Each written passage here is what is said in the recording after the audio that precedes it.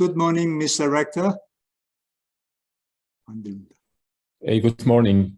Hi, how are you? Your Excellency, how are you today? Good, thank you. So, Your Excellency, dear colleagues, ladies and gentlemen, I think we can start, if that is fine with you. Yes, okay. Your Excellency, dear colleagues, ladies and gentlemen, it's my honor and my pleasure to welcome you all to this online symposium on Belgian and Korean approaches to the COVID-19 pandemic. I would especially like to welcome and thank His Excellency Mr. Yoon Sung-go, Ambassador of the Republic of Korea to Belgium and the EU, for his active support to this symposium. My thanks also go to our Deputy Prime Minister and Minister of Foreign Affairs. A very busy day for her, Sophie Wilmès. She cannot be here today, of course, but will share her insights in a moment via a video message. Ladies and gentlemen, let's go back in time. My first message to our university community here at KU Leuven, warning of the strength of the coronavirus, dates back to the 28th of January 2020, more than 2 years ago. We were very early. Our university in the years after, the 2 years after, has made a very special contribution to the controlling of the pandemic and has also taken a leading role in the various phases of the pandemic.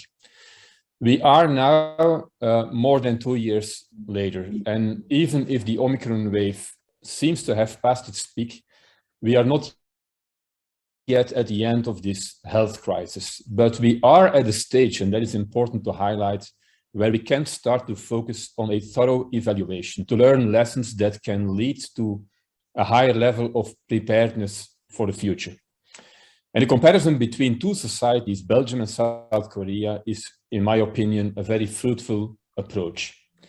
Both societies have, in their own way, shown great resilience, but they have also taken different approaches to the pandemic, and that makes this exchange of experiences, of perspectives, so important and so valuable. So thank you all for participating.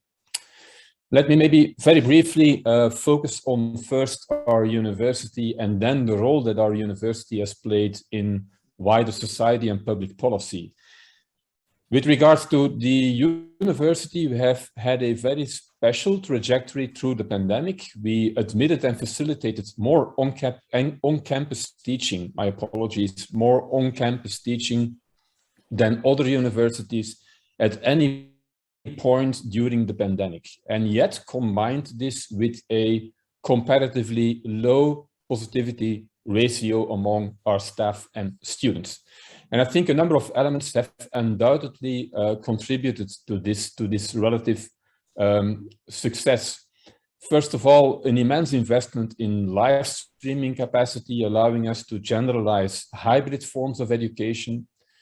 Second, a very intensive PCR-based testing strategy in combination with an early response approach to our own contact tracing capacity, the contact tracing capacity that we developed ourselves within the university. And then a third very important component to highlight is the decentralized approach to which we adhered, with room for individual schools or faculties to work out a certain degree of customization of their own approach within a university-wide framework. And then, of course, in the last year, the second half of 2021 and now in 2022, we adopted a model in which students have the choice between on-campus education and online education via live streaming, leading to, let's say, acceptable occupancy rates on our campuses, even at the height of the peaks, the waves that we have experienced in recent months. And that freedom of choice, I'm already touching upon the topic that Professor Bruffaerts will debate a little bit later. The freedom of choice for our students has been, in my opinion, very decisive for student motivation. But of course, and that is more important today, KU Leuven has also taken a very central role in the elaboration of public policy in this health crisis. It has thus demonstrated more than ever before the decisive contribution that science can make in controlling societal challenges and major critical incidents in society. But, and that is equally important to highlight, our academic community has also experienced for 2 years how science can be undermined and scientists even threatened by populist reactions to the restrictive measures advised by our academics, by an anti-vax movement that all too often allows itself to be seduced by conspiracy theories and alternative truths. So this is my experience as rector in this very turbulent period of the COVID-19 pandemic. On the one hand, the feeling that science is providing solutions to disruptive crises faster than ever before. But on the other hand, science also being attacked more than ever before, because I assume the great uncertainty science faces in the heat of the moment. And that is, of course, also very important to take into account. And that is the reason why I would like to use this opportunity also to thank the KU Leuven speakers today for the calmness, the composure, the determination, the resilience with which they have acted and continue to act, each in their own field. Yeah. Geert Molenbergs is a biostatistician who has explained the evolutions of the pandemic in the national media almost every day. Professor Ronnie Bruffaerts, I already mentioned, who has mainly worked on mental well-being and resilience. Professor Mark van Ranst, who as a virologist has taken a decisive role in the advice and the communication to the general public from day one. Professor Bart Pruneel, who as a cybersecurity expert has been one of the true inspirers of what we currently know as the Corona Alert, which is so important for tracing. Professor Johan Nijts, who is working on his own one-shot vaccine and has explained in an inimitable way what the various vaccines are capable of. I also thank my colleagues De Witte, Van den Driessen and Carbonet for their willingness to contribute their perspectives here today to share their insights. And of course, I'm particularly looking forward to the perspectives that the South Korean experts will share today with this online audience. Dear guests, please allow me to close my introductory remarks by mentioning and highlighting the special relationship that KU Leuven has with South Korea. A long-standing relationship and a sustainable one. And I hope that we can continue along those lines. A very close relationship. I myself participated in a very important state visit to South Korea in 2019, but also before that, in my capacity as dean, before I became rector, I had a very good cooperation with Seoul National University, and today I'm in an advisory role, still involved in the operations of the Business School of Korea University. And I must say, I really admire the academic capacity that over time has been developed in South Korea. Of course, here also at KU Leuven, we have this very important Center for Korean Studies that plays a very central role in deepening and sustaining the good relations. I would therefore like to express also my appreciation to Professor Adrien Carbonet and his colleagues also present here today for continuing to invest in our knowledge of South Korea and in establishing fruitful academic relationships. I would certainly, and that is where I really close, like to thank once again the South Korean ambassador who visited our university only last week. And thank you again for the very interesting exchanges that we were able to organize at the occasion of your visit. Thank you to you for facilitating the very good relationships. I wish you all a very fascinating symposium, and Mr. Ambassador, I think I now can hand over to you. Thank you. Thank you. Excellencies, distinguished guests, friends of Belgium and Korea, good morning and good afternoon to the participants from Seoul. Let me first express my gratitude to co-host of this meaningful event, Rector Sales and his team for preparing this meaningful event. We would have been more delighted to hold this symposium on site. However, given the circumstances of a prolonged pandemic, we had little choice but to hold this virtual symposium instead today. This event takes place within the framework of the 120th anniversary celebration of the diplomatic relations between the Kingdom of Belgium and the Republic of Korea. At this occasion, KU Leuven University and the Embassy of Korea have tirelessly worked together to organize this online international symposium. The main theme given to it is global crisis in context, Belgium's and Korea's approaches to the COVID-19 pandemic. Thus, let me thank in advance to the organizer who have contributed to this wonderful event. In addition, I'd like to thank to the doctors, professors, and experts who will shed light on a critical aspect of this multifaceted crisis. While we are still fighting COVID-19 and its variant, I believe we are going through the last stage of this pandemic, hopefully. In the early days of 2020, few could have predicted that our lives would be turned upside down by a pandemic of global stage, claiming a devastating number of lives and yielding long-term repercussions. That the emergence of these new types of virus have indeed changed our way of life. The outbreak has not only disrupted the global mobility of people and goods across borders, it also spread panic, fear, and distrust, forcing many to be isolated. However, the impact of COVID-19 has served as a powerful reminder of just how interconnected yet vulnerable we are. Korea was one of the first countries to be hit by COVID-19. We witnessed the explosion in the number of cases, but were able to flatten the curve rapidly. Initially, a key aspect of Korea's response to the COVID-19 pandemic was the process of testing, tracing, and treatment, commonly known as the 3 Ts.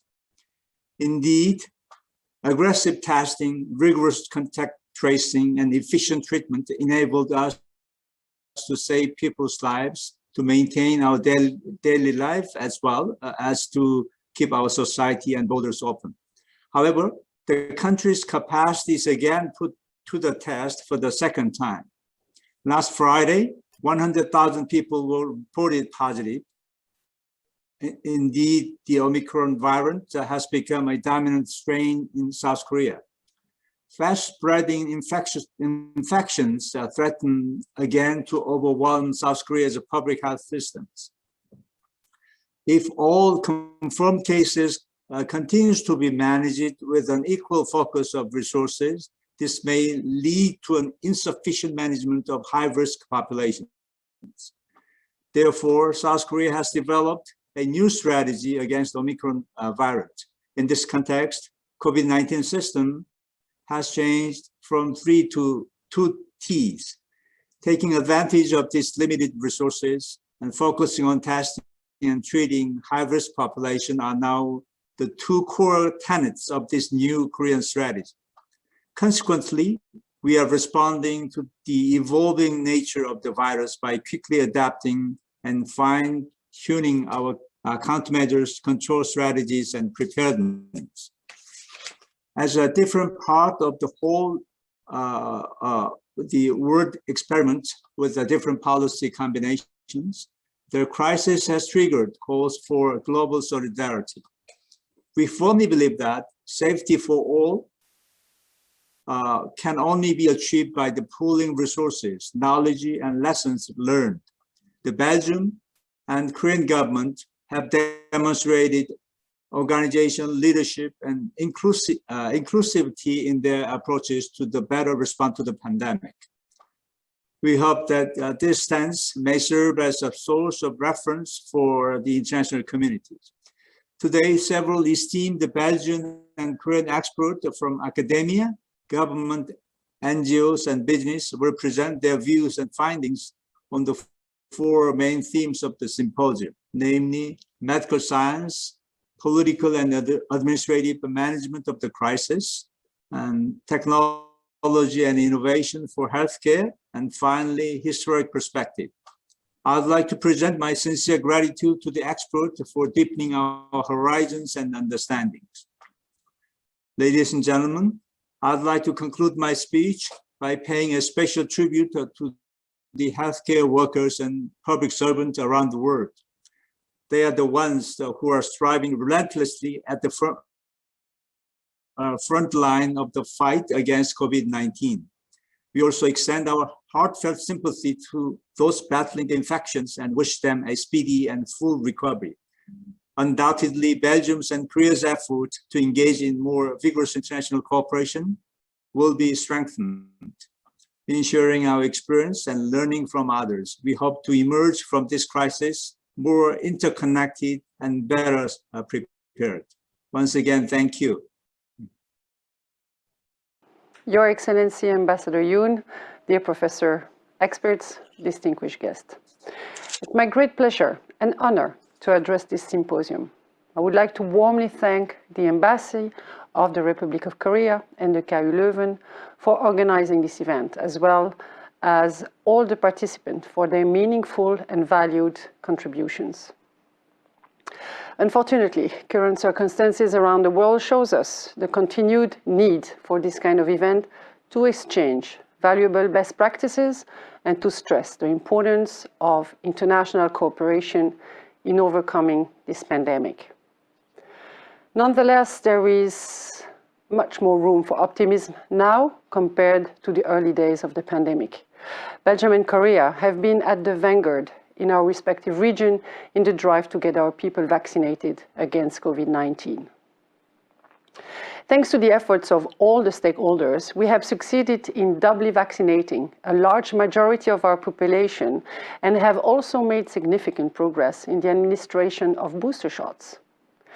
Sadly, and in spite of the high degree of vaccination, both Belgium and Korea are still experiencing many infections. These challenging circumstances should inspire us to redouble our efforts. The scientific evidence clearly shows us that vaccination works in mitigating this crisis and is and will remain an indispensable tool in our continued effort. However, vaccination in and of itself will not suffice in overcoming this pandemic. We also need to remain vigilant, as new variant strains might still complicate the way forward.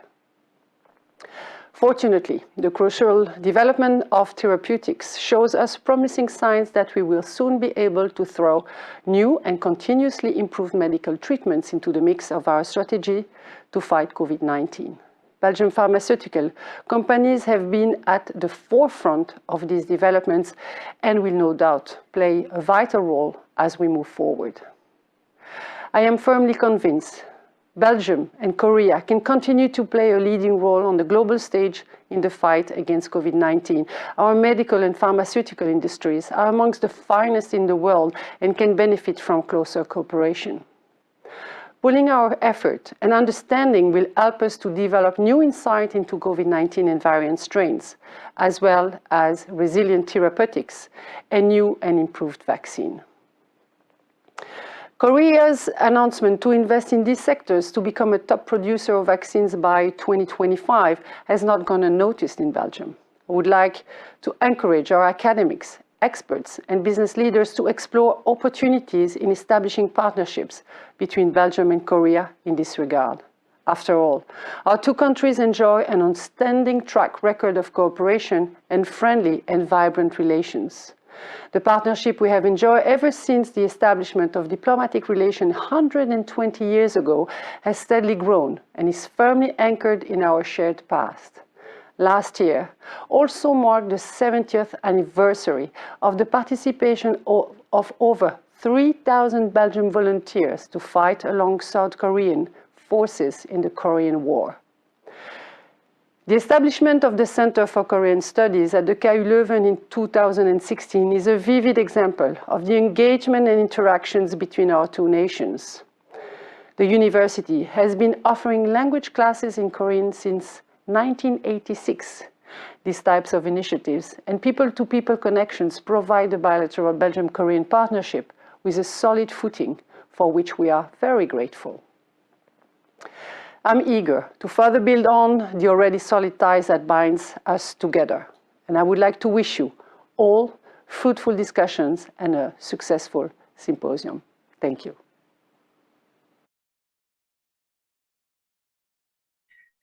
Good morning, everybody. I think we're all ready. Yeah. Hi. Your Excellencies, distinguished guests, ladies and gentlemen, it is my pleasure to welcome you to the medical science session of this symposium. We have 4 interesting speakers, both from Korea and Belgium, who will update us on the COVID response in their respective countries. Before we start, I would like to just brief you on some housekeeping rules. So each presenter will have around 15 minutes for his presentation. The participants can post questions in a chat. This can be in Korean or Dutch or English, whatever. We have a translator on site. I will then repeat the questions at the end of the 4 presentations. So we'll have a Q&A session after the last speaker. And I think if there aren't any other questions, I think we can start. Our first speaker is Professor Yong-Ko Lee from the Seoul National College of Medicine. He is director of the Center for Healthy Society and Education, and since June 2020, he's also the ambassador for global health security in Korea. Unfortunately, Professor Lee cannot be present. At the time, but he will present us a pre-recorded message, which will start soon. Okay, I think we can. Start. It is an honor for me to speak about our COVID-19 experience in the Republic of Korea. My presentation will cover a variety of topics, including pandemic situation, the concept of global security, and how we respond to and where we need to go. Will this pandemic be the worst in a century?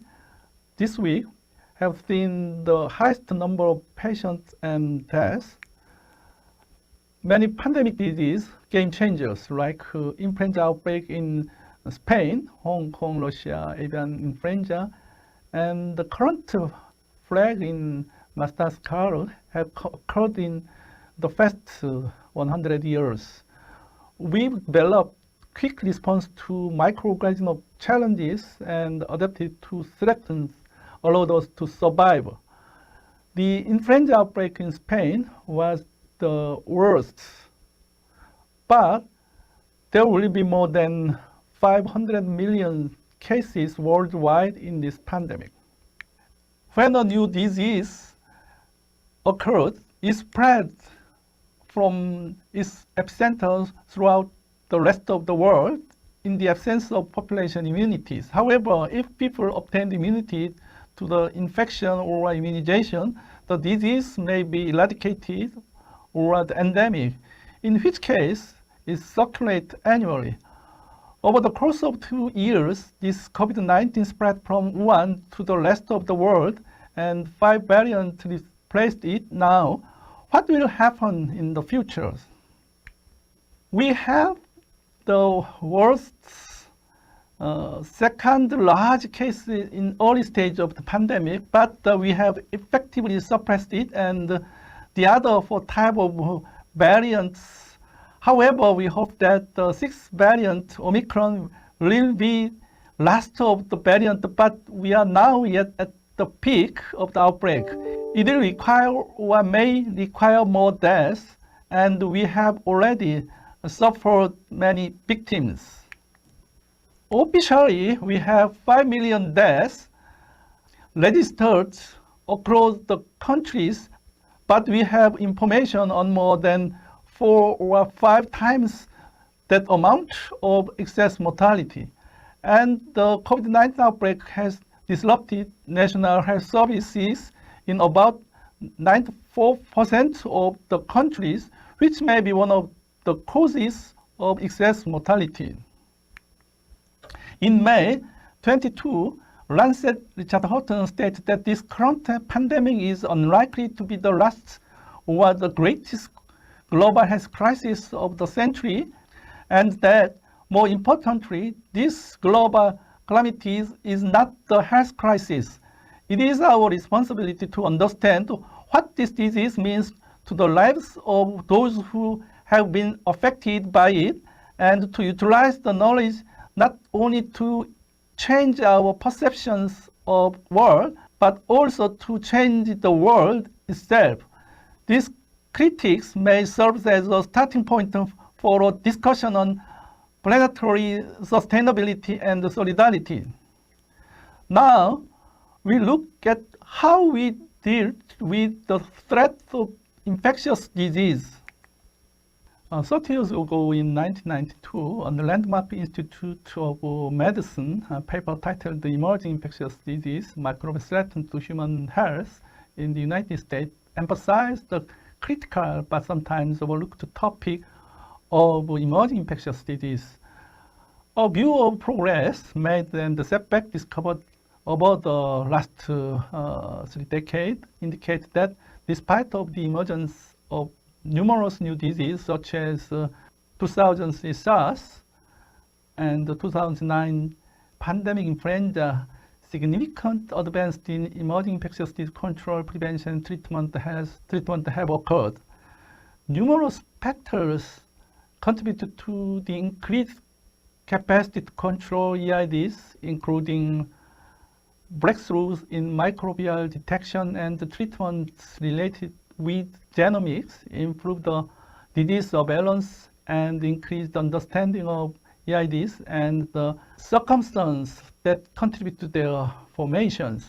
Looking back over the last 3 decades, it is clear that we are living in a period of rapid change in which both the emerging infectious disease challenge and our response to it was undergoing transformations.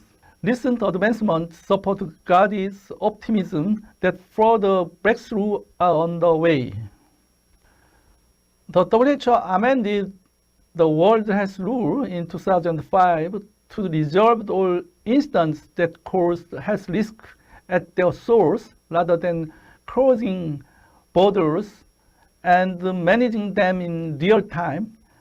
Preparation and prevention of casting, early detection, and notification of countermeasures are regarded to be critical means. However, the border control use received little attention in this case, despite the fact that it violates the WHO's basic policies. In March 2020, the 6th global health crisis was declared. It was issued according to weather.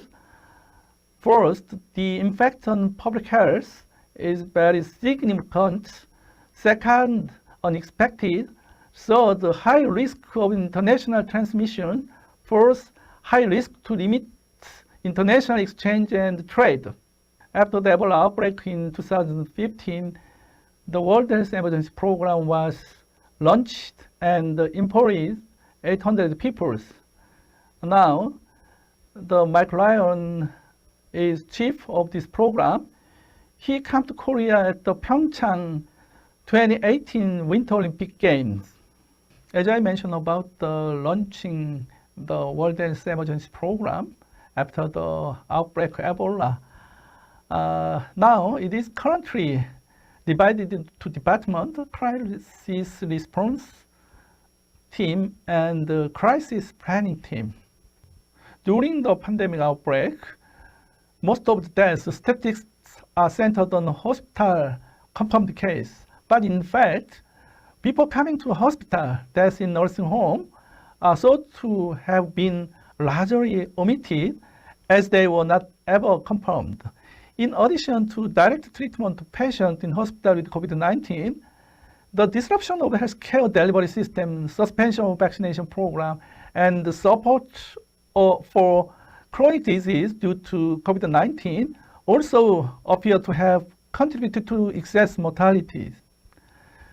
WHO survey of 135 countries twice showed that 9% were 75 to 100% disrupted.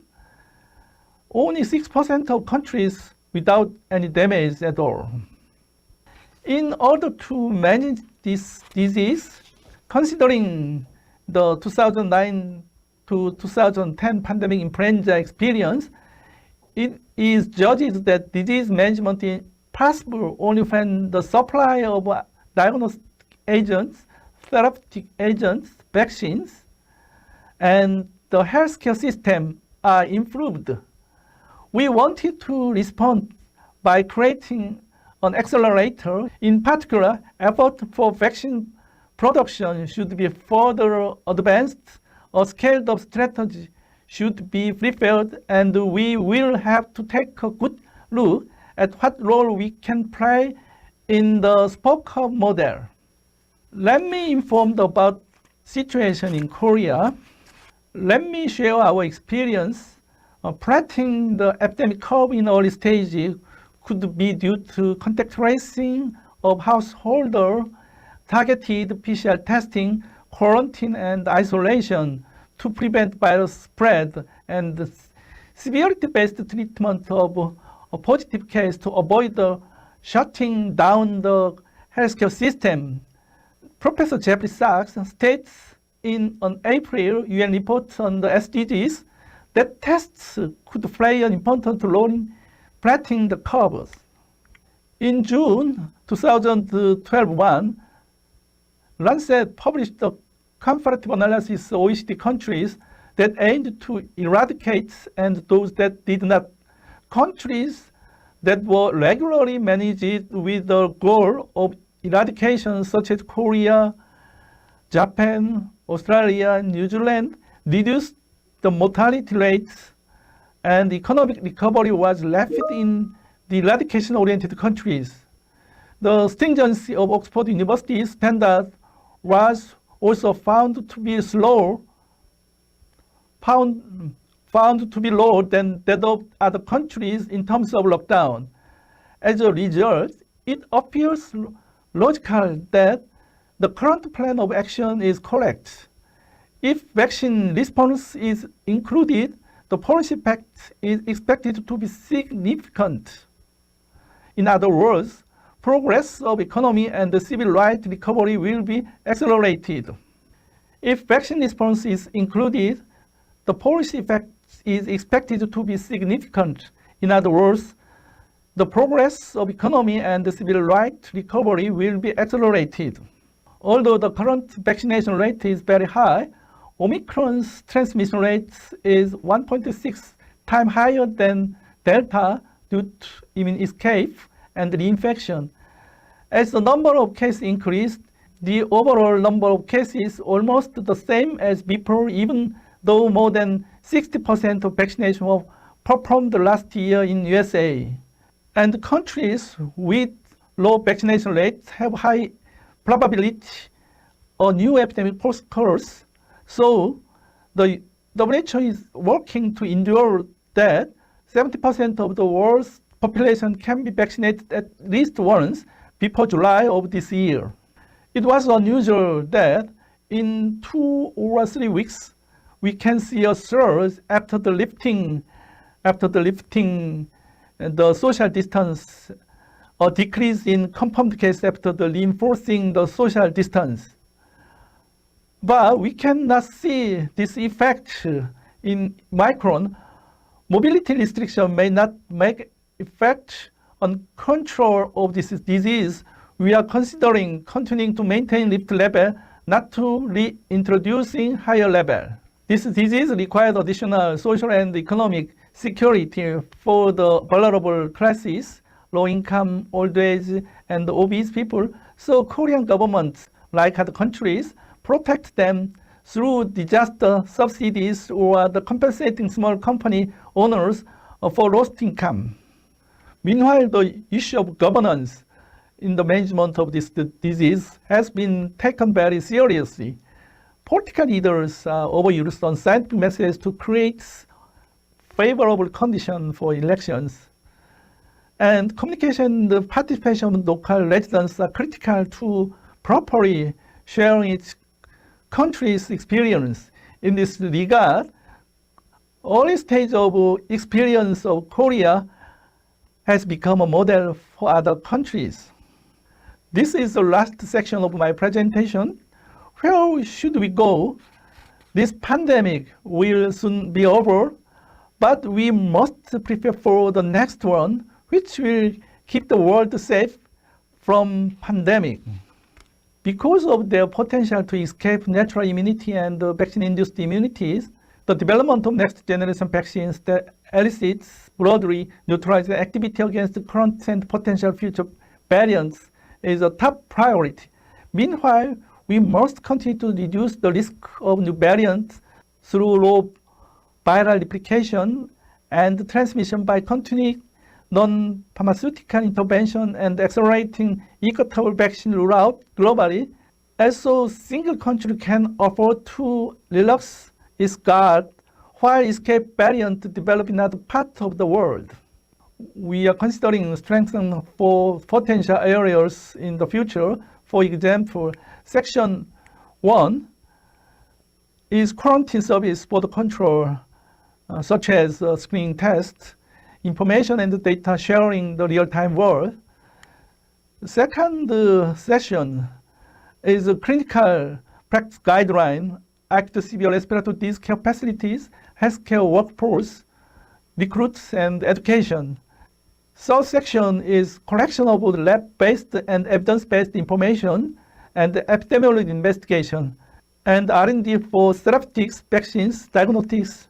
Last is scale up the production and the stockpiling of PPE, ventilator, diagnostics, and drugs. This figure describes the WHO health system framework, 6 building blocks: conception, governance, and finance, and health workforce, information systems, supply management, and health delivery systems. Our plan should be directed towards supporting the local government's health system, and it is critical to tailor the COVID-19 plan based on each of these components, even though which has already been completed. To eradicate COVID-19, we collaborate with other countries to develop the health system strengthening, including not just the COVID-19 control program, but also the general healthcare system, which include universal health coverage. This can be accomplished through bilateral collaboration with low-income countries and middle-income countries, and as well as multilateral cooperation with regional international organizations such as ASEAN 3+ countries and WHO and the UN, serving as a key element in health diplomacy. We are involving in help to building health system of other countries, not only direct, but also through the WHO, which supports low-income countries with donation of PPE, vaccines, and export to respond to this pandemic. But we also discussed preparedness. Preparedness entails a shift in WHO governance, including the implementation of the international health regulation and the signing of a new pandemic prevention treaty. The origin of COVID-19 is a hot topic in fighting against the new disease, and the funding to develop the health system in low-income countries is crucial to new treaties. It would be wonderful for our Korean government to be invited to international societies. In conclusion, To summarize, no one is safe from COVID-19 until everyone is safe. As a result, the success and the failure of Korean government will be helpful to other countries, and the Korean government will contribute to make effort for strengthening national health system and also international cooperation to prevent emerging the disease. According to the Tedros, the COVID-19 pandemic will not be the last.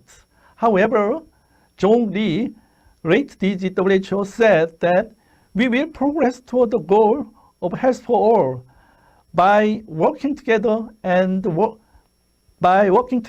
learning from history. We can change the future of global public health. Thank you very much for your attention.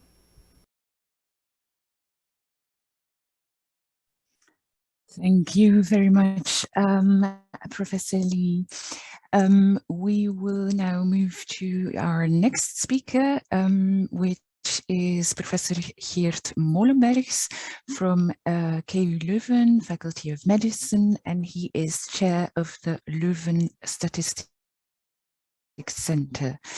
Professor Molenbergs, the floor is yours. Thank you very much, Your Excellency, Mr. Rector, dear colleagues, ladies and gentlemen. It's a great pleasure and honor to be here with you this morning, not only as a KU Leuven colleague, but also in my capacity as a member of various advisory boards for the Belgian government regarding COVID. I've had the pleasure to follow up a few sectors in particular, and apart from education, higher education, and the workforce, that is also international travel and tourism. And therefore, ever since the summer of 2020, I've had the pleasure and the luxury to be, let's say, well informed about what's happening not just in our own country and continent, but actually in the world regarding COVID. And I've always looked at a number of countries with great interest, and that includes South Korea for a number of reasons, and they were actually made very clear in the previous presentation. But also because quite apart from a relatively different approach that we see in South Korea and in other, let's say, Southeast Asian or Australasian countries, a number of insights that were vitally important early in the pandemic were possible by important contributions from the Korean authorities and scientists, such as, for example, the role that aerosols and therefore super spreading events play because of research done and also very important, precise, careful documentation. So I think as a world community, we have to be grateful for that. On a somewhat personal note, one thing that fell victim to the crisis, and now I'm speaking in my capacity as former president of the International Biometric Society, so as a biostatistician, that's my parent international organization. The biannual conference, the World Conference, was set to take place in July 2020 in Seoul, South Korea. And for the first time since the inception of the society right after World War II, the conference, at least in its physical form, had to be cancelled and was replaced by an online meeting. It went well, but of course it's not the same as what it could have been. So therefore, we are all, me and many people in our society, looking forward to a second try in the coming period where we would be able, of course, to visit likely Seoul, South Korea. So on that note, let me focus a little bit on our own country. What in the context, of course, of internationalism. And what I will show to you is a few graphs to begin with, where we position ourselves in what I call the EU plus, the European Union plus a number of other countries, like, for example, the UK, Norway, Switzerland, which are naturally also attached to it from a pandemic perspective, Israel, the USA, etc., and maybe with special this day also Russia. And what you see here in this graph with the blue bars is where we were as a country amidst other countries at the peak of the Delta wave, which for Western Europe was pretty much late in 2021. We're talking about November, December It's a bit different pace in different countries, like the US went through the Delta peak late summer, early fall. We had it in midwinter. And then the red bars, and the ordering is by the red bars, is the position of incidence, so the number of cases per 100,000 over a 14-day period, in the at the peak of our Belgian Omicron wave, late January 2022. We saw, of course, that's also clear from this graph, for example, that that's too quick, that the number of cases, and every country in the world will say the same, went to unprecedented heights. Of course, this is the entire pandemic period for our country. This is our, let's say, one of our many curves. It's clear that the 2020, early 2020 wave, of course, cannot be discerned from the cases, from the confirmed cases, because there was a very restrictive testing policy because of restricted testing capacity at the beginning. It's only noticeable first in the fall of 2020, our second wave, a little bit in the spring of 2021, the third wave, and then we have the fourth wave, immediately followed by the fifth one. Hospitalizations, of course, is crucial. The previous speakers were also alluding to the pressure and perhaps the risk of overwhelming the healthcare system. Well, what you see here is a few striking features. In the Delta wave, you see that a country like, for example, Czechia in the European Union really stood out with very high hospitalization rates. In the Delta period, that, of course, was ascribable to a large extent to a relatively low vaccination rate, which is lower in the eastern rather than the western part of Europe. In the Omicron wave, and we're kind of middle of the road in every of those two waves, but in the Omicron wave, what stands out is, for example, Israel, in spite of a fairly high vaccination rate, but it's very differential over the various subgroups in the population. And then the USA, where also Omicron really wreaked havoc, but it was much more noticeable in hospitalizations than it was in Europe, for example, with a few major reasons. I don't have the time to expand on it in every detail. One, the somewhat different comorbidity pattern. Two, also the somewhat differently organized healthcare system, but we should not forget that also there large fractions of the population are unvaccinated. So vaccination rates is one thing, but having it relatively homogeneously spread over your population is another thing. If we look at hospitalizations per million per day for Belgium, we see, of course, huge peaks in 2020. Then there were somewhat smaller, but still considerable peaks in 2021. And then at the very end, we see that the Delta and the Omicron peak in terms of hospitalizations per day were actually similar. Of course, there was a very important difference anyway. This similarity in hospitalizations is against the background of much more cases in the Omicron period. And we should also take a look at intensive care, of course, and I'll do that in a minute. But this hospitalizations cases ratio, we see here nicely represented on these graphs from the Hasselt colleagues here in Belgium. It was relatively high early on. Then in 2020, near the end, beginning of 2021, the ratio declined, which is of course a good thing. And that was against the background of a more pathogenic Alpha and a later Delta wave. And even when Delta really was catching on, you saw it come down further. And of course, that's not a natural evolution, because we were able to counteract the natural evolution with proceeding vaccination rates. And at the very end, now in the Omicron period, you see that it's changed even further.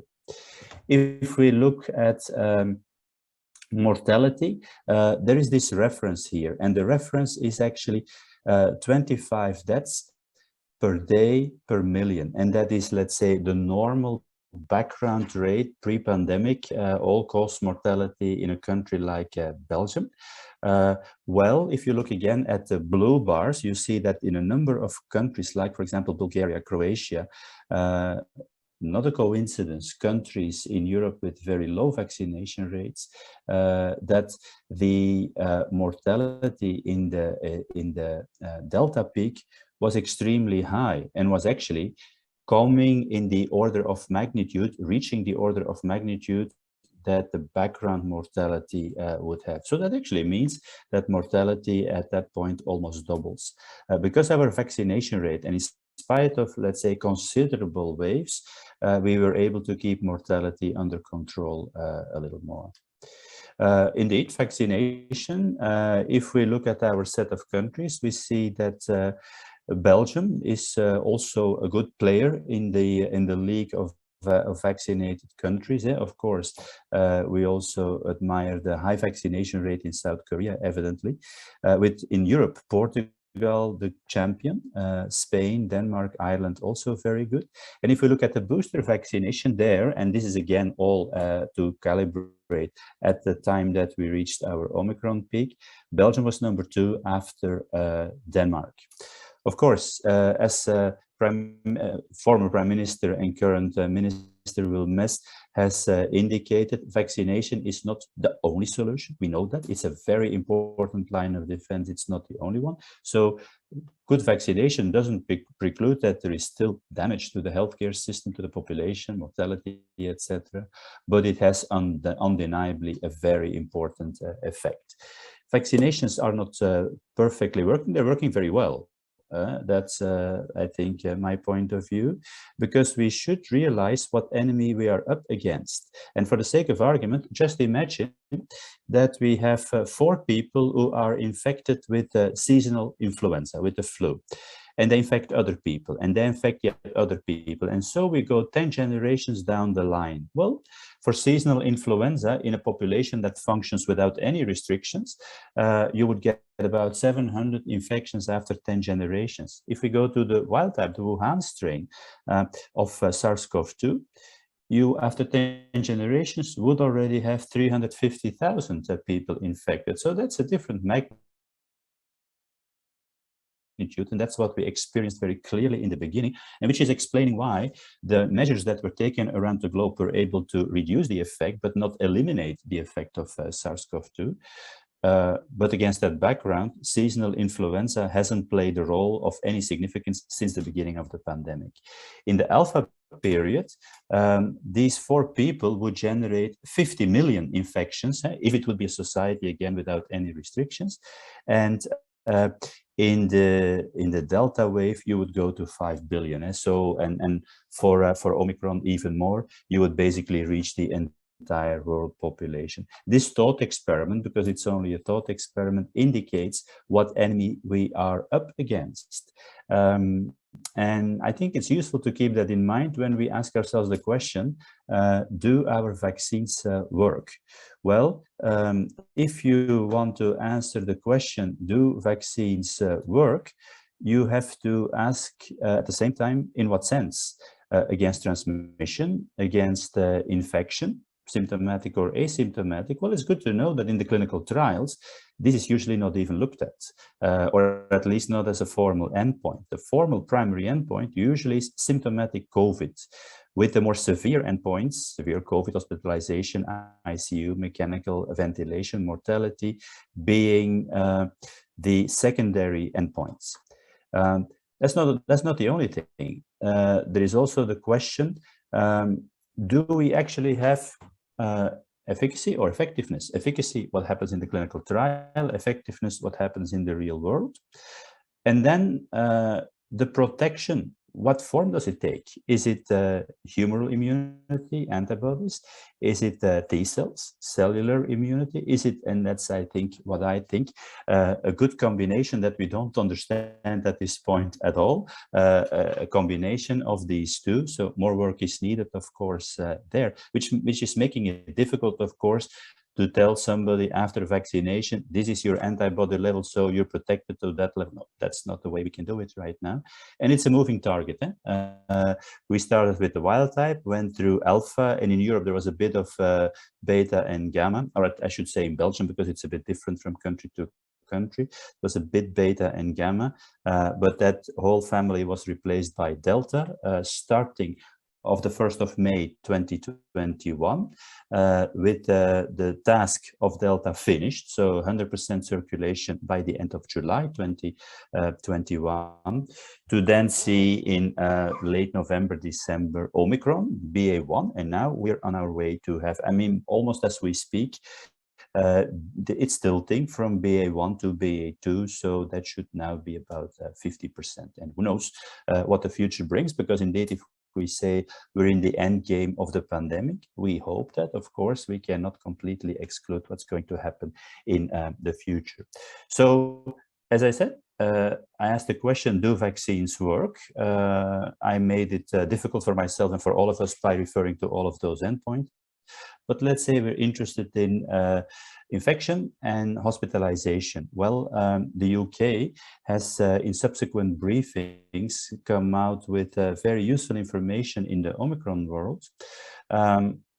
The background risk of hospitalization has been reduced. So if you take two people, one with Omicron, one with Delta, and otherwise the same, let's say both vaccinated or not vaccinated, same age, same gender, same comorbidity profile, the risk is only half to go to hospital, and to go to ICU, it's even a third. Now, different studies have different estimates, but that's roughly the picture.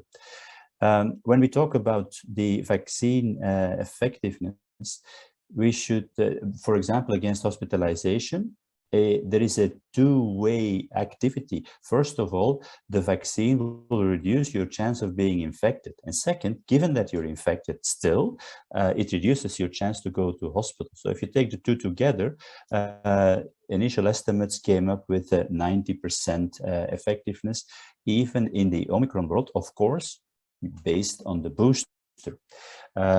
So that gives a picture like this.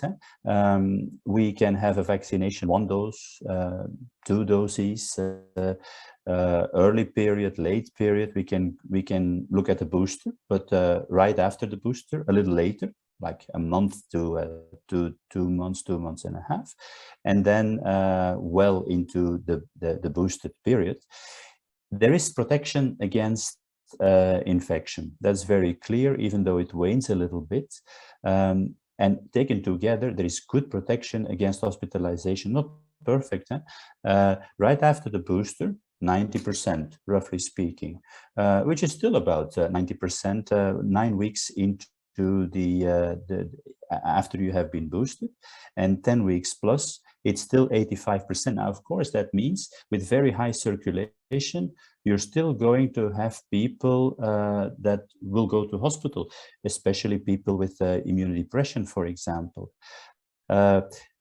And of course, in this world where there is a lot of misinformation and miscommunication, it's all too easy to say, I know of somebody who was vaccinated and yet went to hospital. This implies that the vaccine doesn't work. No, the only thing it implies, by example, is that the vaccine doesn't work perfectly. But that said, you have seen what enemy we are up against. We all know that they work very well. And to conclude, just a few comments about another sector which is vitally important for all of us. That's our children. It's also very sensitive, because if we talk about the role of children, there is not just the medical or biostatistical aspect, there is also the mental well-being, the emotional aspects associated to it. And what we saw in the Flemish, so the northern part of Belgium school system, ever since the beginning of the previous school year, so the 1st of September 2020, is that, and you see that with the red curve here, the incidence in the school system was much lower for a long period when you compare that to either the Belgian or the Flemish incidence of the population as a whole. But there is a breakthrough of that curve, so to speak, in February 2021, so exactly 1 year ago. And the reason was clear. Of course, this population was not vaccinated. We were, by the way, only starting the vaccination in the elderly, the healthcare workers, etc. at that point. And so Alpha was wreaking havoc in the school system with additional measures, non-pharmaceutical interventions interventions, that was kept under control. But near the end of the school year, you saw a rise again. And that brings me to the next curve. Ever since the beginning of this school year, so this is the later part of this curve, you see that now the primary school system, and that is indicated with the red curve, is showing a extremely high incidence. The secondary school system, which is in green, and the kindergarten system, which is in blue, is lower than the purple, which is the population as a whole. And that's not what you normally would expect. But the reason is clear. The primary school system was unvaccinated in the period, we're talking about September to December 2021, whereas we had a very high vaccination rates in the 12 to 17-year-olds. But if we just extend that curve to a bit more recent figures, we actually see that it's the other way around. The secondary school system shoots above the primary school system. And that has to do with, well, waning immunity in the secondary school. And because these children are only now being boosted, their primary vaccination, so to speak, was no longer sufficiently protective. All of this against the background of a relatively mild course of disease in our young population, of course, fortunately. And to end this discussion on the school system, what we see here is in a few selected weeks or 14-day periods, we see the distribution of the infections over the ages. Jaar stands for year. So when we go from 2 to 17, say, we see an almost linear increase, and then it drops at the age that the vaccination started. You saw that earlier. So the secondary school system was basically unaffected almost, whereas the primary school system was severely affected. Late November, you see that this curve is going up, actually is still there, but then it suddenly flattens. And that is nothing to do with vaccination, but the introduction of masks in the higher years of the primary school system, the 5th and the 6th year. And then once we are in the Omicron period, either before New Year or after New Year, you see that it's affecting the entire system. And this implies that further vaccination is needed, and that's taking place as we speak in the primary school system, and boosting vaccination is taking place also as we speak in the secondary school system. And of course, needless to say, I'll be brief about that, that what you see in the children is of course also reflected in the personnel. So to conclude, I think in this country, like in Korea, we have a very good vaccination rate. Fortunately, Omicron has made our life a little easier in spite of its huge transmissibility. But we still need to be careful, try and keep our hospital load under control. Repeated vaccination may be needed, but others will be talking about that as well. So we have to work on all fronts in adults, especially in certain groups in the country where the vaccination rate is low. Work is to be done. Maintain vaccination, but what that actually means, of course, the whole world community will be working on that to see what it means for years to come. We need a crystal ball to say what it will be in 2025, for example, and then also do what we need to do in the younger population. So, as I said, and as Prime Minister or former Prime Minister Wilmès also said, we may have to rely every now and then also on pharmaceutical interventions in addition to vaccines and antiviral therapy. So already the previous speaker alluded to that. Pandemic preparedness is key.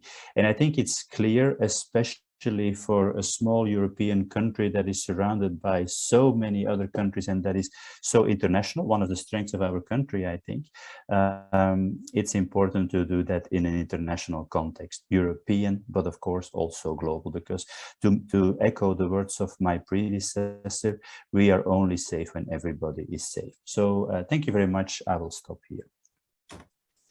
Thank you, Professor Molenbergs. Since we're running a little bit behind schedule, I'm going to move straight to our next speaker, which is Professor Jay Gatley from the Infectious Diseases Department of the Gangnam Sacred Heart Hospital at Hallym University. Professor Lee, the floor is yours.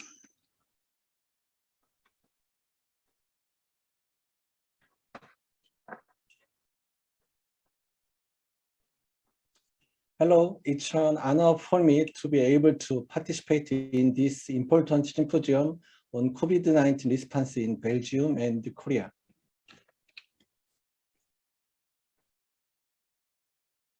Let's take a brief look at the current situation around the world and in Korea, and then we will talk about the following. More than 400 million cases of COVID-19 have already occurred worldwide. The deaths, patient of deaths from COVID-19 is also approaching 6 million. The outbreak caused by the Omicron strain, which started in November of last year, became the largest COVID-19 epidemic in 2 years. Omicron fatality rate has been greatly reduced due to vaccination. However, due to the excessive increase in number of confirmed cases, the number of deaths is also increasing. Korea is also experiencing a large-scale epidemic that has not been experienced before due to Omicron variant. Yesterday, 70,000 cases a day were reported in South Korea, making it the country with the highest number of COVID-19 infections in the world. A total of 2.3 million COVID-19 cases occurred in South Korea in 2 years. Half of them have occurred in the past 2 weeks. The current 2-year cumulative mortality rate in Korea is 0.38%. Those in their 80s or 60s or those in their 80s or older accounted for 8%, and those in their 70s accounted for 2.7%. 90% of all deaths occur in people over the age of 60. Although number of confirmed cases all age group has increased in the Korean epidemics of the Omicron variant, the prevalence is particularly prominent in the children and adolescents. What is worrying recently is that the number of confirmed cases is increasing even among the elderly over the age of 6. In particular, age group outbreak in nursing home and nursing hospital increased. There are many patients who are relatively vulnerable to infection, and the number of deaths is also increasing. As the number of confirmed patients is in their 60s and older increased, the number of critically ill hospitalized patients also increased more than 600. The share of critical ill bed is also increasing to 40% of all ICUs. The completion rate of second dose of COVID-19 in Korea is 87%, and the completion rate of the third dose is 60%. In particular, the completion rate of the third dose in people over the age of 6 has exceeded 85%. 78.4% of adolescents complete the second dose. Vaccination have not yet started for 5 to 11-year-olds. Yesterday, the Ministry of Food and Drug Safety of Korea approved vaccination for children aged 5 to 11 years. Perhaps next month, vaccination against COVID-19 for this age will start. This is graph comparing the completion rate of second and third vaccination in Korea compared to other countries. It has a relatively high immunization rate. In Korea, the effectiveness of COVID-19 vaccination for severe patients is 79% for those who have completed the second vaccination, and 92% for those who have completed the third vaccination at all ages, even at the age of from 60 to 74 and over 75 years of age. the effectiveness of the prevention of severe cases of those who complete the third vaccination is maintained at more than 90%. Let's talk a little bit about the Omicron variant. As we all know, the Omicron variant is WHO's fifth variant of concern. I'm sure many of you have seen these papers. Omicron variant reduced the effectiveness of neutralizing antibodies in most vaccines. The neutralizing antibody titer was decreased in all the Moderna 2 dose, AstraZeneca 2 dose, and Pfizer 2 dose compared to the other mutations. In the case of cross-vaccination with AstraZeneca and Pfizer, the neutralizing antibody decreased but less than that when receiving the same vaccine. An interesting finding was that there were risk reduction in neutralizing antibody titers in people who were already vaccinated after being infected with COVID-19 or who have infected after receiving the vaccines. At present, Omicron is the dominant species in all continents of the world. Even the infamous Delta mutation are being pushed out the world by Omicrons. Let's take a look at the recent COVID-19 epidemic in several countries. As I have already said, the prevalence of Omicron variants in Korea has grown so much that the past outbreaks are almost invisible. Korea had the highest number of deaths during the Delta strain epidemic at the end of last year. As the prevalence of Omicron has grown, the number of deaths has recently risen again. Various hypotheses are under discussion as to why the prevalence of Omicron strain variants in Korea is worse than in other countries. Experts in Korea are paying attention to the fact that Korea has well controlled the COVID-19 epidemic so far, and less than 5% of the total population infected with COVID-19. Although Korean vaccination rate is relatively higher than that of other countries, the total number of infected people is small. And as a result, many people who are not infected or not vaccinated are infected. In addition, as a result of the decrease in the vaccine effectiveness of the Omicron variant, breakthrough infection also increased. Singapore, which has been doing well in controlling the COVID-19 outbreak, is also experiencing a big epidemic caused by the Omicron variant, just like Korea. In Japan, where there are not many confirmed cases of COVID-19 in the past, recently patients and hospitalized patients and deaths are experiencing the most difficult period in epidemic so far. The United States went through a very difficult time in January 2021. It wasn't an easy time for Delta. The epidemic caused by the Omicron variant also very high. There were a lot of hospitalization and deaths.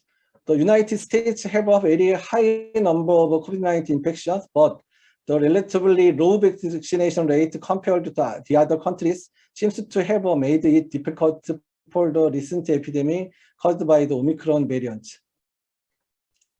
The UK has so far seen many cases of COVID-19 and has a relatively high COVID-19 vaccination rate. Although the total number of confirmed cases of Omicron very large,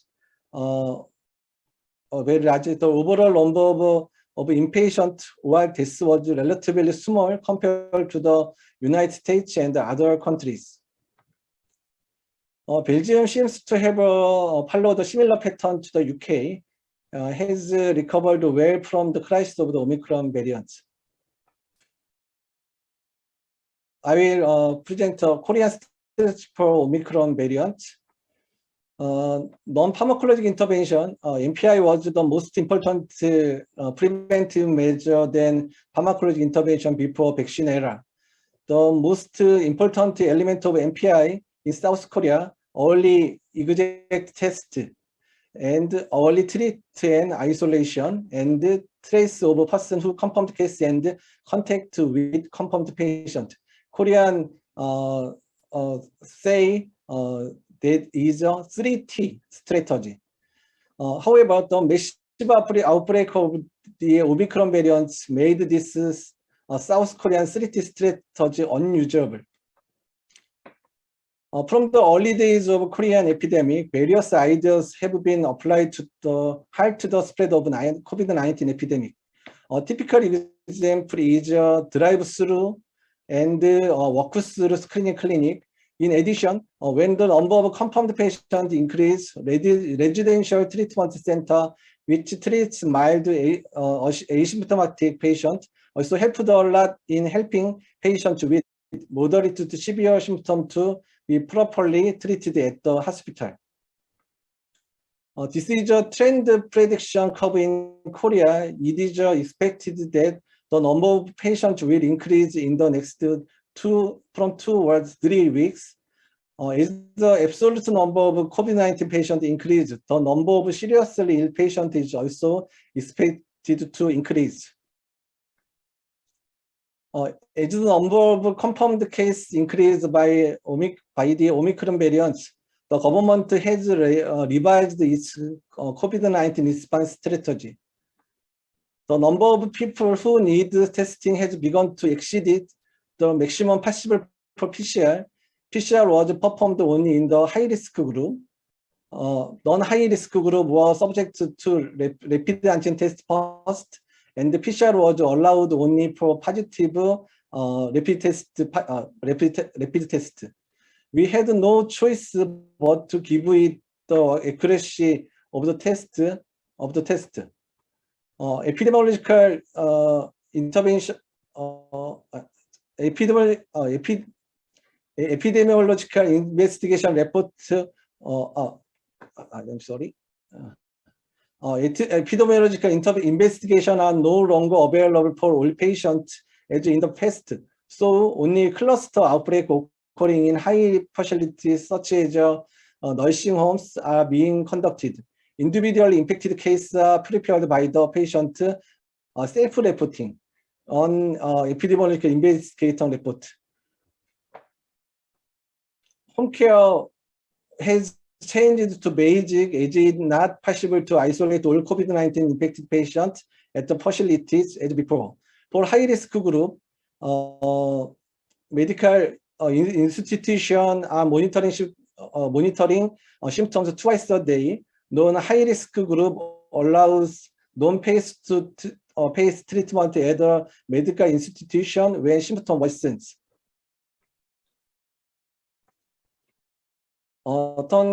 Quarantine system has also changed. The quarantine period for those infected with COVID-19 has also been reduced from 14 days to 7 days. Those who have been vaccinated will not be quarantined for those who have been in close contact with an infected person. And only those who have not been vaccinated will be quarantined for 7 days. In the past, close contacts were quarantined for 10 to 14 days. Korea has been providing treatment for COVID-19 infected patients through the emergency response system. The corresponding facility were screening treatment center, residential treatment center, and the hospital dedicated to infectious disease. In situation of a large-scale outbreak of COVID-19 patients of the Omicron variant, treatment has no choice but be provided through Korea's original medical delivery system, not the emergency response system.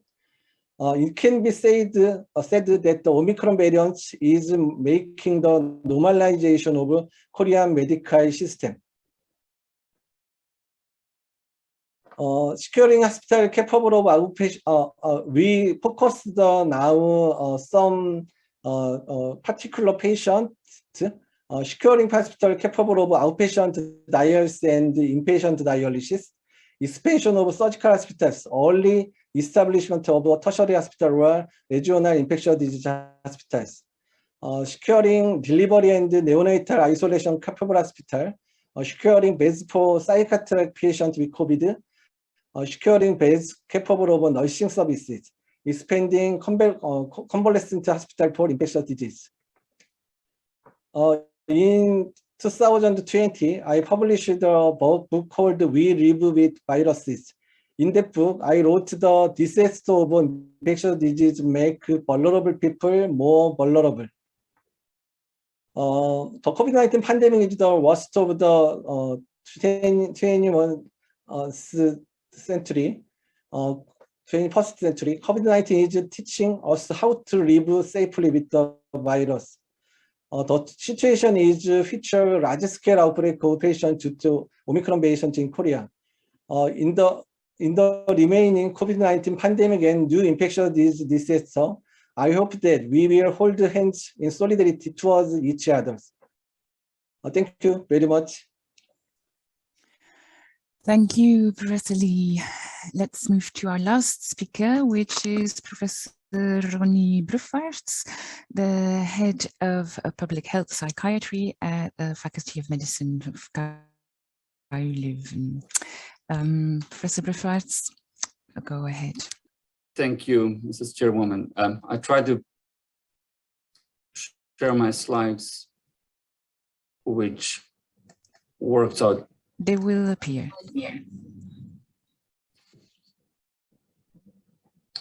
Okay. So thank you, Mrs. Chairwoman, dear Excellencies, dear colleagues. It's a pleasure for me to make this presentation against the light of the 120th anniversary of the bilateral relationships between Korea and Belgium. I will give, in brief, in the next couple of minutes, I will give a presentation on some reflections from the public health / public mental health perspective on the 2 years of COVID-19 in Belgium. Excuse me, could you put your presentation in presentation mode, please? I see on my screen, I see them on presentation mode. Right. Otherwise, we should do it like this. Would this work? Try. Could you try again pressing? Yeah. My first slide. We see your first slide, but not in presentation mode. I see it in full presentation mode on my screen. Right. Maybe some advice from the technical, or since we're running late, I think this is okay. We can move ahead. No worry. It's not the best option, but it is a. Exactly. It's all right. It's good enough is good enough at this point. Yeah. Okay, I think anyone can see this. So some small elements on timing cases. February 4, 2020, first confirmed case in Belgium.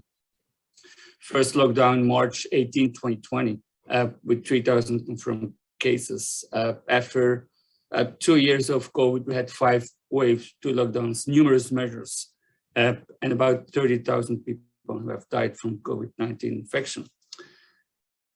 Right from the beginning in the pandemic, or right from the beginning of COVID-19 in Belgium, we had 3 main concerns on the medical, psychological, societal view, expressed here in 4 dimensions, as you can see at the figure at the left, but 3 concerns: concern about the direct impact of COVID-19, concerns about postponed and interrupted care, and concerns about psychological trauma. I just mentioned a couple of figures on the direct impact, 30,000 deaths so far, and 9,000 new cases per day. Still, we just dropped under the threshold of 9,000 cases today, but it's still an enormous amount of people who get COVID-19 nowadays. When we turn to the cancelled or postponed care, and we look at features in the first lockdown, we could see that easily 70% of the appointments with healthcare professionals, HCP stands for 8 healthcare professionals, was either postponed or cancelled. 40% of the home assistant stopped and 15% of the home assistant was reduced. And the impact of that COVID-19 was the hardest in the first wave, because if we look at the second wave, the figure of 70% dropped to 20% of postponed cancelled appointments. The 40% stopped home assistant went to 10%, but the 15% of home assistant that was reduced in the first lockdown went to 23 in the second lockdown, identifying in between lines a very vulnerable population, namely the elderly. And this is important because I'm going to get back on the issue of the elderly, or the vulnerable group of the elderly. What else did we see? We see a lot of reduced contacts with healthcare specialists, especially confined in that first wave of COVID-19. A drop in surgical procedures. It's getting better gradually, but still at this point we are at 10–15% under the level of the pre-pandemic capacity. And through in these first 2 years, namely, and especially among this first wave, there were a lot of discussions on the threshold of ICU beds. As you can see here at the right-hand side on the bottom figure, we didn't reach that critical level, but along the lines, there were many discussions, many debates, especially in the media, on prioritizing care, prioritizing admissions. And these public debates often identified the elderly population as a very vulnerable population. I'm getting back to this elderly population in just a second. So the elderly, if we look at 2 years of COVID-19 in Belgium, the elderly were, especially in that first wave, were identified as a very vulnerable group of patients, of people that came with a lot of discussions on the societal level. However, there's been a second group that gained a lot of attention, and these were the healthcare professionals. And I'm just referring to that picture right on the bottom, which is a picture from the National Geographic website depicting 3 healthcare professionals in a Belgian hospital. And the healthcare professionals were hit hard, not just in terms of the work they had to do, in terms of shortage of professional equipment, like masks, but also in terms of reallocation of workplace. Nurses that were reallocated from one unit to a COVID unit without, for instance, having the proper education. And that came along with a lot of emotional problems. So the 2 groups I want to discuss here is the elderly and the healthcare professionals. And then all of a sudden, the newspaper article in the New York Times dated August 8, 2020, alluded to the fact that in Belgium, we denied access to care for elderly, frail people. This article really suggests that the policy for elderly, frail people was to not give them access to care or to hospital admission. And that led to a lot of societal debate, and it also led to one of the Metaforum work groups that investigated the question, were the older people really denied access to hospital care? And a profound analysis of data, of guidelines, of media communication revealed that there was no evidence at all for denying any hospital access for the elderly people. But at the same time, the analysis of the communication strategies of mass media in Belgium revealed that there is evidence that communication shapes realities, and that as a spark, stories like this get easily getting picked up by other media and being concluded as if this was a obvious policy decision with regard to elderly people. In addition, one of the early concerns of COVID-19 in Belgium related to healthcare professionals. There were numerous studies from the international field that there was a lot of emotional impact for healthcare professionals in different disciplines, across different fields of healthcare. What we did, and I'm just referring to this study we still do, it's still ongoing. We follow up about 9,000 healthcare professionals, different disciplines across different sectors. I think it's the only population-based study using population representative data in Belgium and in Europe that assessed in a longitudinal way emotional problems among healthcare professionals. What we found was, indeed, there were and there are emotional problems among healthcare professionals, but confined to those people who already had emotional problems prior to the pandemic, which is not a trivial finding because it shows that emotional problems are common among people and also among healthcare professionals, but that prior emotional problems really were the strongest risk factor for experiencing emotional problems right now. Another finding was that social support, either social support at home or social support on the work floor, these were the strongest protective factors against experiencing emotional problems. That was also the case for resilience, although to a lesser extent. So if we talk about emotional problems for healthcare professionals, it is important not just to focus on mental disorders, but also focus on resilience. And why resilience? Well, resilience, and I'm just referring to that figure left at the bottom. It's not the best figure I have, but it's because I calculated the analysis yesterday evening. But it shows, the figure shows that resilience, psychological resilience among Belgian healthcare professionals remains pretty stable across the different waves of COVID-19 in Belgium. If we would have comparable analysis on, if I would show you comparable analysis on anxiety and depression, you would see that anxiety and depression fluctuates much more than psychological resilience. So it's not just a matter of emotional problems, it's much more a matter of psychological resilience.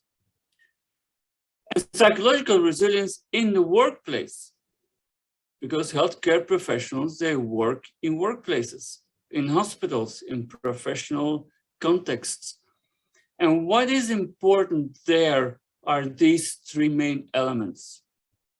If you really want to prevent emotional problems and promote resilience among healthcare professionals, it is of crucial importance to focus on a good work-life balance, to focus on proper education, and to focus on sufficient social support.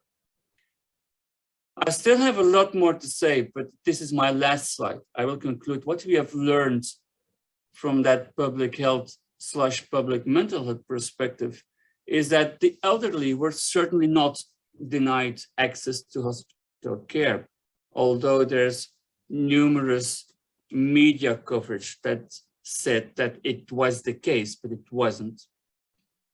Second, healthcare professionals experience emotional problems, but are also resilient and much more resilient than we may think of. And third, although I didn't talk about this explicitly, the only way we found out these previous two elements is by using data-driven frameworks and hard scientific data, because these enable us to make a difference between facts and figures and stories that could impact the future in a negative way. Thank you for your attention. I wish you all the best.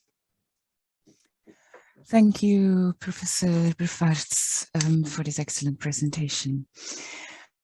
To allow for a break in between the sessions, because the next session is about to start around 10:45, I must apologize that we will have to skip the Q&A sessions. I will say that so far we haven't received any questions, so I don't think it's going to be that much of a problem. So, which brings me to the moment to wrap up. First of all, I think we've heard excellent presentations from our 4 speakers, enlightening us on the different aspects, different approaches of handling this unprecedented COVID-19 pandemic in all its aspects. And I think this exchange has been very valuable and illustrative of the importance of a global collaboration, and I think undoubtedly it has provided us with some food for thought and discussion afterwards. So a sincere thank you to all our speakers, and of course I would also like to thank the audience. And with this, despite the unsettling events from Ukraine, I would want to wish you a wonderful day, and I think we will close the meeting now. Bye-bye.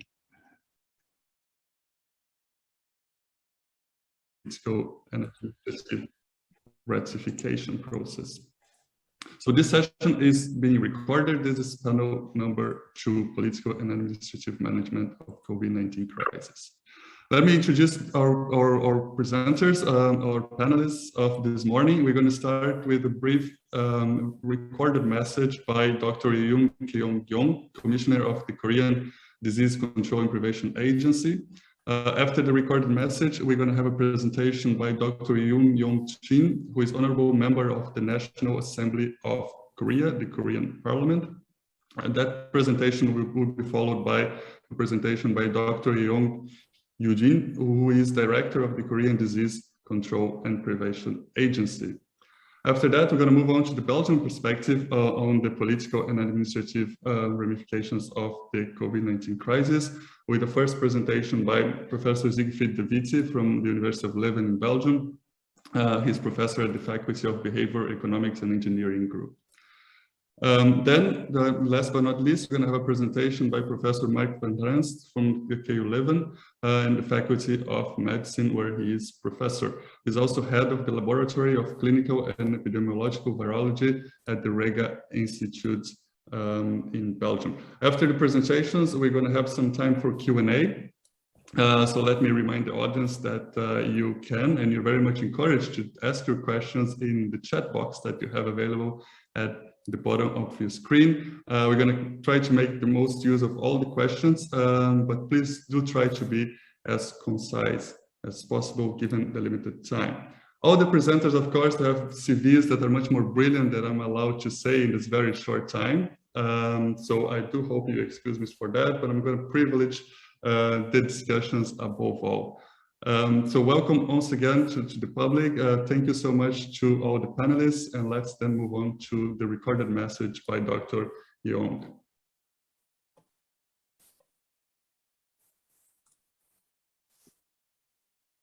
존경하는 윤승구 주 벨기에 유럽연합 대사님, 룩셀즈 루벤 대학교 총장님, 그리고 오늘 참석해 주신 많은 여러분들 대단히 반갑습니다.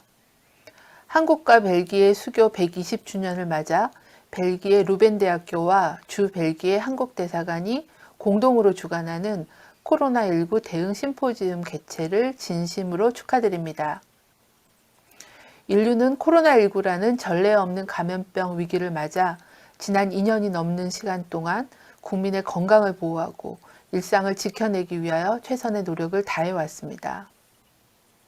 많은 국가에서 백신 접종이 진행되고 치료제 보급이 확대되면서 초기보다는 불확실성이 많이 감소하였지만 코로나19는 델타 변이에 이어서 오미크론 변이까지 우리의 일상 회복을 지연시키고 있습니다. 한국에서도 오미크론이 우세종으로 자리 잡음에 따라서 오미크론 특성을 고려한 대응 체계를 가동하고 있습니다. 코로나19 유행을 최대한 안정적으로 관리하여 사회 모든 영역에 미치는 영향을 최소화하고 일상을 회복할 수 있는 방안을 고민하고 있습니다. 지난 2년이 넘는 동안 인류는 코로나19에 대응하기 위해서 우리가 가진 모든 역량을 총동원해 왔습니다. 그 어느 시기보다도 더욱 활발하게 전 세계가 수시로 의견을 나누고 경험을 공유하였습니다. 이런 차원에서 오늘 심포지움은 양국의 대응 정책과 의료진들의 경험, 그리고 기술 혁신의 역할, 나아가서 역사와 문화, 사회적인 측면까지 다양한 관점에서 경험을 공유하는 매우 의미 있는 자리라고 생각합니다. 오늘 심포지움을 계기로 감염병과 관련된 여러 분야에서도 양국이 긴밀한 협력을 다지는 계기가 되기를 바랍니다. 오늘 참석하신 모든 분들이 항상 건강하시기를 기원합니다. 감사합니다. Fantastic. We thank Dr. Young for her message and move straight to the presentation by Dr. Shin, a member of the National Assembly of Korea. Dr. Shin, please, on to you. Thank you very much. Hello, I'm Hyun Shin, a member of the Health and Welfare Committee of the National Assembly of the Republic of Korea. I'm the chief of COVID-19 division of the Democratic Party of Korea, as well as a physician. Over the past 2 years, I have been working with the COVID-19 response as the most important priority for parliamentary activities. It is a great honor to have the opportunity to celebrate 120 anniversary celebrations of the diplomatic relations between the Kingdom of Belgium and the Republic of Korea. Today, I will talk about taking actions against the COVID-19 pandemic, the role and the responsibility of National Assembly in South Korea on the COVID-19 pandemic. After the outbreak of COVID-19 in January 2020, Korea has experienced 4 waves of the pandemic and is currently under the 5th wave with the spread of the Omicron variant. Although prevention efforts, the number is now rapidly increasing due to the spread of Omicron, with the current figure at about 170,000 new confirmed cases a day recently. This is the reason we couldn't have a meeting last winter in Belgium. In Belgium, the number of daily confirmed cases has decreased since it peaked on January 27. However, Korea's figure is estimated to continue to increase and reach its peak in early March, about 270,000 new confirmed cases per day. As the management of severe cases is stable, our government is gradually relaxing social distancing measures. With the past experience of 2015 MERS outbreak in Korea, in the initial stage of the COVID-19 outbreak, Korea made improvements by quickly introducing the Korean style of disease prevention based on test, trace, isolation. However, because of the explosion of Omicron, it has become impossible to trace all infectious cases, and the country is transitioning to an autonomous and self-responsible form of disease prevention. All the departments of our government have made best efforts through regular meetings to respond to COVID-19 by the President Moon Jae-in. To strengthen the efforts to reinforce disease prevention, the government also quickly underwent reorganization. In fact, the first legislation I proposed as a lawmaker sought to elevate the status of nation's disease management agency from the Korean Centers for Disease Control and Prevention to the Korea Disease Control and Prevention Agency, based on the reorganization of the government to ensure the independent but systemic strengthening of disease prevention by the Ministry of Health and Welfare and the Korea Disease Control and Prevention Agency. Korea has experienced many crises in its response to COVID-19. Initially, it was the shortage of mask supplies in the initial stage of outbreak. To resolve this shortage, the government introduced a system for the fair distribution of masks based on a 5-day rotation system for buying masks to prevent cornering or disturbance of the market.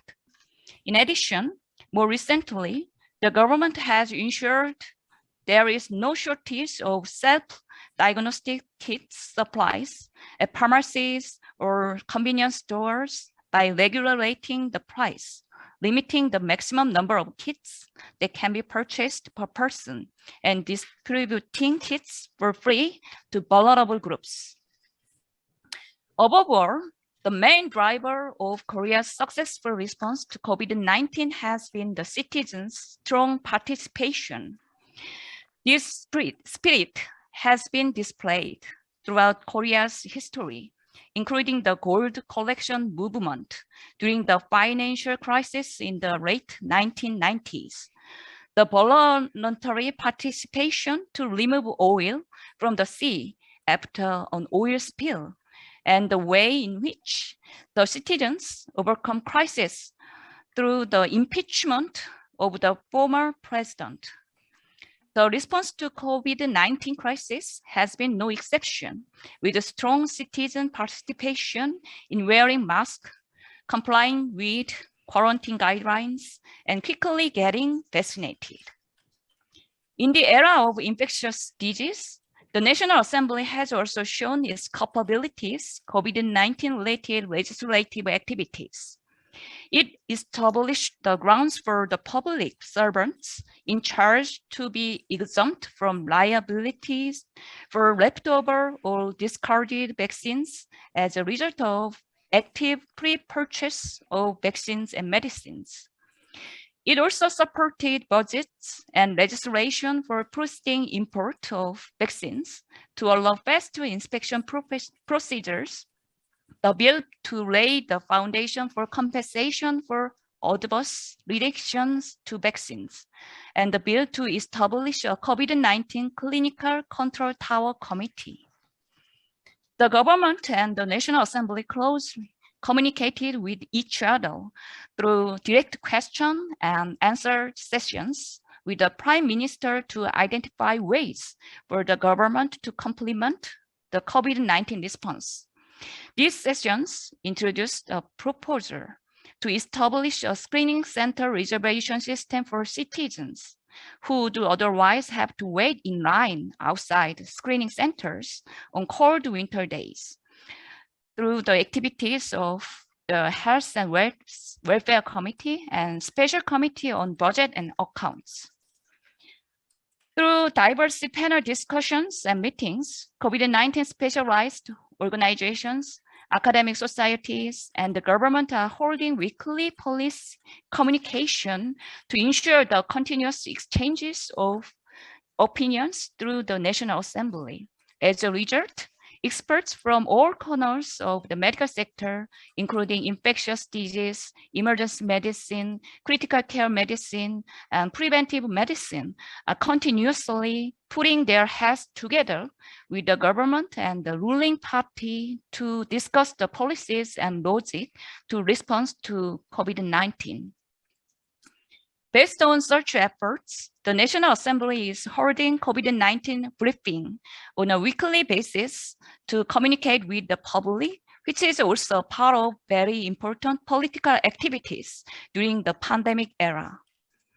There are few important points of focus related to the era of COVID-19, in particular, human rights issues have been raised with regard to process of responding to COVID-19.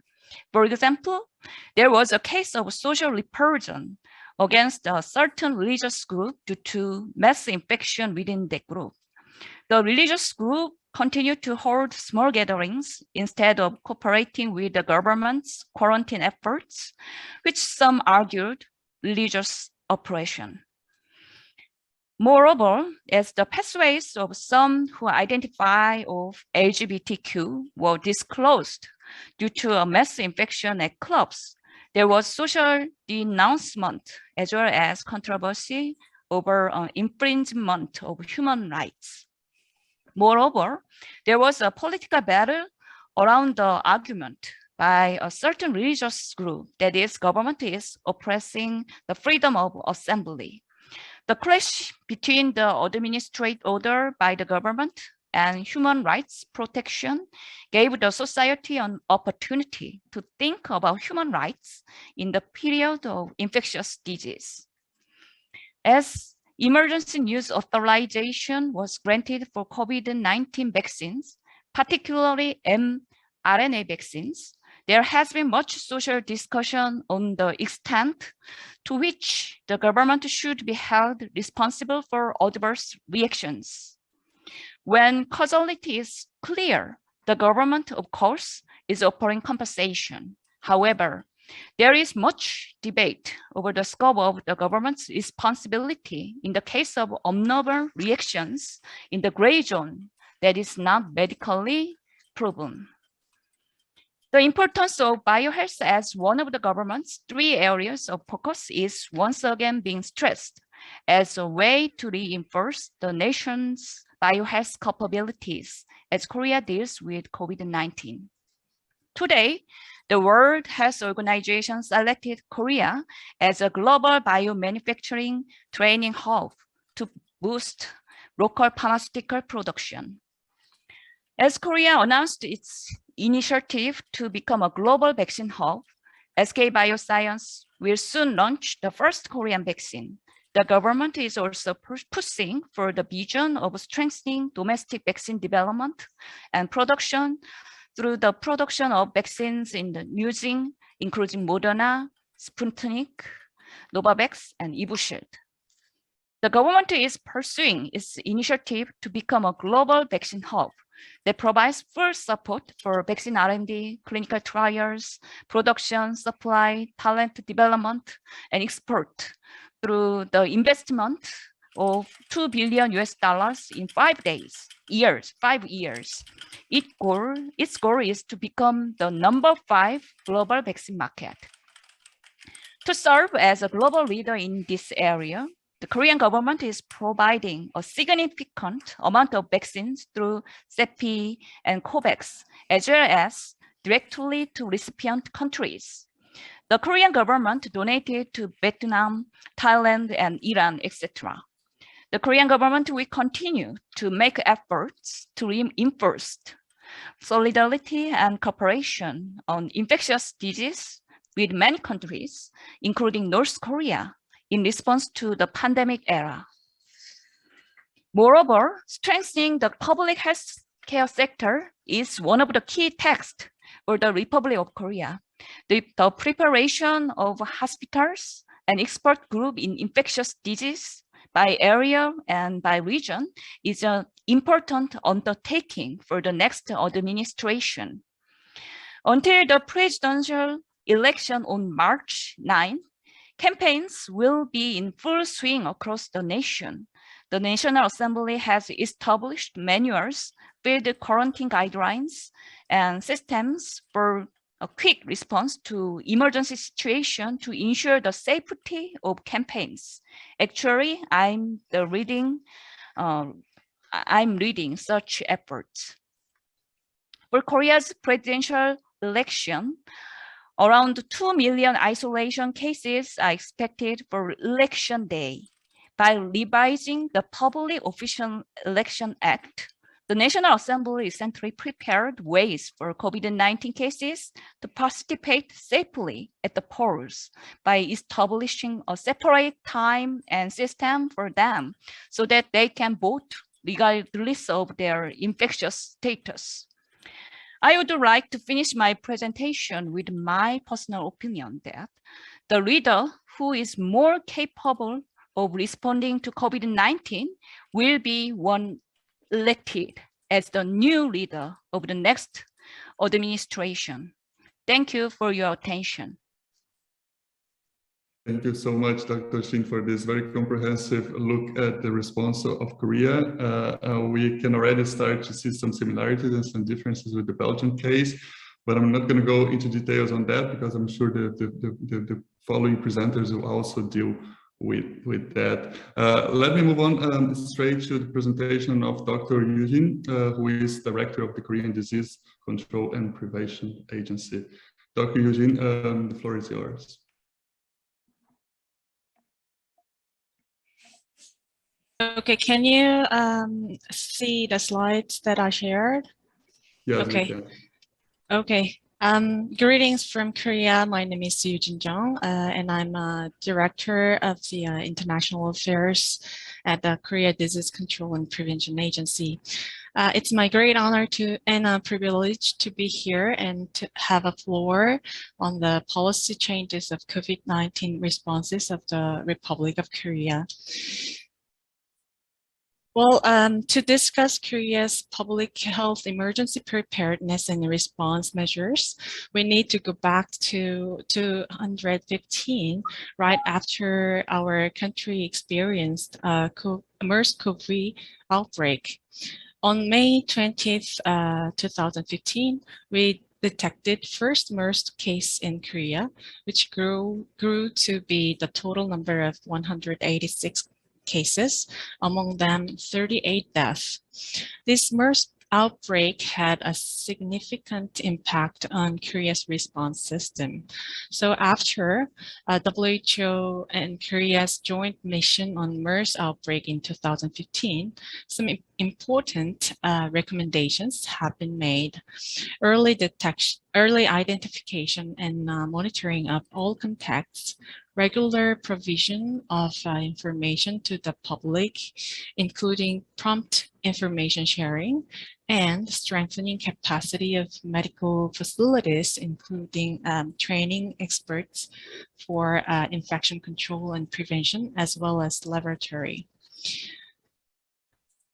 Based on the lessons learned from MERS-CoV, KDCA has gone through the reform in its organizational structure and system.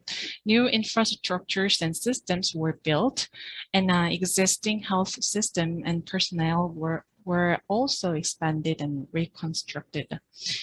The reform included making changes to KDCA back then KCDC's organizational structure and system, as Dr. Shin, Member of Parliament, have already mentioned. The Emergency Operations Center was established, operating 24 hours a day and 7 days a week. Efforts were made to foster local fields epidemiology officers for early and rapid response. And infrastructures was expanded in preparation for possible emerging infectious disease outbreaks.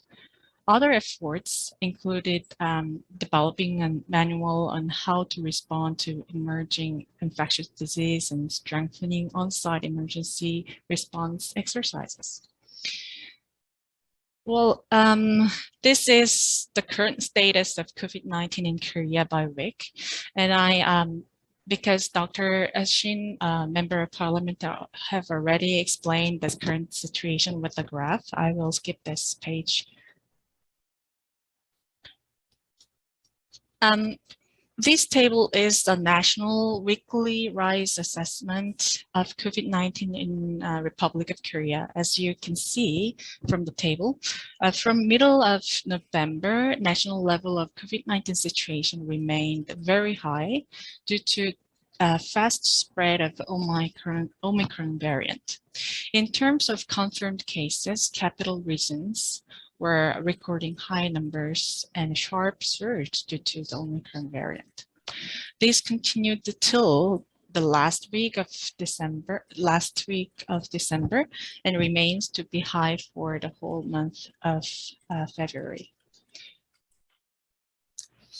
Well, I can not miss to mention this point. I will explain mainly the government responses to the COVID-19 in the technical manner.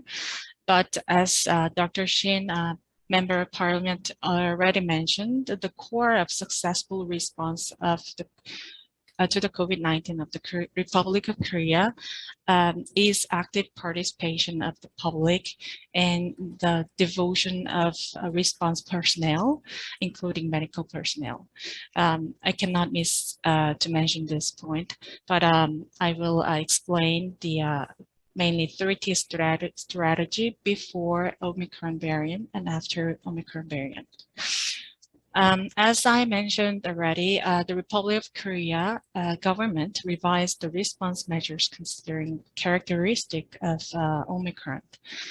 Firstly, testing is one of them. So before Omicron, around 630 COVID-19 screening clinics and testing centers were available nationwide to collect samples for COVID-19 PCR tests. All the tests within ROK was done by the PCR for the value of accuracy. For early detection of asymptomatic infections, around 200 COVID-19 test stations were available in easily accessible locations such as city parks, nearby subway station, parks, and etc.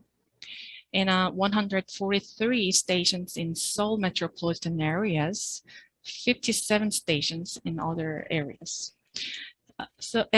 Drive-through and walk-through screening stations were also available. In order to respond to the rapid increase in test volume due to the spread of Omicron variant, the RK government converted the diagnostic test system from February 3rd.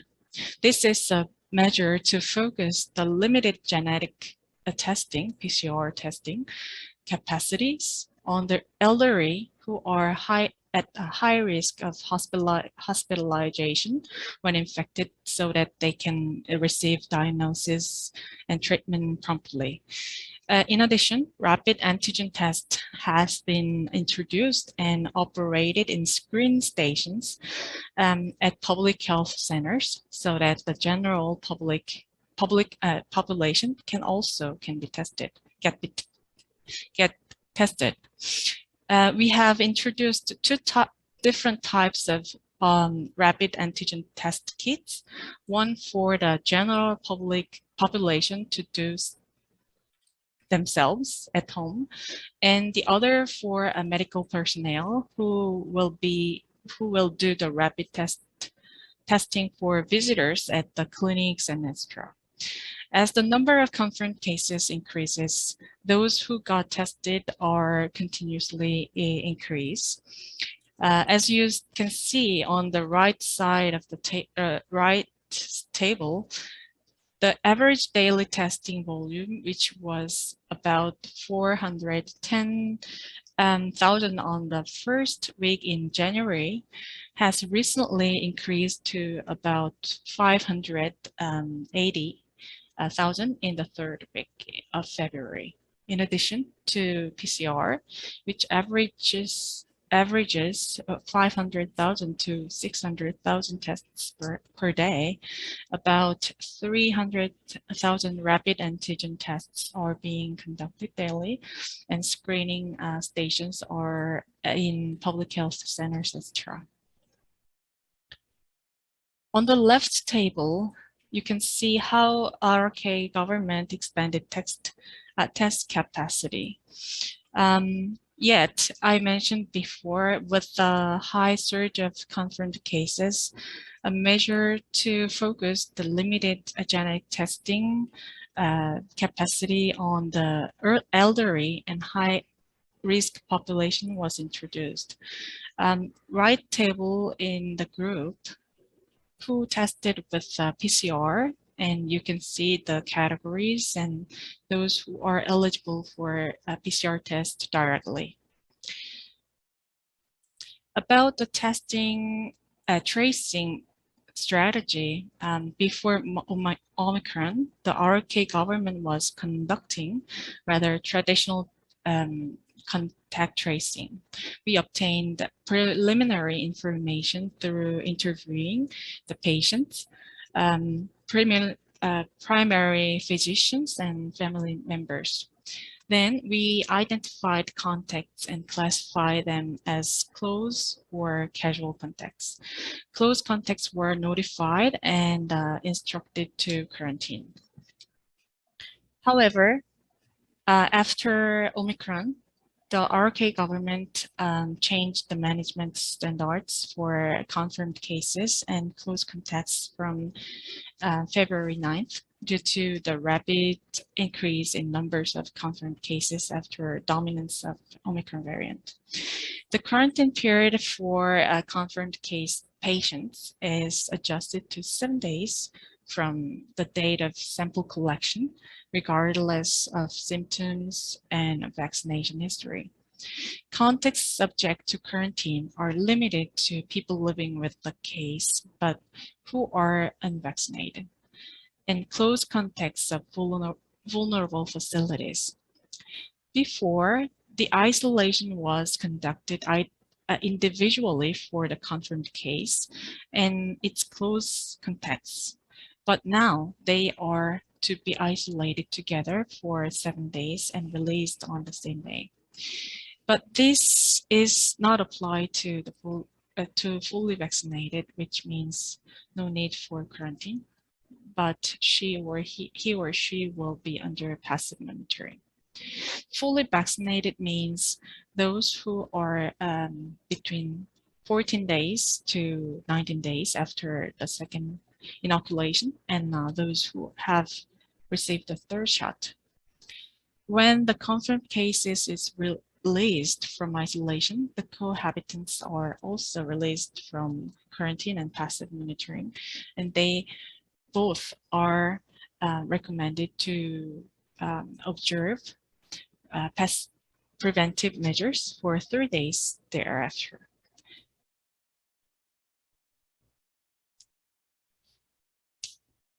For treatment, the last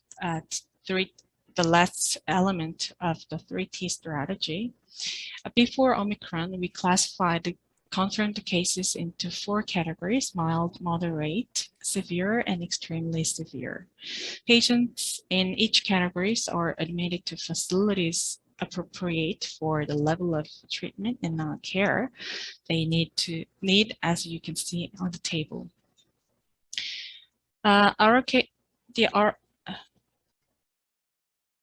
The RK government is continuously expanding the capacity to manage at-home treatment in response to Omicron and occurrence of many asymptomatic and mild patients. They are mainly 2 groups who are under home care, which is high-risk group, and the general population. High-risk group will receive health monitoring twice a day from 699 medical institutions.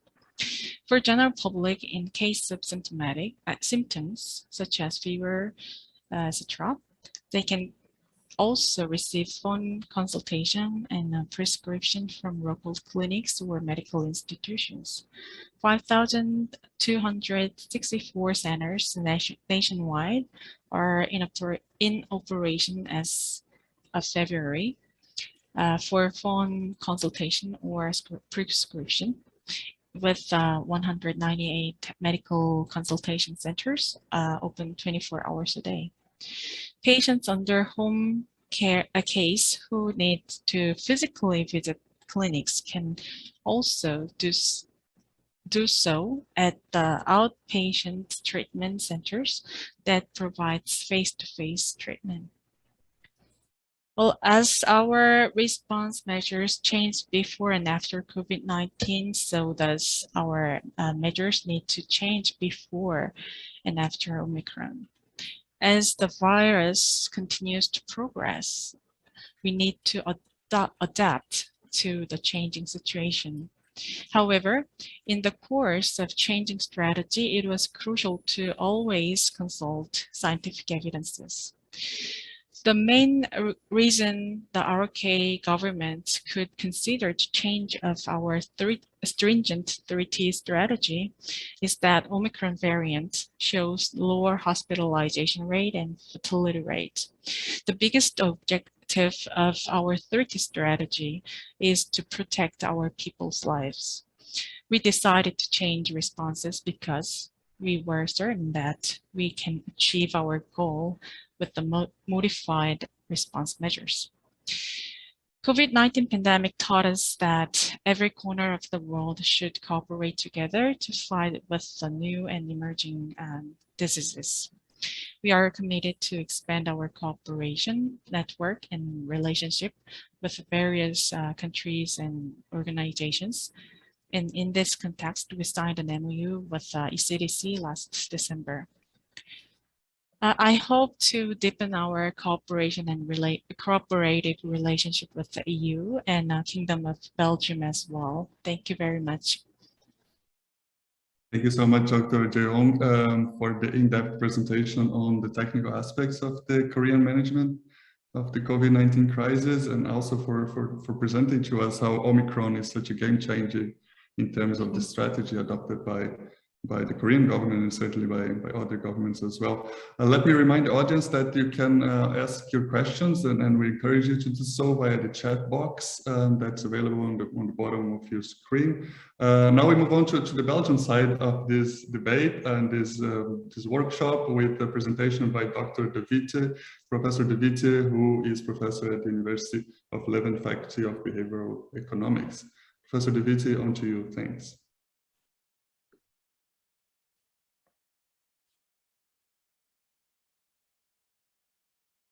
I'm afraid we cannot hear you. I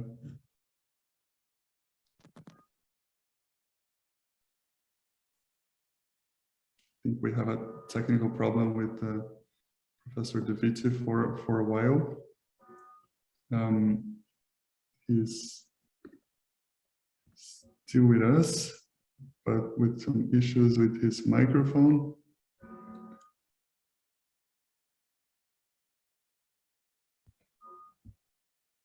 May I suggest then? I think is maybe trying to reconnect. Indeed. We can wait a few seconds for his return. I'm just checking the list of participants. Sometimes we have some mic problems with Zoom, so you might be trying to reconnect to get the problem fixed. Indeed. Professor Van Ranst, would you say that the presentation needs to imperatively follow the previous one? You want me to go first now? If that is not a trouble, I think for the time's sake, we would benefit from that. Okay. Thank you so much. So now we're on with Professor Van Ranst from KU Leuven. Okay, you can see my screen well? Yes, and we hear you. Thank you so much. All right, thank you. Well, we've lived through the probably the biggest part of the COVID-19 outbreak now. Worldwide, there have been different waves, and there have been also different waves of mortality. Mortality stands at 6 million. That's an underestimation, probably by a factor 2 to 3. And in Belgium, we also had waves. The first wave, you don't really see well for the number of daily cases because testing was not massively available. Afterwards, we had with the different variants, different waves, and we're now in the downward slope of the Omicron wave. After the second wave in Belgium, the number of fatalities was relatively low, but the burden, especially on the elderly in the first and the second wave, were large. the Belgian government or the governments use a barometer, and we're now in code orange, and actually well on our way to go to code yellow in a couple of weeks, which means that most of the measures will be dropped at that time. Currently, we have about 10,000 new cases per day, but then there is a lot of self-testing. The criteria for testing have been changing, so we're not putting too much stock on the number of cases, but we know that it's going down, and that's fine. What my laboratory does is the genotyping of the different samples. Here you can see for Belgium the consecutive appearance of the variants, the different variants, and now the Omicron BA2 that's the blue one at the end is coming up, and in fact the numbers that will show today in the afternoon will show 50% BA2 Omicron, and all the others have really completely disappeared, which might be good news. The number of Delta cases are only anecdotal, if any, and that is really disappearing, and that might be good news. The number of hospitalizations is dropping rapidly now. The next couple of weeks will be important there. They should go to below 65 in order to go to code orange. And if you calculate, if you forecast it a little bit, we should reach that point in about 3 weeks, if there is no slowdown because of the relaxations that are already going on. The number of patients in the intensive care actually always went down since the peak of the Delta variant. There was only a small spike of Omicron cases, and that is really dropping well now. And the number of fatalities was mostly in the first and the second wave. The third, the fourth, and the fifth wave in terms of mortality were fairly restrained. When we look at the over mortality here in the COVID deaths are in yellow here. You can see that since the disappearance of the second wave, there has been no overt, clear over mortality, and that's good news. And that is probably one of the biggest reasons why the measures are relaxed at the moment. Of course, you're all aware that Belgium is a complicated country. There are different regions, different parliaments, and for example, we have 8 ministers of health. In the beginning of the crisis, they were still with 9 of them. And jokingly, I said once that I'm not even sure that they all know each other's names. And then they tested that on television, and yes, they don't know each other's names, which not all of them, which makes running the country and running the healthcare system a real challenge. The different governments, they come together in a sort of crisis committee where they decide on the different measures, and that's always after quite difficult negotiations. So in a country that is run by one government, that should be well, a lot easier, I guess. There were a fair number of non-pharmaceutical interventions. Of course, classically, what you do is you're going to reinforce hand hygiene. Of course, that happened. The hand alcohol-based gels have been extremely popular, even in schools. Physical distancing, in the beginning we called it social distancing, was one of the measures that have been applied. In Belgium, we have 1.5 meters as the physical distance that is deemed necessary. That's very different in other countries. In Sudan, it's 1 meter. In this is Ireland, it's 2 meters. In New Zealand, it's 2 sheep. In Bangladesh, it's 2 pigs is the distance there, and in France they use 2 baguettes. In Belgium, we had a concept of bubbles, where you should only meet people in your own social bubble that could contain a different number of people in different phases in the first and the second wave. And that was taken to the extreme. When you were meeting outside, there were bubbles at certain locations painted on the ground to sort of stick to the bubbles. The concept was never extremely popular. However, it helped to make the first and second waves disappear. This was also the beginning of really air hygiene.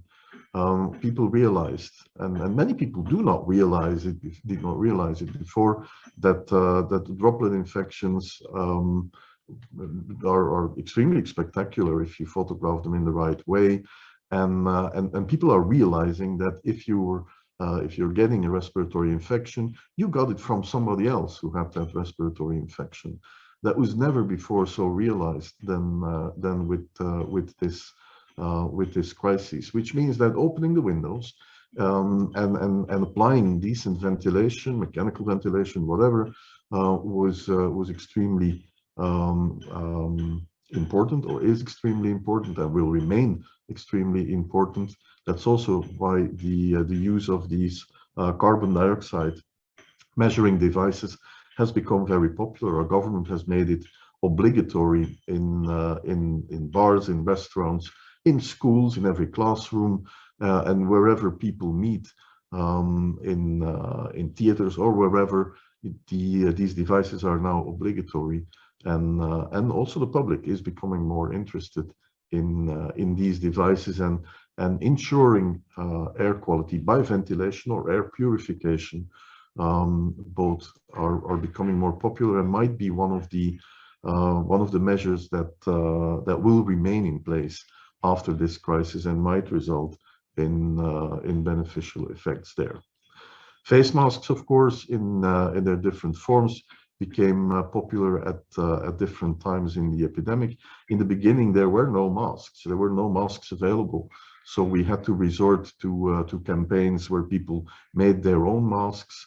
At a certain point, they made masks of the healthcare minister and myself. That was weird, and then these masks are not really usable, but they have been popular with Carnival. Testing and contact tracing was something that definitely got an upgrade during this crisis.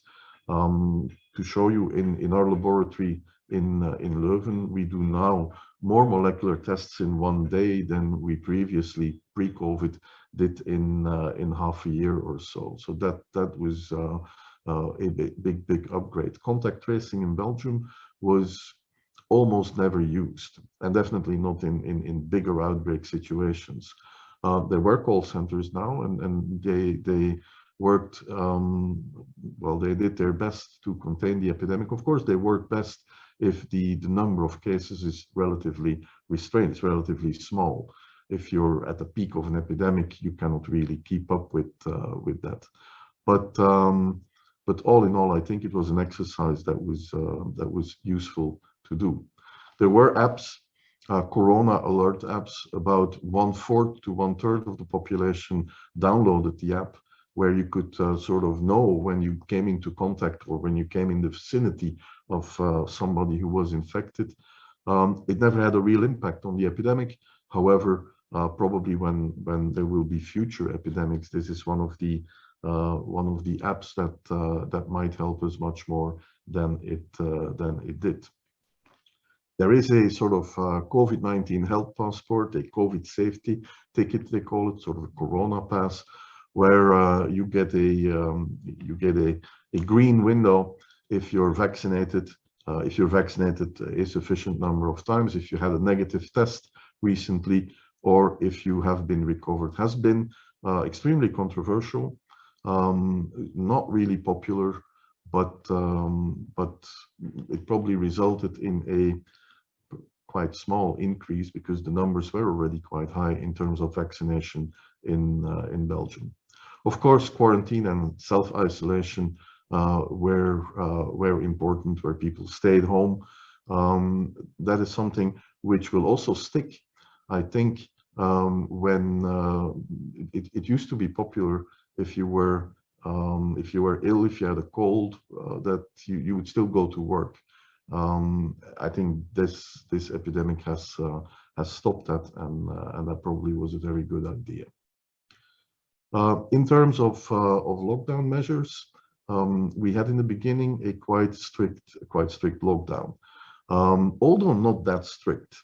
When you look at the people could still go outside, they could do sports, And during the lockdown in March, April, May 2020, there has never been so much biking and walking that had been done, which made the lockdown quite different from the lockdowns in some of the other European countries, where in some countries people could hardly leave their homes and really had to be restricted to their flat or to their home. We never did that. When you look at the COVID-19, the Oxford University Stringency Index, you can see that even at the harshest part of the lockdown, we reached 80 there, so people could still go outside, and then it gradually evolved to 50 or so, and we're now going down from that.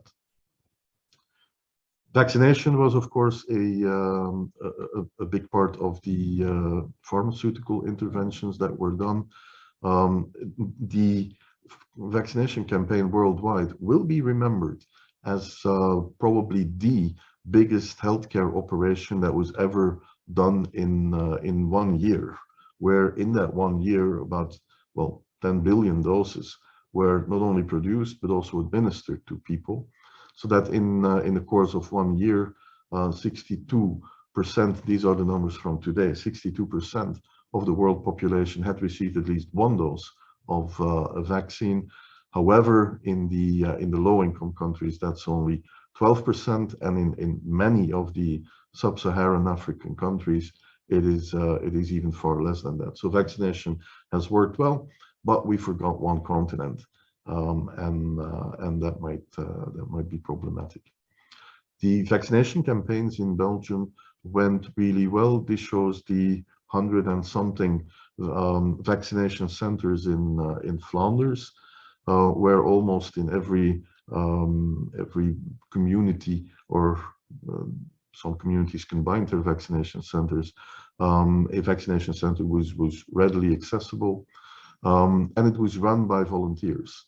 And that was, I think, the secret of the success there. I volunteered many times in the Willebroek Vaccination Center and in some other centers, and it was always nice to experience the atmosphere there.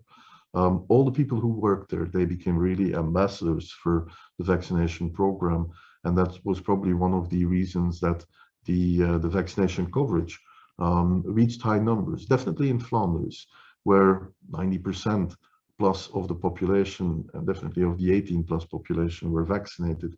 Of the 65 and over, more than 95% of the population was vaccinated, with campaigns that went relatively swift for the first dose, and then the second dose, and in orange, the booster dose. If we compare that with other countries, our neighboring countries in Europe, and I added Denmark there because they did really well, you can see that Belgium was up there. Definitely for the booster program that is still going on. Belgium did I think really well.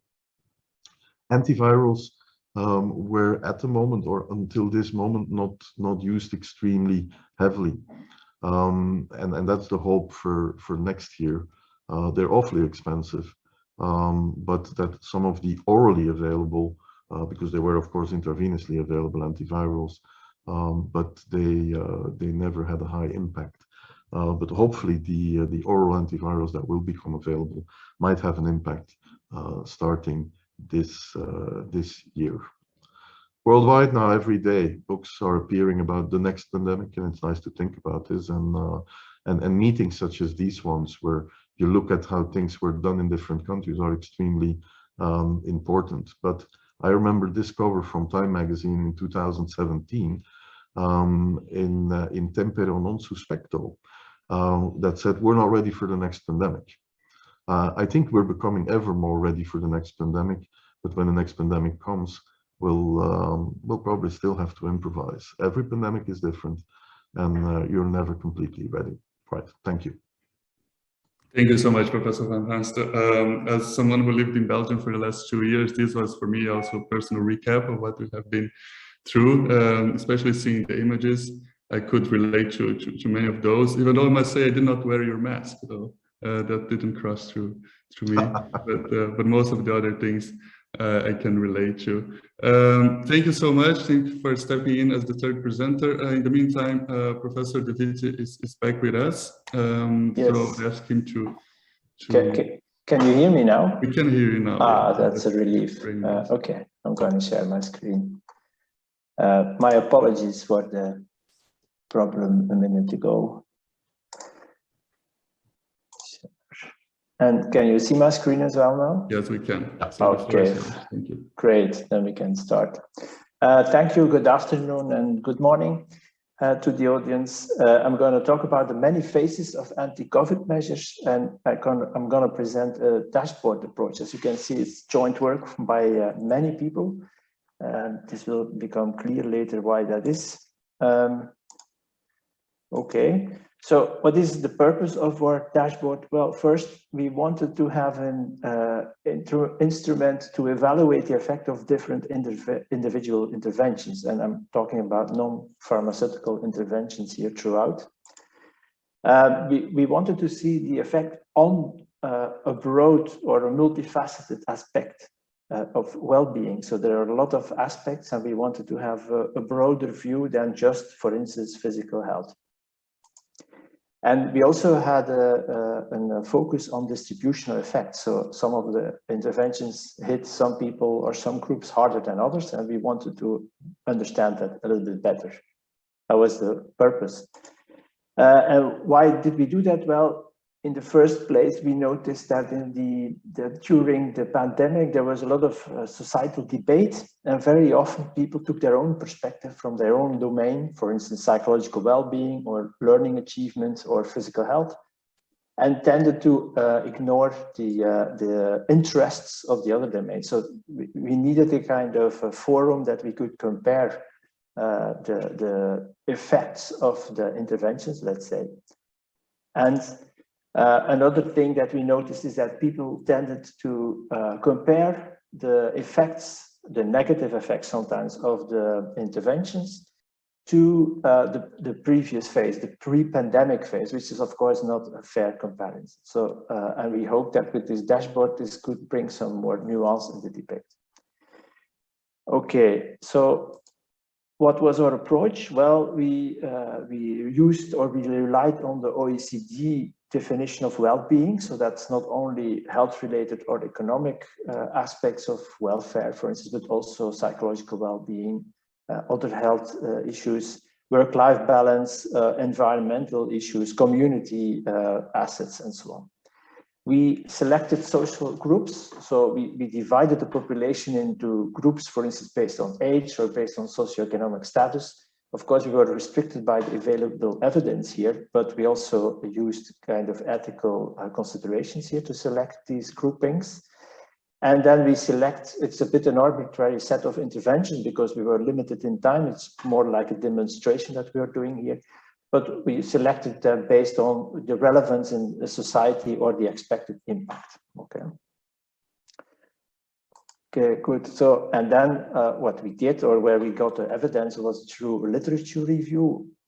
There is a lot of literature, a lot of papers are appearing, so we used rapid review method. And we did that in various disciplines. And that's why we needed such a large team, because all these people that I showed you work in different teams. So we had sociologists, we had virologists, we had psychologists, we had economists, and so on. So these people were able to assess or read the evidence, the effects or the associations, but we're also able to assess the quality of the findings and also the relevance.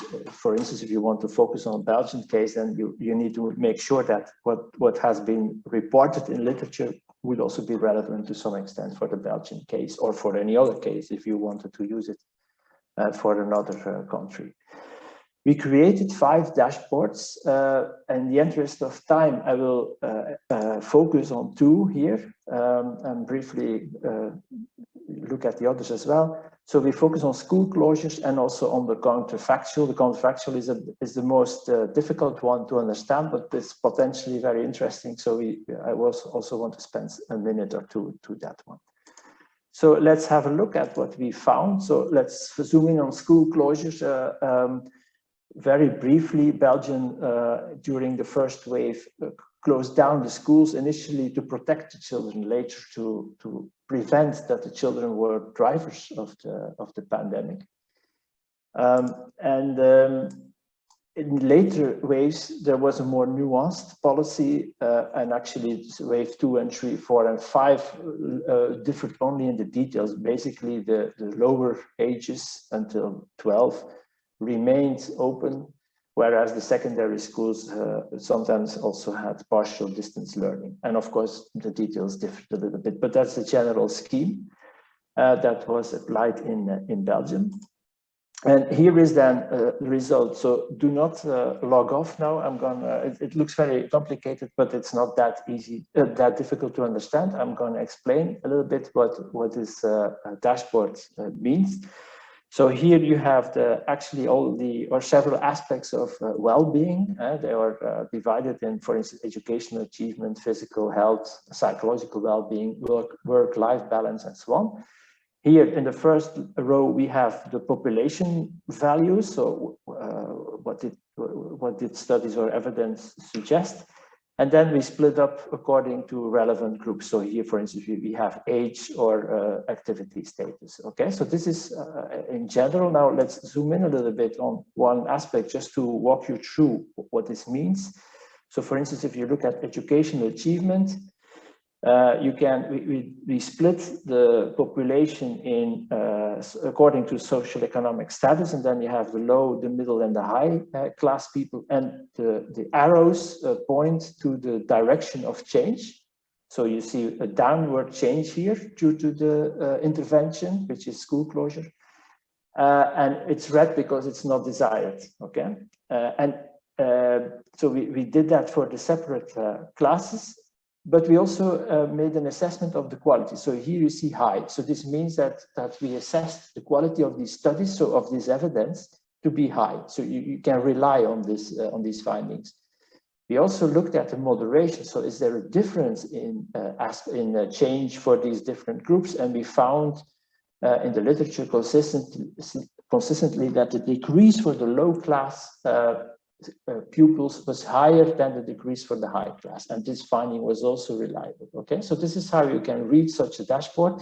You can see, for instance, for the home learning, we generally found evidence for an increase, so there was more home learning, but the quality of these studies were much lower. Okay, so this is more or less how it works. So we can go back then to the whole dashboard, and then you see a lot of findings that we extracted from literature. So we have documents of many pages where we just have the summary of all this evidence that appeared.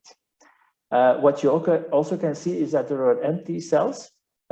So there are some empty cells that are not interesting, like for instance, the learning achievement effects for the older elderly, that's not relevant, but there are also empty cells, that can be very relevant. For instance, the affective symptoms due to school closures or domestic violence. There is no study checking that for according to socioeconomic status, for instance. So this dashboard can also point in directions of blind spots that we have in our knowledge base.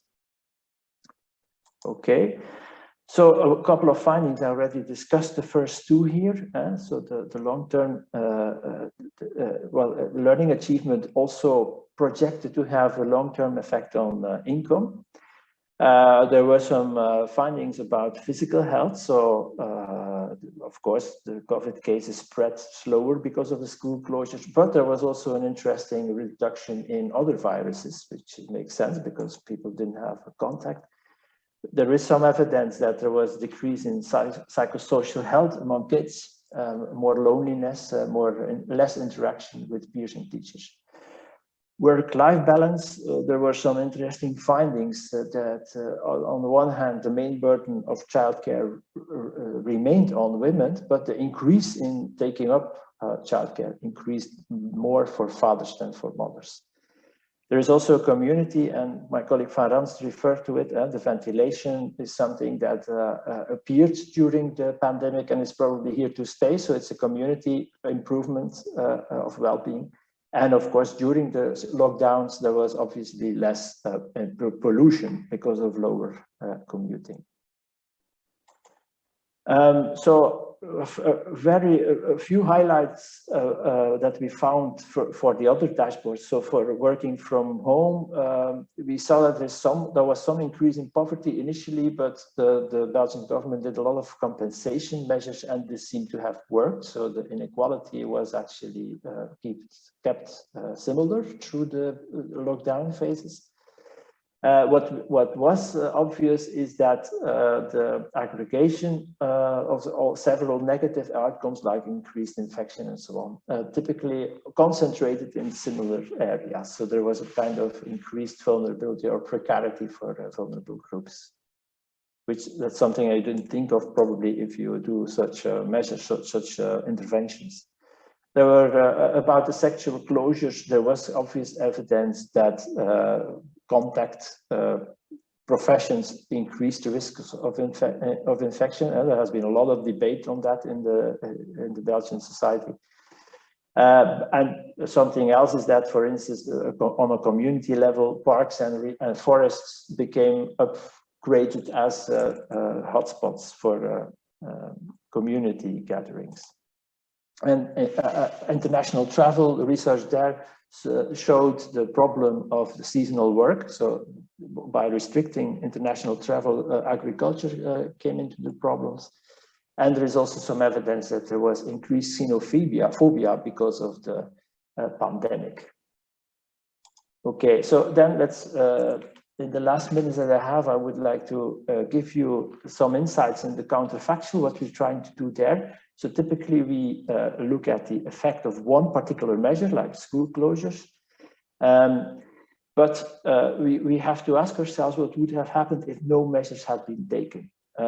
And well, it's not so easy because there is no country in the world that didn't do anything as interventions against COVID.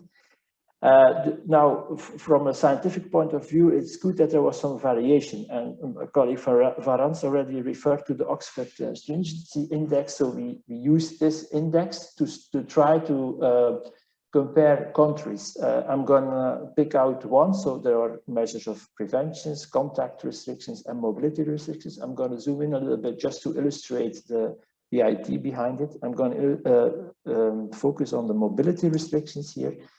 And so here you see actually a graph. I'm going to explain what is in that graph. So Belgium is here the focus of the exercise, and the black area is the cases of Belgium. We are in the first wave here. The gray area are the cases in 5 referent countries that during the same wave did very well in terms of cases. Okay, so obviously that's much lower because we selected them, or they selected them. For that. And then you have actually a comparison of the interventions, the non-pharmaceutical interventions in Belgium compared to these 5 countries. So you see, for instance, that Belgium did, the green line here is the movement restrictions. So Belgium implemented movement restrictions earlier than the reference countries, okay? And still the cases were much higher. You see the same in the second wave. So the green line here also starts on the positive side. And here Belgium didn't do that as much in the third wave. So of course this remains tricky because these countries differ on many dimensions. So it's very hard to draw causal influences. But if you have several of these and you can put them together, you can start to see a picture that some measures may have less impact or less desired impact on the spread, for instance, than other measures.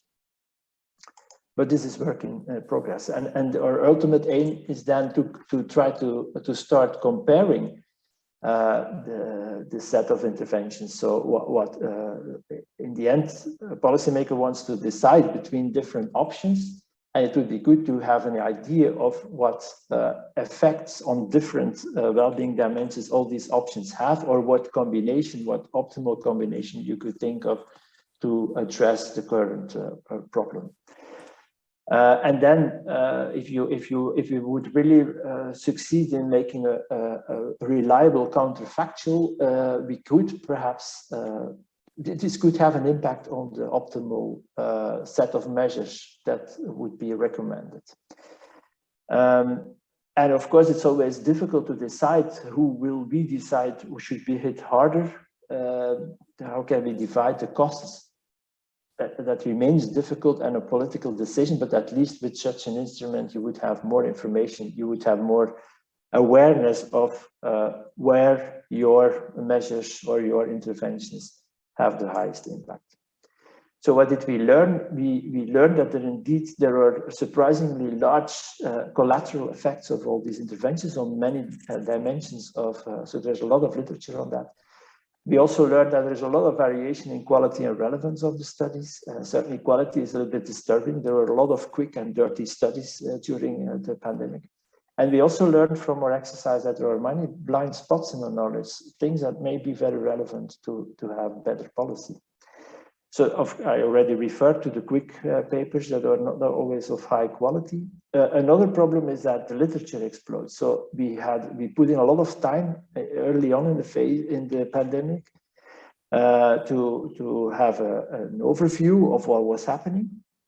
But it's very hard to keep track because people keep on publishing papers in all these domains. So it's very hard to keep track of all the evolutions. And an additional problem, and the colleagues refer to that as well, is of course that the reality evolves. So there are variants, there are vaccines. So the measures, the effects that we saw, for instance, of school closures in the first wave is probably not very relevant anymore for the effect of school closures in the last wave. So we have to try to learn to distill the robust evidence and omit the changing evidence. So that's a hard exercise in itself. We want to make this dashboard more operational, so more accessible, that you can really play with it. We are not there yet.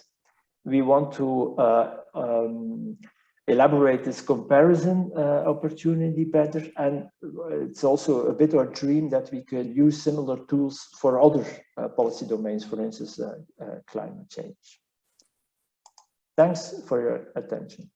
Thank you so much, Professor De Witte, for throwing some hard data, very much needed data on the impact of the measures, especially on the socioeconomic impacts of the measures. It's important as we move ahead and we prepare ourselves to the next pandemic that, as Professor Van Hans highlighted, it's already being predicted, of course.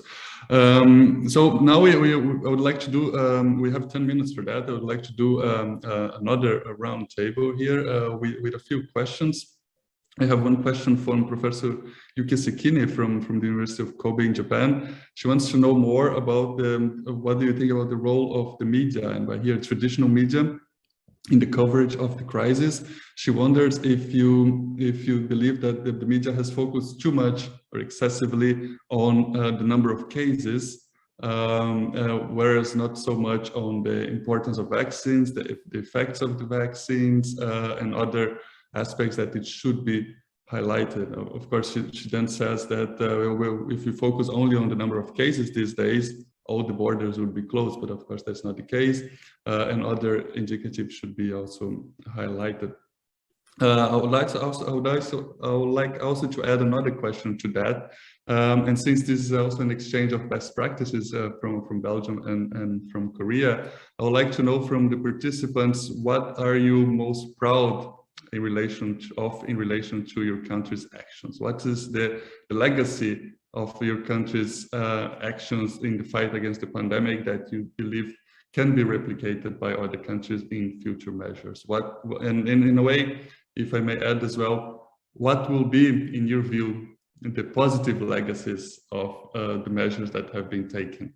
We often talk about, as was mentioned in the presentations, of a better air quality, right? Sometimes we also refer of a better life-working balance, right? Since people, now that we have a better understanding of infectious diseases, maybe they will not go to work when they are sick, right? But I'm sure there are other positive legacies that you would like to highlight as well. So I'll throw in back these two questions. The questions, by the way, have been translated in the chat box. And I suggest we do a round table again in same order, starting then with Dr. Chin, please.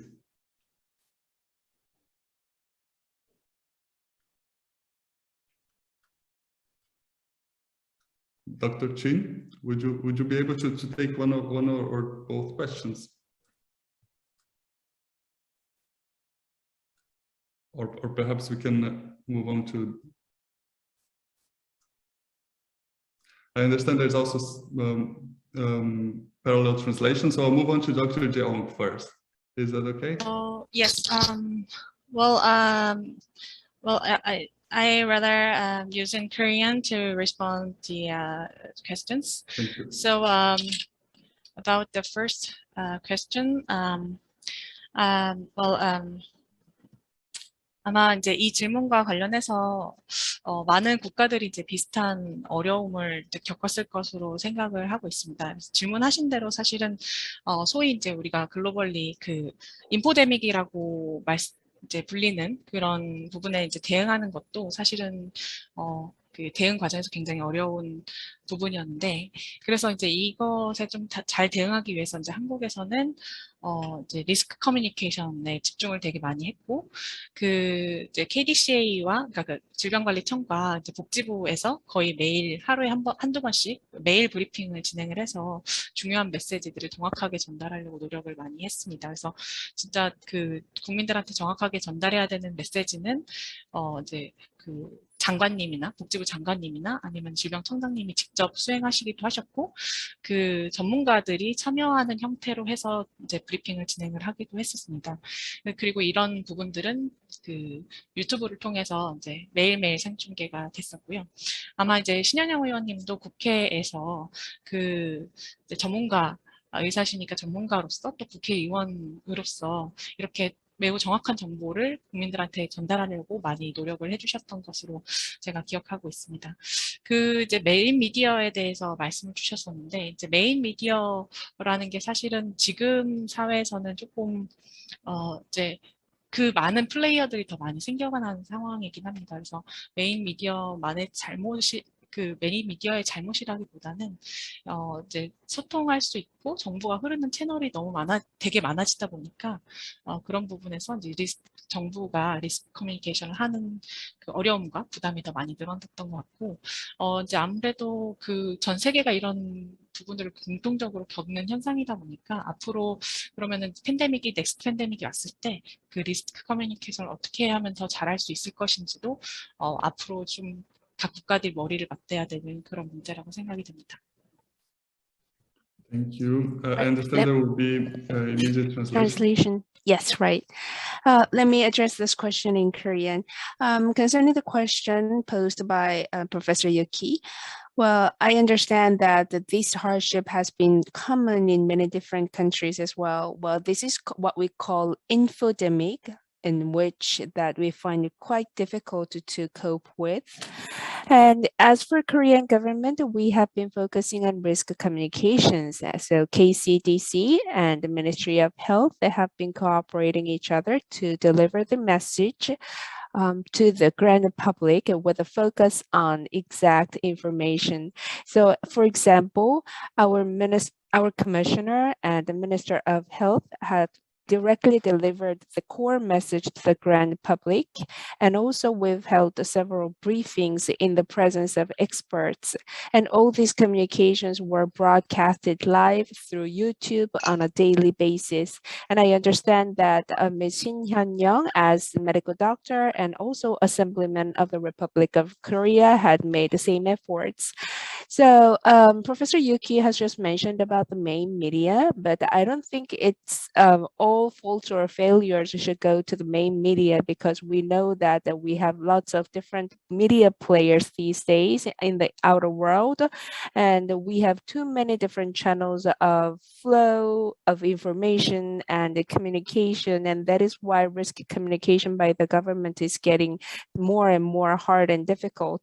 So I guess that this is a common phenomena to the world, and we also need to get ready for the next pandemic. So I think it'd be a better idea for all of us to join forces, so to figure out how to respond more effectively to this risk communication issues. Thank you. Thank you so much, Dr. Shin. Dr. Lee Jeong. Dr. Young Shin, would you like to intervene as well? Would you have all right, so we also can move on to the Belgian side of the debate. Professor Van Rans, perhaps you can take one or both questions if you like. The question about the media. Well, first of all, I've been in this long enough to know that you can never do this perfectly. When you communicate, you will always communicate not often enough, not good enough. It's impossible to please everybody. However, this period has basically violated every media law. This was front page news for months and months, whereas you will see even the war in Ukraine will probably disappear to page 2 and 3 in a couple of weeks. There were periods where virologists were on the TV news and talk shows really every day. So that has been, well, maybe today is not the day to talk about carpet bombing, but it was the media equivalent of carpet bombing, to the point, at a certain point, where people get sick and tired of it. That's true. However, I think that the public is really well informed about virology now. In fact, in Belgium, we have about 11 million virologists. When the Belgian football team plays, they have 11 million football coaches. So that might be not a coincidence. But I had to change my exam questions. Some of the exam questions about the basic reproduction number or things like that. People are talking at the hairdresser about the basic reproduction number. Hell, they talk about subvariants, not even variants, subvariants at the local bakery.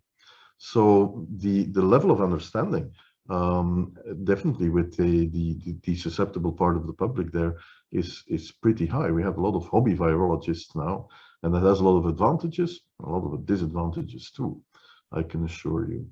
But everybody tried their utmost in sometimes very challenging situations. But all in all, I think in Belgium, and maybe because it is a small country, the messages that need to be brought were brought, definitely in the beginning. In the beginning, you always have a sort of honeymoon period where there is a big need for information and where you can really get all the messages, basic messages out.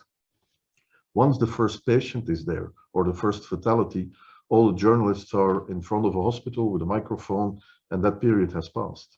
So if you use that period wisely, you can get a lot of information across. I think the media was extremely cooperative in the beginning. Of course, when this is a crisis of 2 years, in the end, they will pick up on every small little detail that two experts might disagree on and blow that up. But that, yeah, I think that is normal and unavoidable. Thank you so much. May I ask you about the second question? What did Belgium get right that you would say should be replicated elsewhere? I think you already mentioned that the ventilation thing. I think we were pretty early with implementing carbon dioxide measurements in bars and restaurants, and then in classrooms, although that took a lot more convincing. But I think we really pushed hard for that, and that might outlive, or that will outlive the pandemic. So I think that's good. Then the local organization of the vaccination campaign, that's definitely something to be replicated. The staffing it with local volunteers created a really large cohort of ambassadors for the vaccination program, and I think that worked well. Thank you so much. So two things there. Professor De Witte, would you add something to that list? You mean the first question or the second, or? Both, please take both questions. Yes. As to the first question, I'm not an expert, but the only thing that I noticed is that it becomes clear that there are a lot of people who are a bit lost or isolated in society.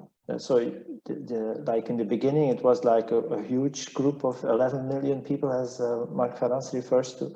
We seemed to be one team.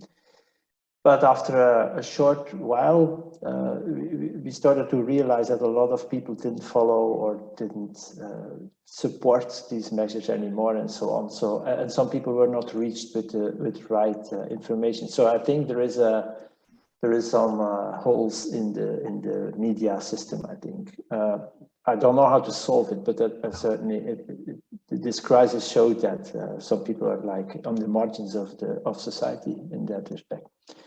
And then about the second question, what I found very charming is the hug contact, which was appearing in Belgium. So, but on a deeper level, I think what this pandemic and also the measures taught us a little bit is the role, or it forced us to rethink the role of social connections, how important they are, and I think perhaps many people started to take that for granted, or kind of,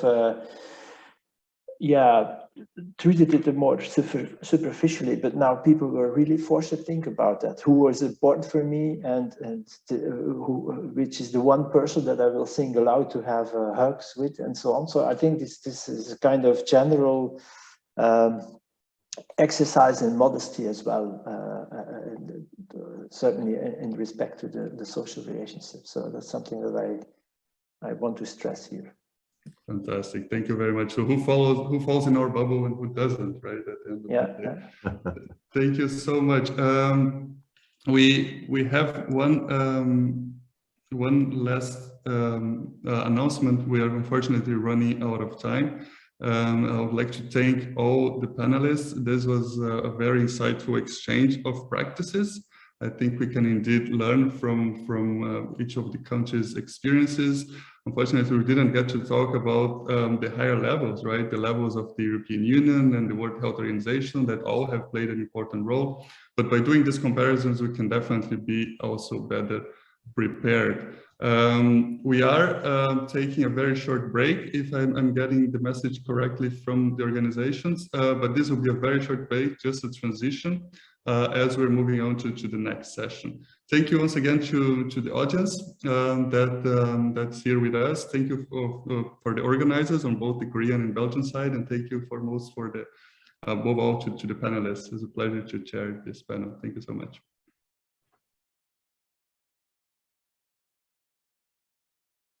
Okay, I think it's time. It was a very short break, but I think we can go on. So, distinct guests, thank you very much for joining the session on technology and innovation for healthcare.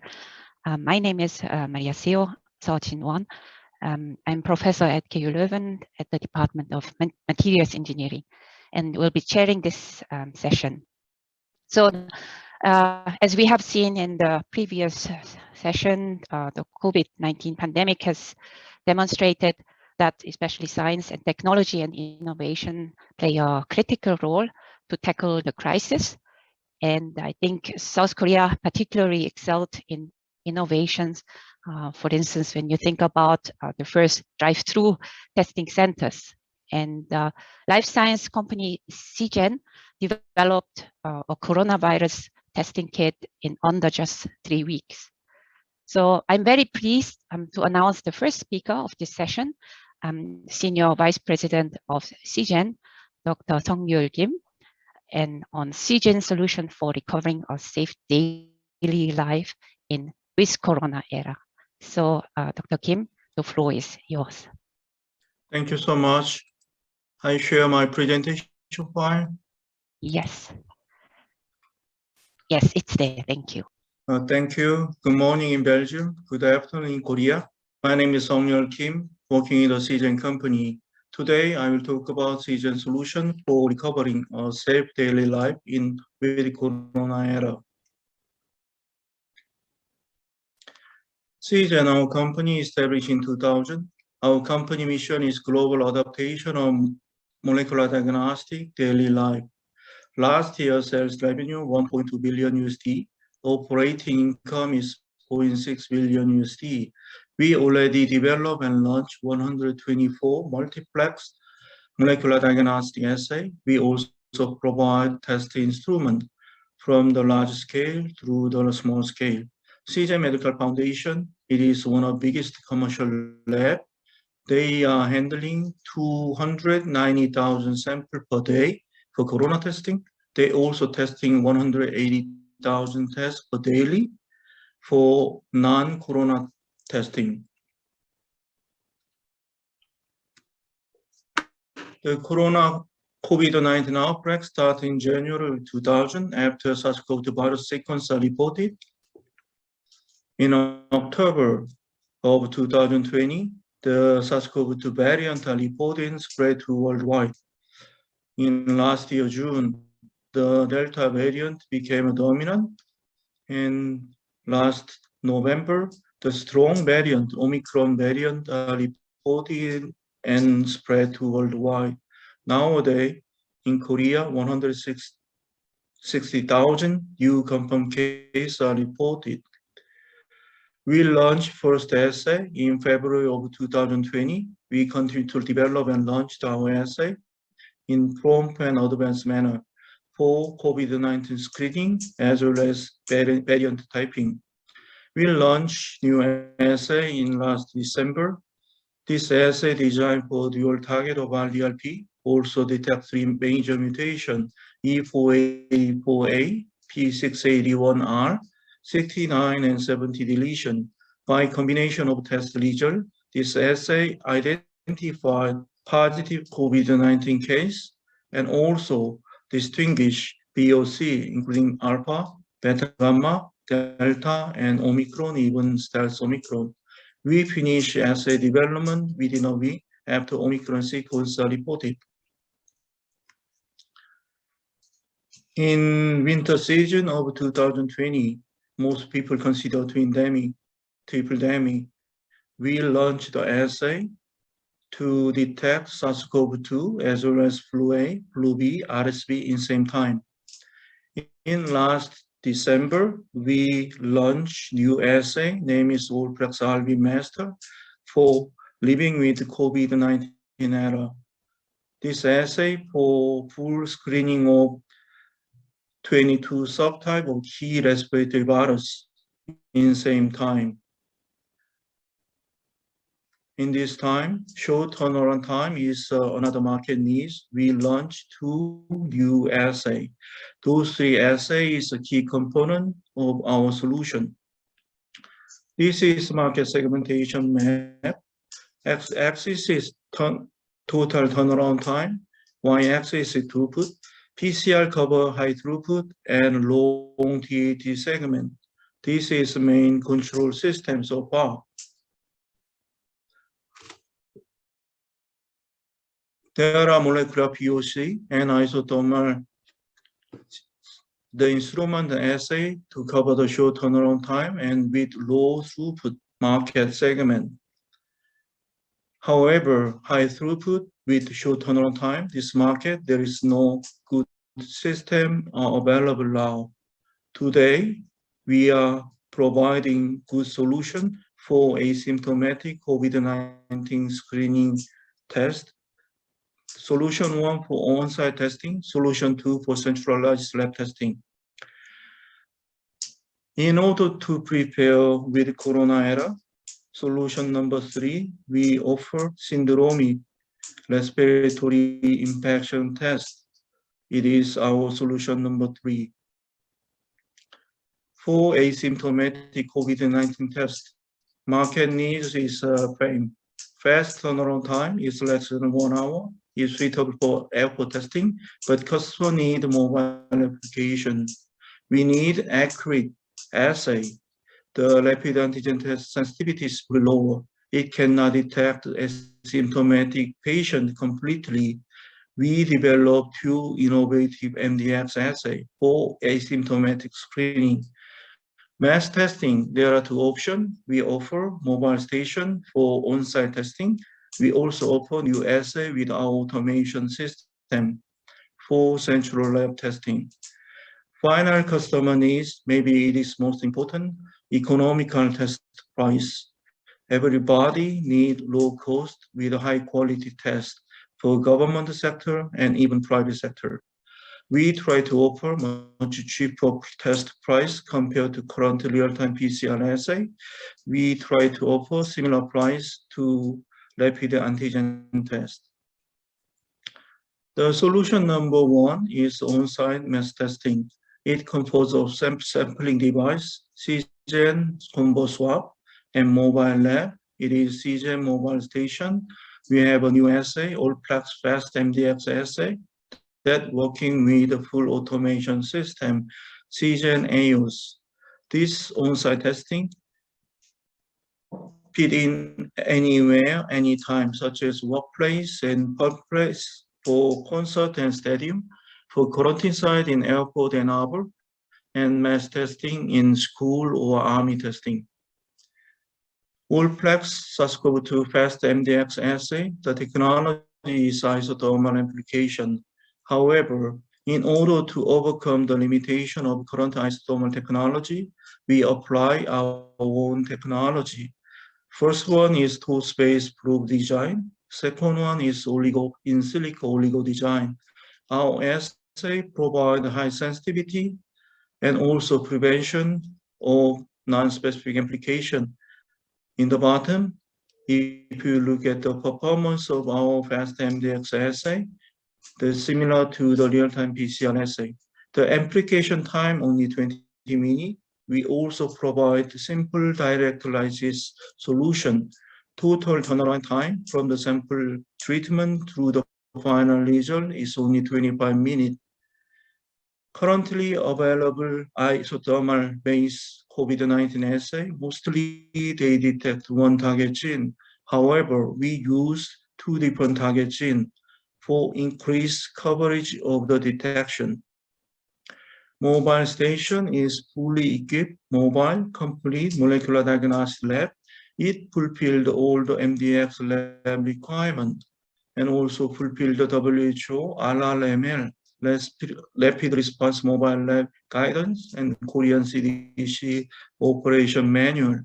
One mobile station can handle 7,500 pooling tests with 2 technicians for 11 hours.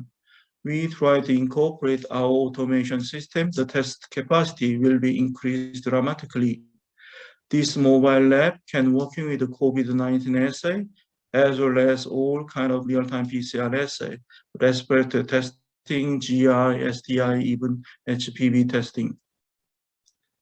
This mobile lab system installed and start to operate September of last year in Korea for school testing, for golf event, and quarantine testing in a lot of different places.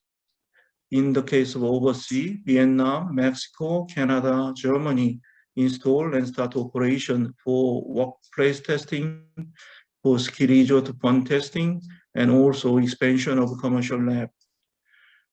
There are vaccination verification mobile app. We will provide diagnostic app. This app covers reservation through the final result notification. We also adding the authentication function to satisfy all the market needs. Solution number 2, it is for centralized lab testing. Centralized lab already established high throughput automation workflow. They are testing lot of tests daily. However, they want to increase test capacity immediately to double up without change of workflow, without addition of the instrument. We developed a new assay, all-plex SARS-CoV-2 fast PCR assay. It is real-time PCR assay. 3 target gene. For minimize false negative case, even it can detect SARS-CoV-2 variant. And quality is similar to real-time PCR assay. LOD is 50 copy per reaction. The PCR amplification time only 52 minutes. We offer customized workflow and throughput optimization advice. In the case of expression-free situation, lab can handle 1,128 samples for 1 hour, 30 minutes. This is a true lab workflow simulation in 2 different labs in 2 different countries. The commercial lab in Australia, after implementation of this assay, test volume immediately doubled up, 29,000 up to 57,000, without changing work process, without adding any instrument. In Korea commercial lab, their test volume increased up to 34,000 using only half of real-time PCR instrument. They are using remaining half of real-time PCR instrument for other testing. Please look at the video.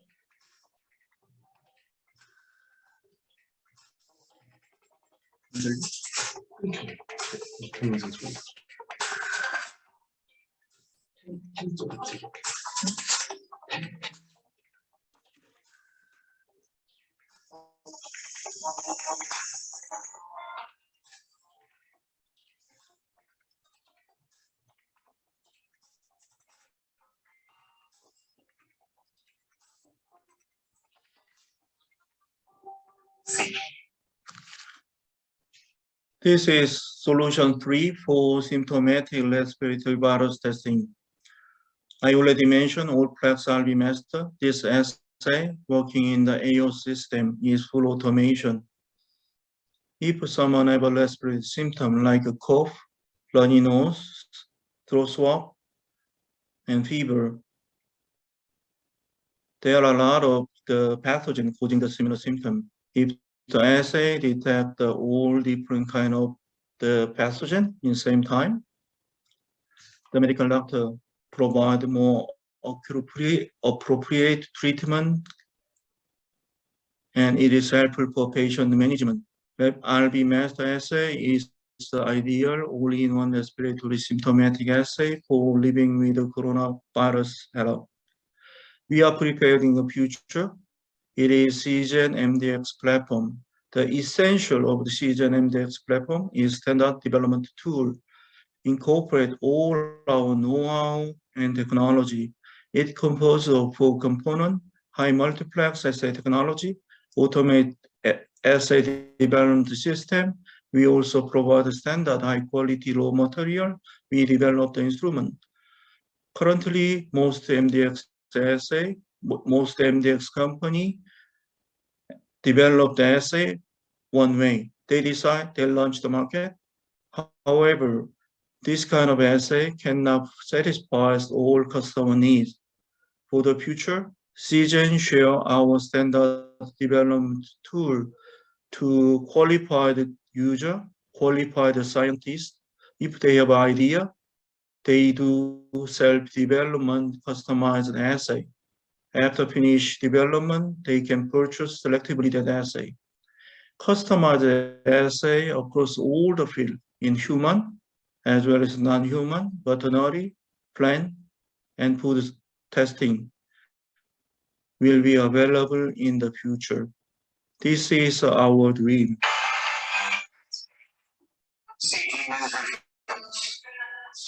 A solution to turn worries into relief. A possibility to turn fear into hope. And a way to keep all living things safe. A brighter tomorrow. We need diagnostics. Change tomorrow. CG. Thank you so much. Thank you very much, Dr. Kim, for this exciting presentation. Unfortunately, the video was without sound, but on the website of CGEN, I think you can see also the videos. Okay, now we move on to our next speaker. Very happy to introduce Professor Bart Preneel, who is professor at the Department of Electrical Engineering of KU Leuven and is a renowned expert in cryptography, information security, and privacy. And Professor Preneel has cooperated on the development of the contact tracing app CoronaAlert and will today speak about privacy preserving contact tracing experiences from Belgium and the EU. The floor is yours. Thank you, Professor. So it's a great honor and pleasure to be among these distinguished speakers. So in this brief talk today, I want to say a few words on what happened on privacy preserving contact tracing. And this was not only a Belgian development, this was actually one of my old students at EPFL in Switzerland was leading a European-wide solution for privacy-friendly contact tracing. So if we go back 2 years ago, in Europe, we were still wondering whether this pandemic would hit Europe. But at that moment, in fact, already in Asia, several countries, including Korea, had developed technologies to assist in fighting the pandemic. So in general, it's non-pharmaceutical interventions, so NPIs. So, and if you look back 2 years ago, in South Korea, of the 10 top apps in Google Play Store, 5 were coronavirus related, and one which got quite some press here in Europe was an app where the locations of infected people were being traced, and this helped in identifying contacts. So I guess after 2 years, we all know that contact tracing is essential to control an epidemic. Of course, it also requires sufficient testing, sufficient capacity for tracing, and of course also support in society, because if society doesn't want to collaborate, then tracing is doomed to fail. For all past pandemics, technology played a limited role in the sense that people went from door to door for contact tracing or maybe used the phone. Manual contact tracing is highly privacy invasive because you have to ask people where they have been in the past days. It's rather slow and expensive. It can take up to 2 or 3 days before contacts are traced, especially when the number of infections is very high. There is just not enough capacity to do it faster. And you also wonder how well people remember who they saw in the last days.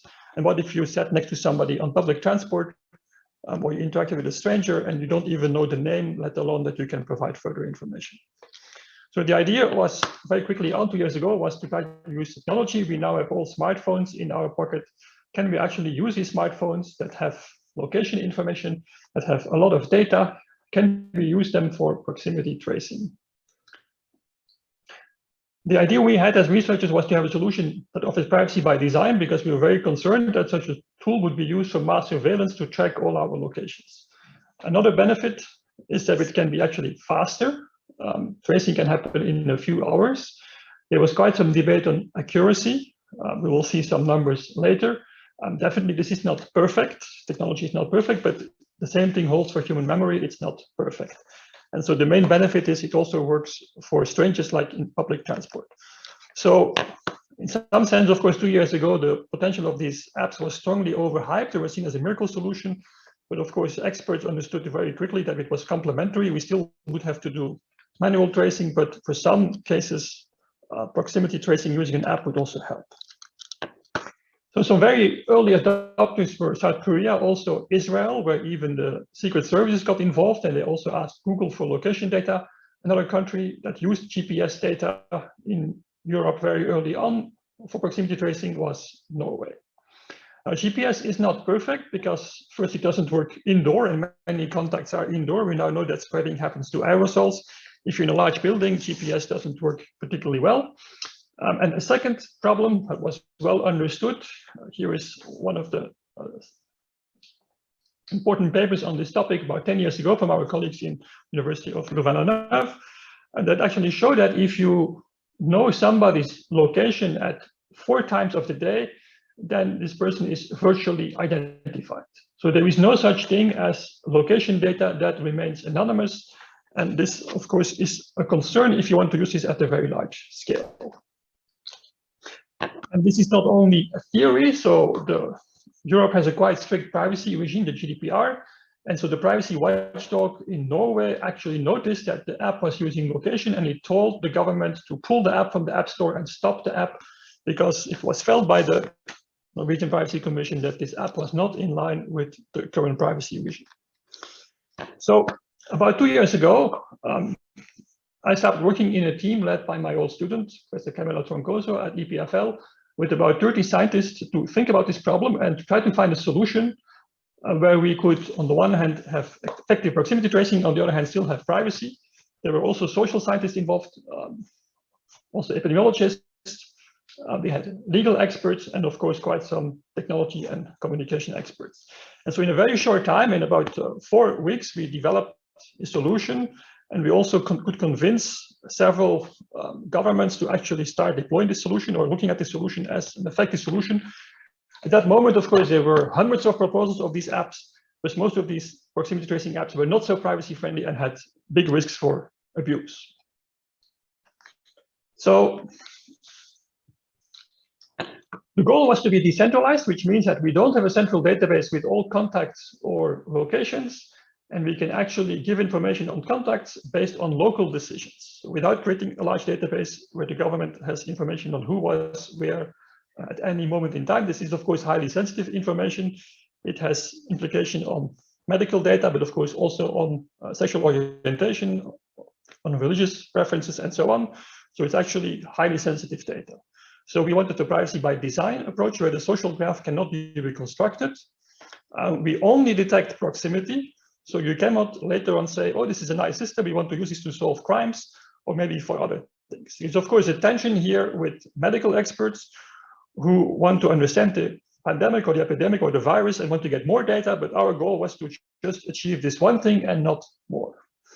So and at the same time, you want to protect identities, so you don't know who has been in contact with whom, where and when. You only know whether you had a high-risk contact or no high-risk contact, or in many of the apps, you could also get an intermediate risk contact where you say, well, you was a contact, but maybe it was short or it was a longer distance, so the risk is probably moderate. So, but you would not be able to find out who infected you.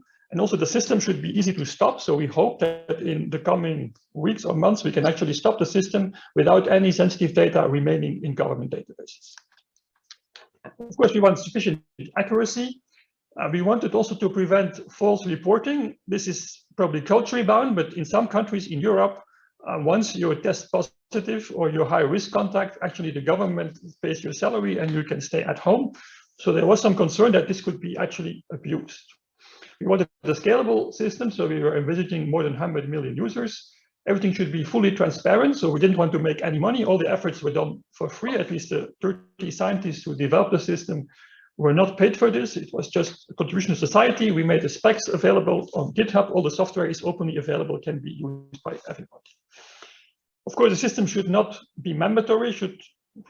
It's not acceptable that you force somebody to actually use this. If you would make it mandatory, people would forget their phone or would have multiple phones or would maybe disable some of the functionalities. So we want it to be voluntary and fast deployment. We also got some help from Google and Apple that provided an interface, because it turns out that actually controlling the lower functions of the phone is not so easy without the help of the operating system. And so we did get quite some support from Google and Apple. I don't have time too much to explain how it works, but essentially you install the app and then your app starts broadcasting random identifiers that are changing all the time and that don't give away your name or your location or any data. If you actually have symptoms, you will be tested. If the test turns out to be positive, you will upload all the random numbers you've sent out in the past 14 days in a central database. All the apps will every 6 hours get those random numbers, and they will check whether they actually have seen such a number in the past few days. And they will also look at the signal strength, the number of them, and based on this, they can estimate the risk locally. So the government only has a database with random numbers with no names, but you on your phone, you can make your own risk decision.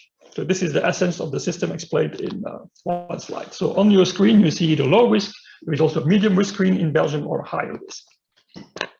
So I think we can say that we were fairly successful. So the system was deployed in more than 30 countries, including many countries of the EU. In total, we got about 100 million downloads of a system which was developed in a very short time, and these downloads happened in a period of less than 6 months, where the first system were deployed after 2.5 months. We were not as fast as Korea, but obviously was better prepared. But given the complexities, I think it's still a very impressive achievement. What you see here is the darker the color of a country, the higher the downloads. So as you see, Belgium is intermediate, has about 27% of population downloads. Some countries have higher percentage. In other countries, the app really didn't get any support from population, and of course, then it cannot be effective. So were also efforts been made that was already foreseen from the beginning, but it took quite some efforts at political level as well to hook up all these apps. So in fact, of course, Belgium is a very small country. If you drive 1.5 hours in either direction, you're in a different country. And so the idea was that, well, every app is different because every country has a different healthcare system. We actually can hook them up, and all these random identifiers, they don't contain sensitive information that are sensitive to national security or contain private data really, because they cannot be linked to a specific person. So there was actually a European interchange, EFGS, where all this data is being shared, which means as a Belgian user, if I go to any of those green countries, my app will work as if I was in Belgium. Or if, say, a German person comes to Belgium and turns out to be infected, I will get a warning as well through this system. You also see here that 2 countries, France and Hungary, are in red. That means that they decided to choose a centralized approach, which was not compatible with the other countries. And so they also are unable to share information because in a centralized system, you have actually very sensitive data about the movement of your citizens and conduct of your citizens in the database. So a few numbers on, I don't have time to go into detail the numbers, but overall we got, at this moment, we're something like 3.7 million downloads in new systems. A number of active users is not such a good story in the sense that in Belgium, there was a publicity campaign done at the launch in September 2020. Then after that, the government has decided to actually not invest too much in advertisement. There was no support for ministers, and also even the medical world, I think, has only been lukewarm about the system. So at this moment, in spite of the lack of support, we still have about 1.2 million active users. We actually don't know exactly because we don't know who uses the app because of privacy, but we can do estimates based on some communication patterns. So here you see how many people received results in the app, because that's a feature of coronavirus, that you get your test result in the app, which is also convenient because it saves overhead for medical professionals. So about 1.7 million test results were received in the app. That's about 5% of all the test results, about 300,000 positive results. And of those, about 1 in 3 only shared their result with others, in total about 100,000 people. So we did some studies to investigate why this was the case. And we actually improved this thing. So in the beginning, it was quite low. This percentage of people was about 30 to 35%. We managed to increase this to about 45 to 50% with phone support. But then it was decided to reduce phone support because in the 4th wave, the system was overwhelmed again. And so then the numbers dropped down again. But overall, of course, it's still not a bad result, especially if you look at the budget spent and the effort on communication that was rather low. We don't know exactly how many people have been warned, but estimates based on other countries indicate about 250 to 300,000 people have been warned with the app. Evaluating an app is very, very tricky, definitely, but it was a very nice study from the UK, and they show with a very extensive analysis that between 200,000 and 900,000 infections have been prevented. They estimate this has saved between 5,000 and 10,000 lives. And they also show that even if you have a low uptake, UK had about, at that moment, about 23% uptake, even with a lower uptake and effective use, there is still an impact on the pandemic. So I gave you most numbers of Belgium. I think the advantages were we could warn people faster and also identify new contacts. We also spoke to users, and they really like the fact that they can manage their risk. So for example, if you take public transport and you see you get medium risk contacts, maybe you should say, well, this is not so safe. I should probably use a different way, or maybe travel at a different time, or maybe I shouldn't go to a bar tonight, because you can actually decide for yourself what your behavior is based on the number of risks indicated in your app. It was not the case that users started behaving more dangerously because they had the app. We had a very low budget, €2 million, and I think one lesson learned was the communication budget should be much higher.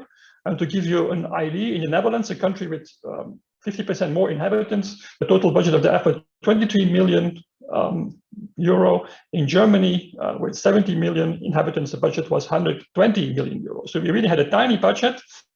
I think it was very cost effective. It cost less than 1 day of testing, but I think the price paid was a lack of communication and a lack of update. So to wrap up, I think it's actually amazing. We managed to show that we can have new functionality with high level of privacy in a very short time.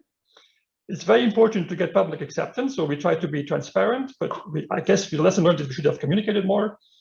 There were quite some legal debates, and I will not go into detail, but it's actually a very difficult trade-off to satisfy legal constraints, medical constraints, and technical constraints. I do think we learned a lot of lessons about this, and I think one lesson we can learn from comparing the different countries is that actually, if you want to add digital technologies, if the underlying infrastructure doesn't work, if your medical infrastructure or your manual contact tracing or your databases with infections are not well organized or are communicating slowly, then adding an app will not going to work. So you have to have already a working infrastructure, and then these kind of apps can be very useful. Thank you very much for your attention. Thank you very much for this interesting presentation. We move on, and our next speaker is Professor Johan Nets, professor at KU Leuven and head of the lab for biology, antiviral drug and vaccines research. And Professor Nets has been quite a lot in the media recently, and he and his team are developing a new vaccine which will be efficient against all variants of COVID-19, but also antiviral drugs for treatment. So look forward to your presentation. The floor is yours. Thank you so much. Can you see my slides? Yes, but we have two slides next to each other. I have to go in this mode. Is this better? Yes, this is much better. Thank you. Okay. So, honorable guests, thank you for the kind invitation. So the title of my talk is The Battle of Leuven Against SARS-CoV-2 and Other Viruses as well. You can find the link to my Twitter account and to the website of my lab. Now, just to sketch a little bit some history of the institute, the Rega Institute here at the Faculty of Medicine.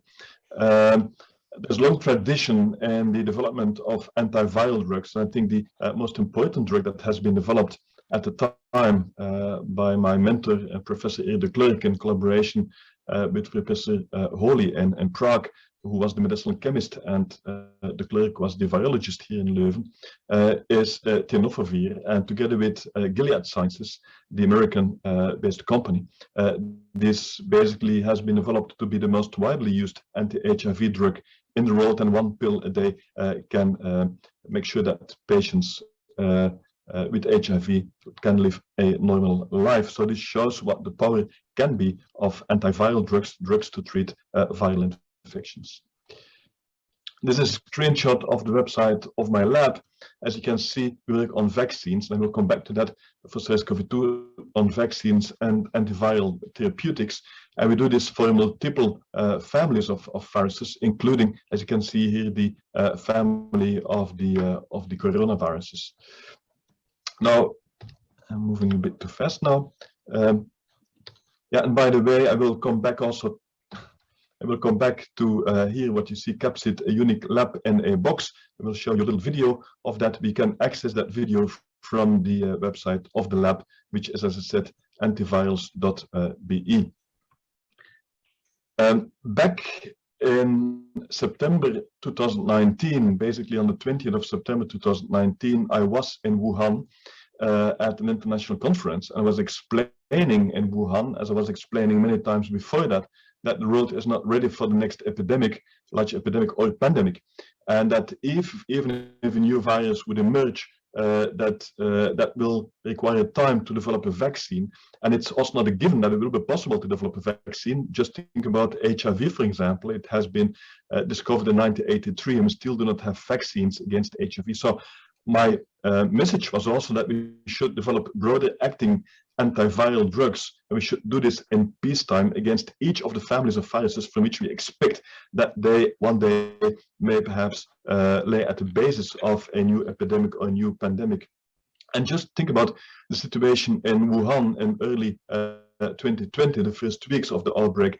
Imagine that we had a drug, an antiviral drug, was broadly active against coronaviruses, and it was possible because we knew 6 human coronaviruses sitting on the family tree of the coronaviruses on different branches. So we know that a drug that would have been active against 6 of these viruses would have been active also against SARS-CoV-2. So just imagine that we had a stockpile of such drug at the WHO. So this could have been shipped to Wuhan in its very early days and weeks to treat patients with the infection, to treat doctors and nurses preventively, prophylactically, to treat contacts of these people. And together with, and we calculated that and published that with my colleague Neil Hens here at the University of Hasselt. So all that together would have these local outbreaks would have been possible to, with quarantine measures, to largely contain that. And then, even if the virus would be spreading, would be at a lower pace, and we would have had drugs to treat these most vulnerable patients, for example, the elderly, as was mentioned in the previous presentations. So the message is indeed we should develop drugs in peacetime before a spillover happens, and unfortunately, that did not happen.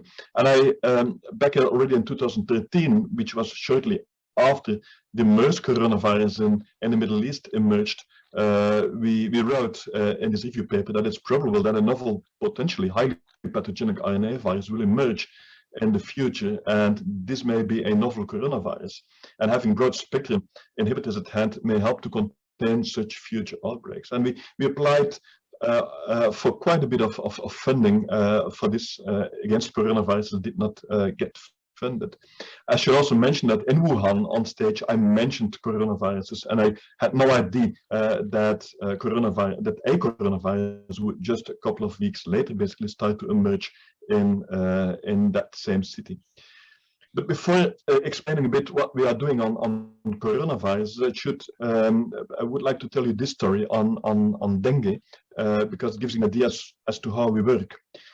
So as you know, or may not know, but dengue is an infection that causes 100 million people that become sick each year. Roughly 400 million people get the infection, and it kills 1 person every 12 minutes, and there's every minute 1 hospitalization. There's no drug to treat dengue, and in case of outbreaks in these regions where this mosquito is around, this overwhelms during epidemics the hospital. And you see here 2 pictures taken at the time I was in a hospital, visiting a hospital in Vietnam with the picture of dengue patients with hemorrhagic fever. Now we decided to develop a drug therapeutic against dengue. So we joined forces with chemists. I will come back to the chemist in Dijon at CRICT, but in this case with the Center for Drug Design in Belgium. And so we developed together with them a promising class of dengue compound. Then, of course, if you want to further develop that, you need a pharmaceutical company to push it to clinical development, and we did this together with J&J, Janssen Pharmaceutica. And so we now have a drug which is in clinical development at J&J for the treatment of dengue. And for those interested in it, we published in October in Nature on this highly potent pan-serotype dengue inhibitor. You can see here some graphics, data in mice in red, and it's on a log scale, are the titers in the blood of the virus. And you see when mice receive the drug, for example, with the open white circles, that you have complete or nearly complete inhibition. And this sparked quite a bit of interest internationally. You can see here some of the news outlets that reported on this finding, this publication. There are other viruses, before I come to SARS-CoV-2, and for example, the common cold virus. Well, it's a bit annoying, but in people that have asthma and COPD, this can cause exacerbations. So we need drugs to treat rhinovirus infections, but also within the same family have these enteroviruses, and I show here some pictures. And also polio. So polio is almost eradicated, but the WHO wants drugs to help in the polio endgame. And so we were lucky enough to enter into a fantastic collaboration with Dr. Sik Young and Dr. Chung-Kyu Lee and colleagues, I can't name them all now, at CRICT, the Korean Research Institute of Chemical Technology. And based on initial work by the team and then the joint efforts, we could basically develop a highly potent and very safe class of drugs to treat rhino, enteral, and poliovirus. As I just show you here some data in mice, you see this is for the pancreas of mice infected with some of these viruses. You see, and it's again on a log scale, that we can, by giving the drug to these animals, that you can completely block replication of the virus in the organs. And also at the right-hand side, this is a scoring from the pathologist of the pancreas in this case, and you can see that the pancreas in the treated animals is completely normal. So this shows again what drugs can do. And this class of compounds was licensed to Novartis, but then soon after that, Novartis stopped their portfolio in infectious diseases and is now in the hands of Gilead Sciences. And I'm happy to see that at CRICT, there's also a center for work on emerging viral infections, and I hope also that we can, as has been the case in the past, enter into fruitful collaboration. So I would like to explain, how we basically come up to the identification of new drugs. So what we are doing basically is we're screening large libraries, and I talk about hundreds of thousands of small molecules, drug-like molecules against certain viruses, dengue, for example, or rhinoviruses, but also SARS-CoV-2. And this is looking for the needle in the haystack. So the haystack is basically, it is the cell, the infected cell, and you try to find the needle that sort of blocks the replication of the virus in that cell. And so you need, basically a lot of efforts to try to identify that. What we do is we add cells and virus plus a compound each time, and then after a couple of days see if the compound is able to block the replication of the virus.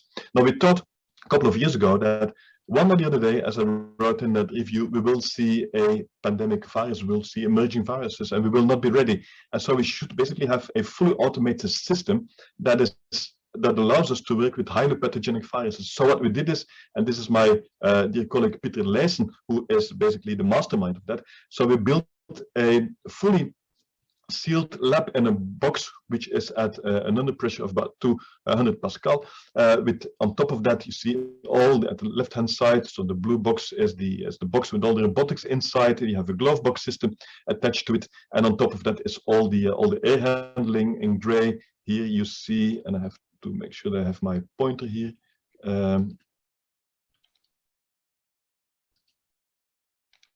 So on top of that, you have all the air handling. Here are the incubators. I will show you in the next slide.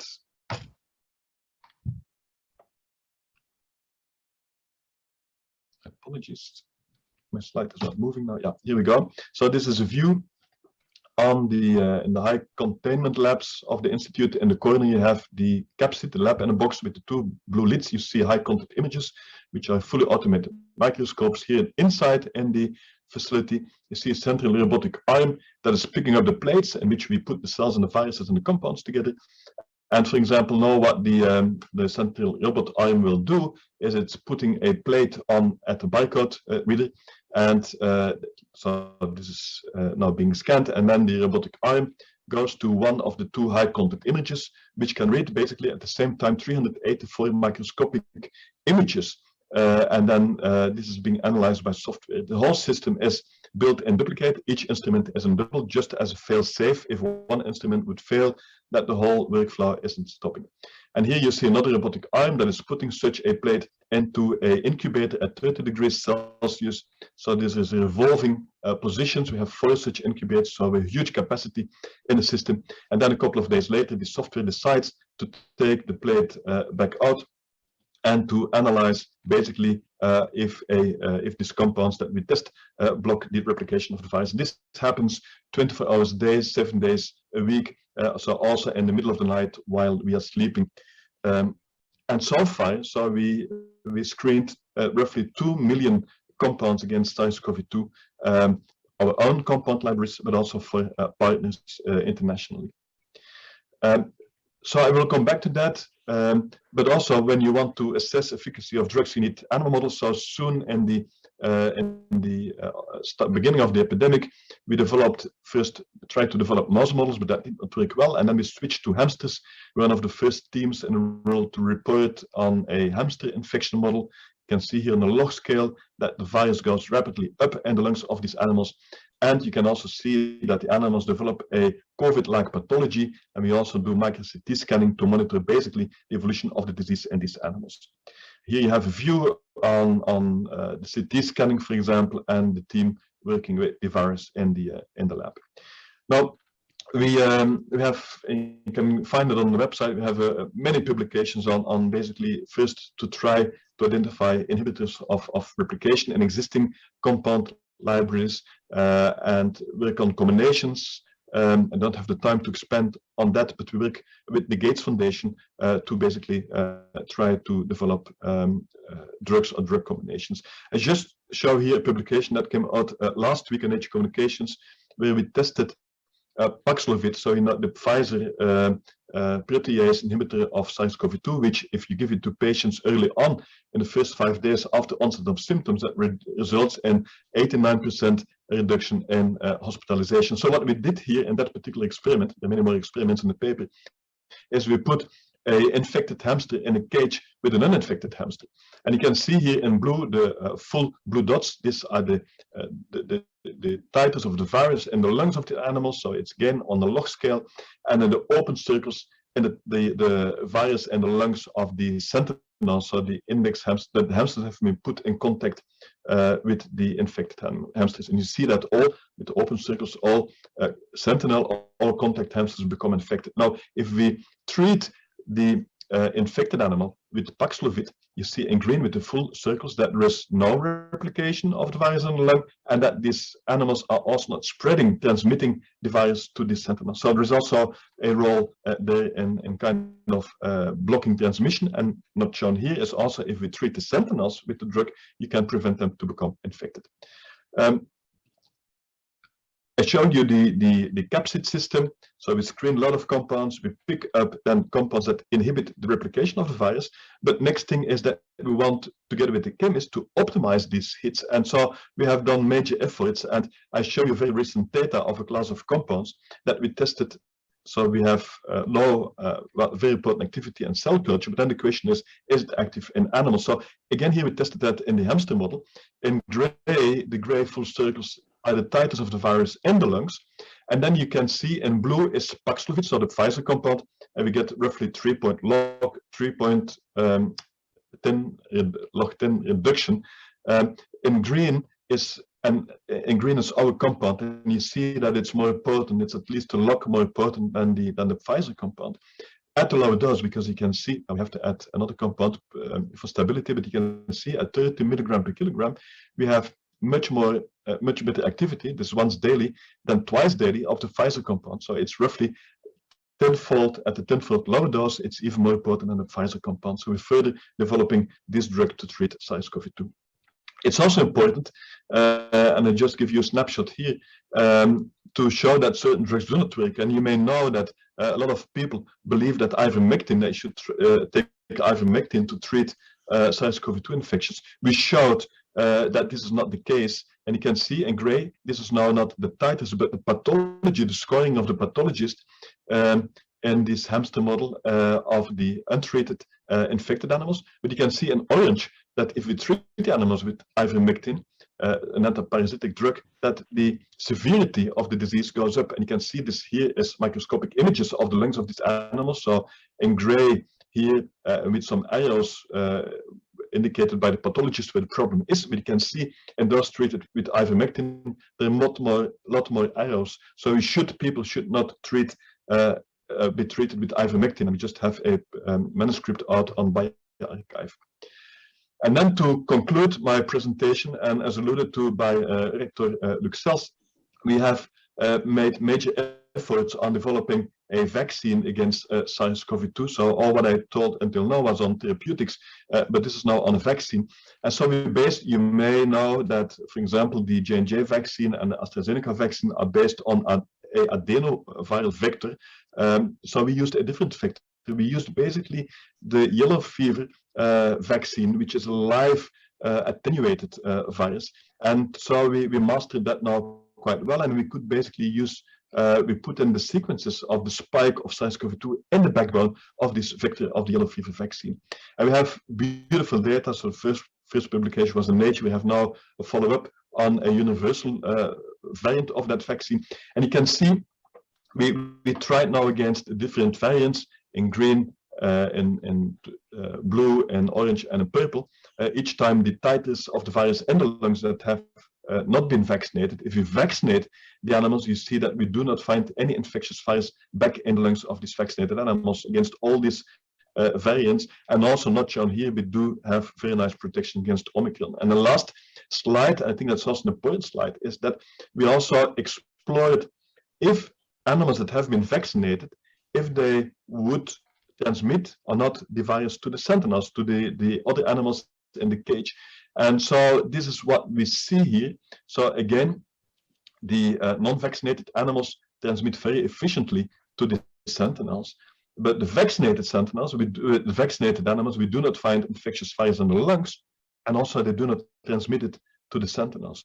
So this is we believe, a vaccine candidate that should be further developed. Of course, we're very happy that others were able to develop highly potent vaccines against SARS-CoV-2, but we believe that this vaccine, which is likely one-shot vaccine, we showed it in animals, we also showed it in non-human primates, that it's inducing also a longevity, long-lasting effect, and that one-shot is likely sufficient because in hamsters, I don't show it here, 10 days after a single dose of the vaccine, the hamsters are completely protected. So the plan is to further develop this vaccine, which can also be stored at just 5 degrees Celsius, in contrast to the mRNA vaccines. So with this, I would like to end, and I have to thank too many people to name, but I would like to thank also the colleagues of the Crick Institute in Daejeon in South Korea.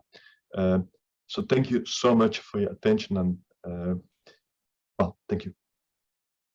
Thank you very much, Professor Netz, for this exciting presentation.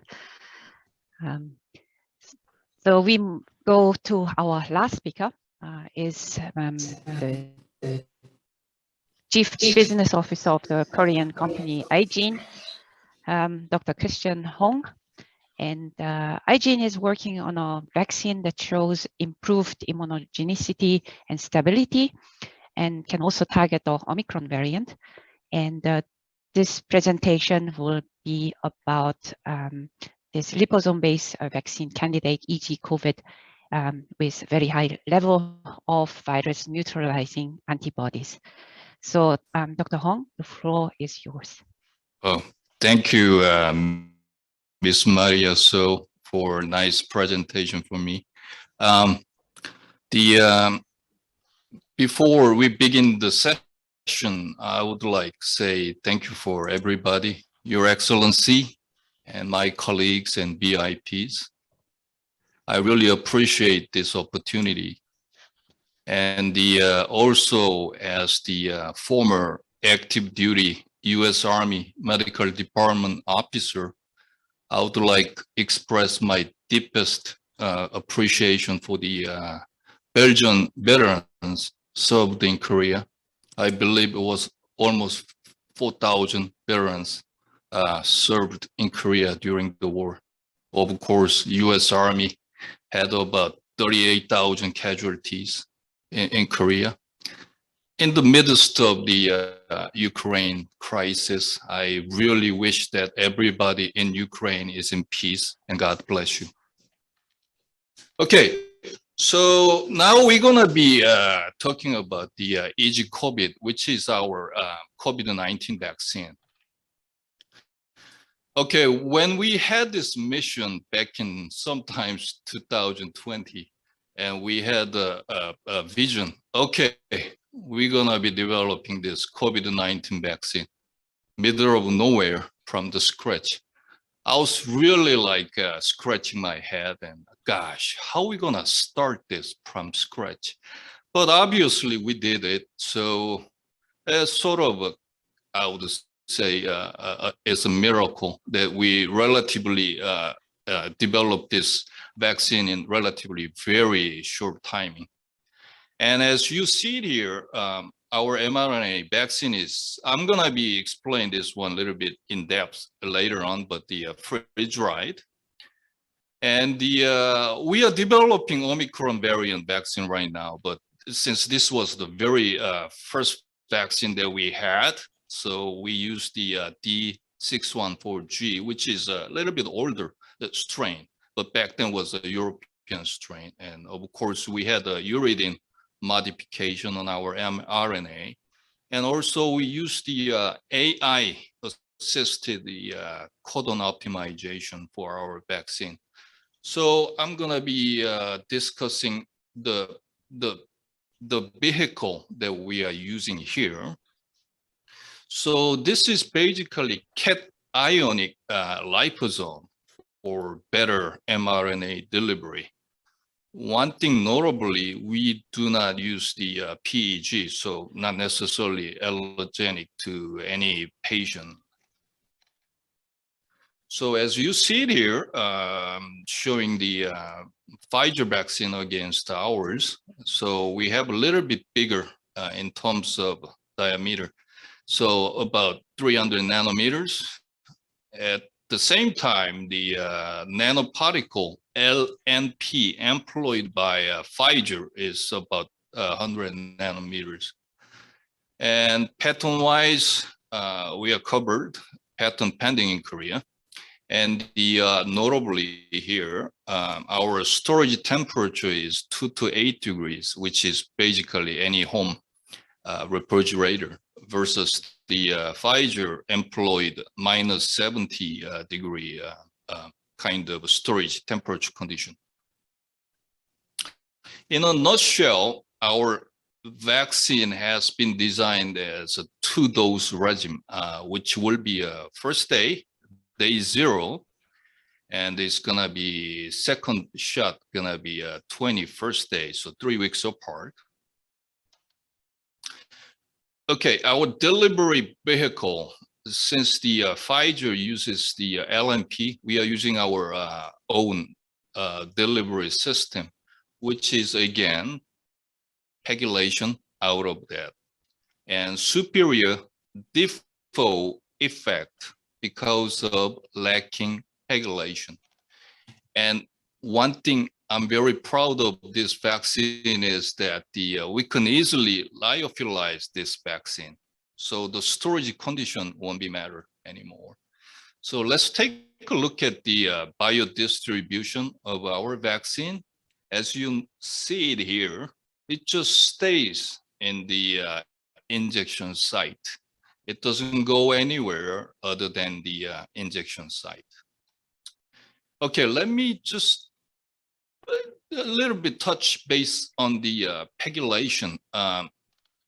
When someone uses pegylation, you may not agree with me, but the pegylation seems like losing the default effect, which is very important for preventive vaccine. As the examine the other journals and publication, that the LNP-based mRNA vaccine found in other side of organs instead of just default affecting one muscle. So let's say Moderna vaccine was found in spleen and eyes. The mRNA concentration, although it was very low, all the way to heart, lung, testis, and other brain tissues. And of course, we ran the toxicology test. The weight gain is very normal here, and male, female. And also we examined the organ changes, the weight changes of the various organs. I would say this is about the same, stays the same. No, I can see any major changes on this one. And in terms of histopathology, when we take a muscle, of course, we use the control and the vehicle control and alum as a control. So compare all these, our vaccine formulation does not really promoting too much of the pathological changes. Okay, yeah, so we ran the preclinical efficacy, of course, the very basic IgG, RBD, okay. I would say no major concern on that. Also, in terms of interferon gamma, we didn't have that problems. And we ran the neutralization test, VNT and the FRNT and PRNT. As you see here, we didn't have any major concerns or problems in terms of the neutralizing test. Okay, so WT means the wild type back in many months ago. Becomes like history almost. Against the mice test, neutralization antibody titer is good enough. You can also argue with me that's not good enough, but I would say is acceptable. And the lung virus titer, of course, we do have a very low. And pathology score-wise, when we compare with the negative control and challenge group only, we do have very safe profile in terms of lung pathology. And when you take a look at the wild type Syrian hamster model, as you see it here, very much of infiltration and the all kind of tissue damages here. Meanwhile, our EG COVID vaccinated group won't have that problem. So lung pathology, again, the score-wise, we had a very low score in terms of lung pathology. And of course, virus titer showed very low and against the challenge group only. Okay, look at this guy. That's the reality. Can you imagine this guy is carrying minus 70 Celsius refrigerated cryogenic system in his back? No, impossible. And probably in the remote countries and the underdeveloped remote villages, you have to go on foot like this. So I would say, proudly say that our storage condition, 2 to 8 degrees, probably most suitable for distributing to less developed nations or remote villages in other countries. So as you see it here, we have the up to 6 months data also accumulating. I would say up to 24 months, so almost 2 years, it's gonna be okay in the regular refrigerator. Okay. Okay, so finally, thank God, we have the approval for the clinical trial back in last year. So we had a step 1 still going on, 45 subjects, and you can probably say, hey, come on, why you guys so slow? And I would say, okay, in Korea, almost everybody got vaccinated. So it's very, very hard to find naive participant or a candidate in Korea. So I would say 41 for now as of today, but hopefully we can conclude step 1 really quick. And then step 2, 125 participants. But again, we're gonna probably have a large problem in terms of recruiting vaccine naive populations. Okay, so let's see. Oh, okay, one slide is missing. So we are conducting this in Seoul Asan Medical Center. And so we kind of shift our paradigm. Okay, what if we do it in a little bit out of Korea, where the vaccination rate is relatively still low? And what if we use our vaccine as a booster shot instead of a very initial shot? So we designed the clinical trials in Australia and South Africa. So we got approval again. So we're gonna be running the phase 1 test with 20 healthy volunteers as the booster shot group. And our 2A has been designed for utilizing the our phase 2, enrolling the 100 health adults And among them, we expect probably see 30% of unvaccinated group. Okay. This is our wish list. So we are here. So we're gonna be running the Australia phase 1 and the South Africa phase 1 here and all the way. And as of now, we are developing the Omicron variant vaccine as well. So if everything goes well, hopefully we can go for 2B and 3 later toward this year or early next year. Again, thank you so much for everything. This is my great opportunity to give this brief introduction to my colleagues. Okay, have a good morning. Thank you so much. Thank you very much, Dr. Hong, for this very nice presentation. We have some time for our Q&A session because apparently session 4 is a little bit running out of time. So they have a delay of about 20 minutes. So the closing will be at 12:20. So we have something like 25 minutes for Q&A. And we have already one question, which is rather for Professor Nets. So the question is about Omicron variant shows much less mortality rate compared to previous other variants. Also, we already have therapeutic against COVID-19, for instance, Paxlovid. My question is whether we still need to develop other new antiviral drugs continuously. And if your answer is yes, then is main protease 3CL a still good candidate as drug target? Thank you. And thank you also, Jung Sik. Good to have you in the meeting as well. So my answer is yes.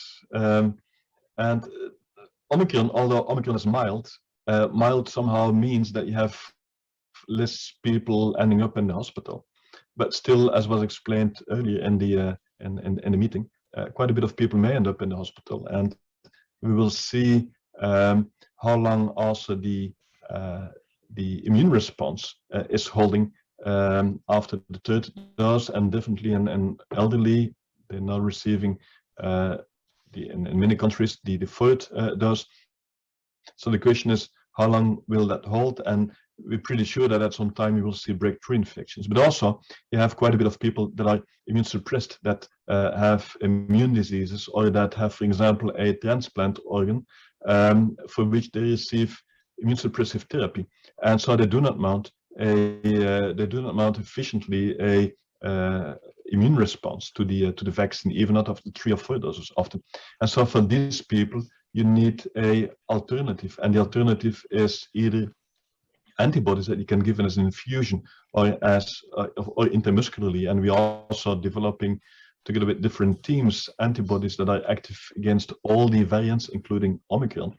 But as we know, the small molecule antivirals, and we published on that as well, they are active against all the variants, and we may also expect that if new variants will emerge, that they will be active against these variants, because the variants do have mostly limitations in the spike, and these inhibitors, for example, the protease, does not target the spike but the protease. So definitely already for Omicron.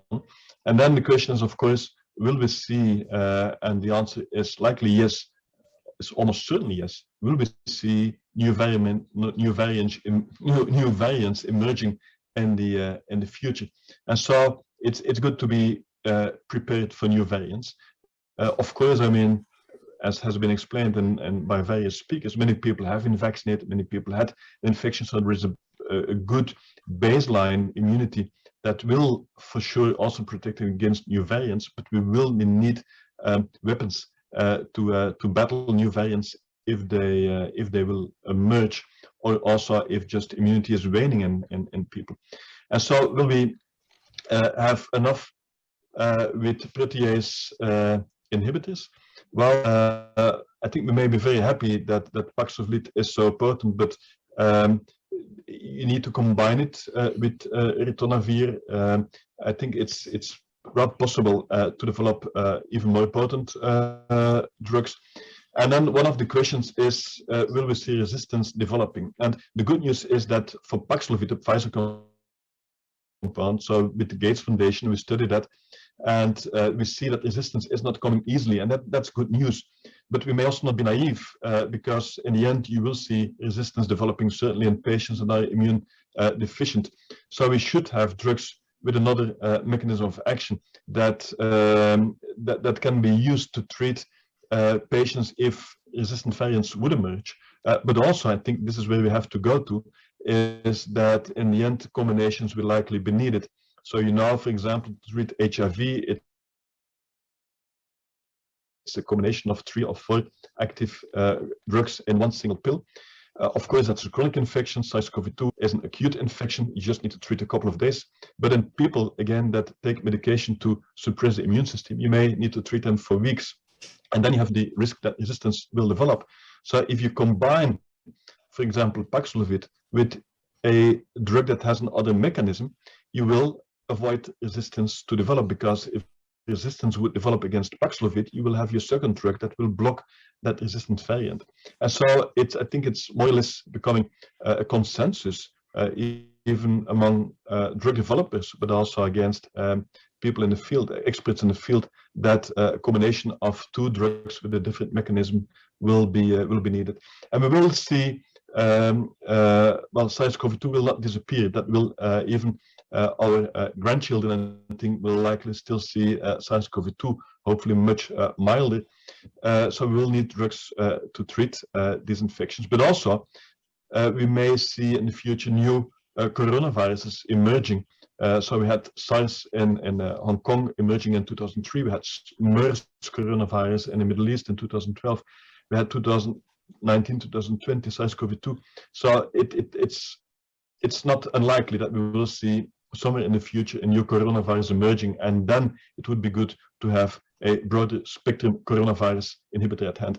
And also, if I can just finish with that, I mentioned in one of my first slides that we were not prepared for the next pandemic. We, of course, did not know that would be a coronavirus, other families of viruses from which you may see new viruses emerging. And so we should also, for these families, these other families that are a concern, develop broader acting antiviral drugs. And just think of, we all know measles. Measles is a disease of infants, but there's a good vaccine, and the vaccine protects well. And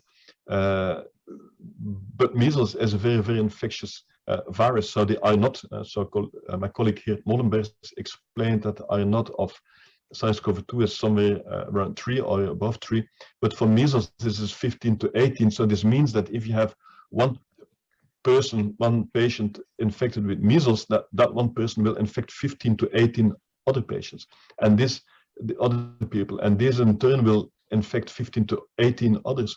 So just imagine that would have a new virus emerging that belongs to the same family as measles, and this is the family of the paramyxoviruses. That could be quite dramatic. It could be much more infectious.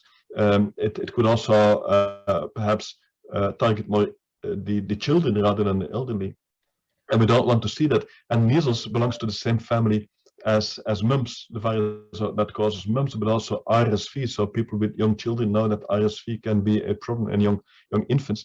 And but also there is this virus that in Malaysia appeared around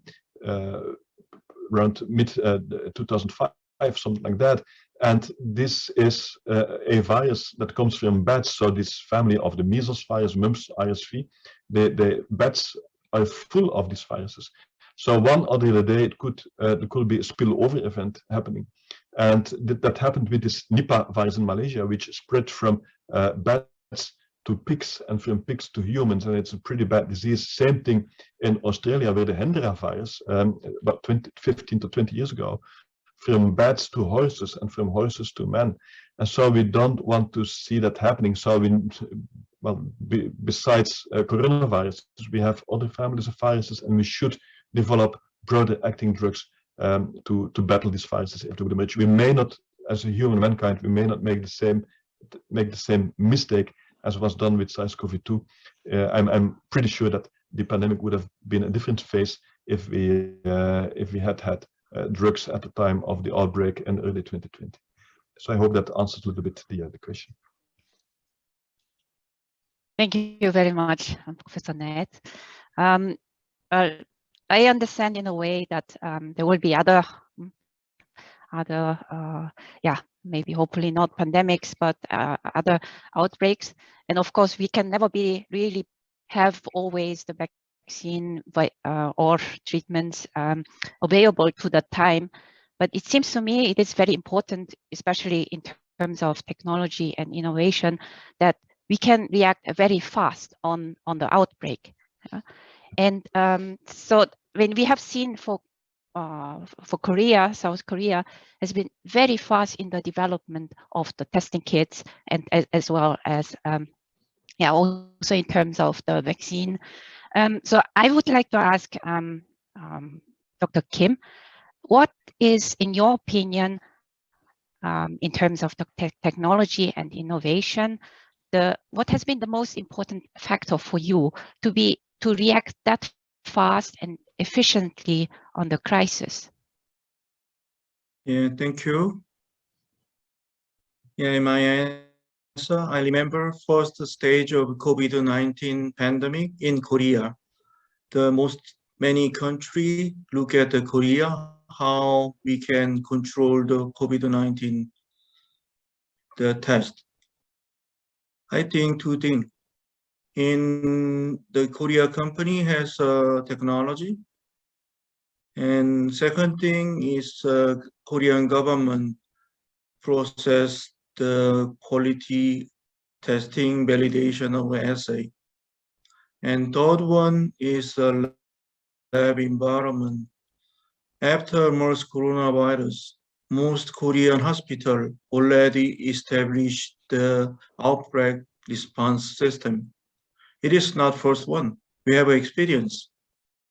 I think this one, it is the most important factor for overcome another outbreak, another new virus pandemic.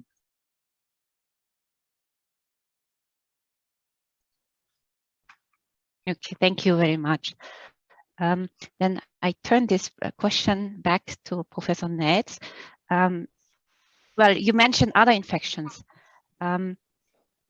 What will be needed for us, especially in Europe, to react by the next infection or these kind of dramatic infections, how to react much faster and efficiently? What do you think will be needed? Dr. Kim mentioned infrastructure, having the lab capabilities and so on, and also the government supporting. What do you think for Europe? What do we need? Well, I think we need a efficient pandemic task force with a commando, almost like in the military situation, with a general, European general. And of course, I mean, this is should also be coordinated with WHO around the world. But that I think we learned a lot, unfortunately, because of this pandemic. And just I'm so hoping that this will never ever happen again. But it may happen again. And it's basically also what I tell every year to my students, which medical students at the age of 21. You can be certain by the time that you retire that you will have seen a pandemic. So we need an excellent coordination that will, I think, in the next months and years, that will have to analyze what went well and what went wrong in this current pandemic in Europe and globally. And I'm sure the same thing will be done in Korea, and make an in-depth analysis and come with a plan as to what has to be done. I think the the testing capacity. Well, first of all, I mean, surveillance is important because if a new pathogen is emerging, I think artificial intelligence may help to identify that. We should be able to try to stop it at the very beginning. As I explained, if we can have antiviral drugs to do it, but for that you need to identify very rapidly if something is emerging. And in Wuhan, fortunately in Wuhan, there's a lot of expertise in virology. This was rapidly picked up, but if it would be in a more remote place of the world, it may even take longer before we identify new viruses that are emerging. So we need a global, very efficient surveillance system, and based on, of course, sampling, but also on artificial intelligence, for example, to identify where certain changes in infectious diseases are being reported, and then we need, of course, these very rapid diagnostic tools. I think that makes a lot. Well, if you do have very rapid diagnostic tools that everybody can use to test if he or she is negative or positive, that really will help a lot into putting people in quarantine and take other measures. And I think we also learned a lot today that it's possible to develop rapidly such tests, and we heard a fantastic talk on that from Dr. Kim from CGN also. So I think that's will all help next time to do it faster. And then there's a lot of, for example, the CEPI, the Coalition for Epidemic Preparedness Initiative, had as a goal that it should be possible with new technologies to develop a vaccine within 100 days after the identification of the new pathogen. So I think with the mRNA vaccines and all the other efforts in vaccination development that has been done, including at IGN, and I have to applaud Dr. Hong for the beautiful vaccine that is thermostable that has been developed. So we should be able to more rapidly develop, well, even more rapidly than it was. It's almost impossible to do it more rapidly, but at least to do it again rapidly. But there, it's not a given, as I said, because 40 years after HIV, we still do not have a vaccine against HIV. We do not have a vaccine against rhinovirus. We do not have a vaccine against RSV, so the infection of young infants. So it's not a given if a pathogen is emerging that it will be possible to develop a vaccine, and we should not trusting too much on the idea that next time it will be possible. I hope it will be possible, but it's not a given. I hope that's an answer to your question. Yes, thank you very much. So we stay very hopeful. And are there some other questions from the audience? Maybe if I may, to Dr. Hong, and the testing of your vaccine and the preclinical models, did you test against the variants of concern, alpha, beta, gamma, delta, and Omicron? You explained that you have a Omicron-based vaccine. Yes, but at this point, I cannot really reveal the data. But yes, we did on the beta, actually. Okay. Yeah. Thank you. So, which was interesting. Of course, it works, but I cannot really disclose at this time. Sorry. No, but I expect indeed, because antibodies against Omicron should cover also beta, so that's probably yeah. I'm very confident that our platform will yield the pretty good result on that. So we are like hand in hand developing very rapidly. So I'm expecting to see that in very near future.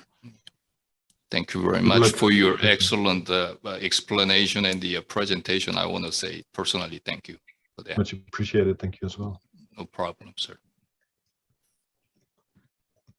Thank you very much. If there are no other questions, I would like to ask a question to Professor Prenel. Contact tracing is, I think, indeed, as you mentioned, a very difficult issue. From the technical point of view, it's already very complex in terms of also privacy and so on. But also, one has to have the public with you in order to use it also to go with the system. And well, I installed so Corona Alert, and I was checking it almost every day.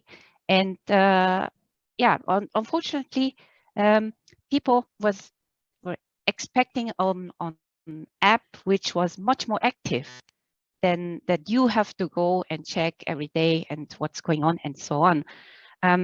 Can you comment on this? So what do you think if you would improve your app, Corona Alert?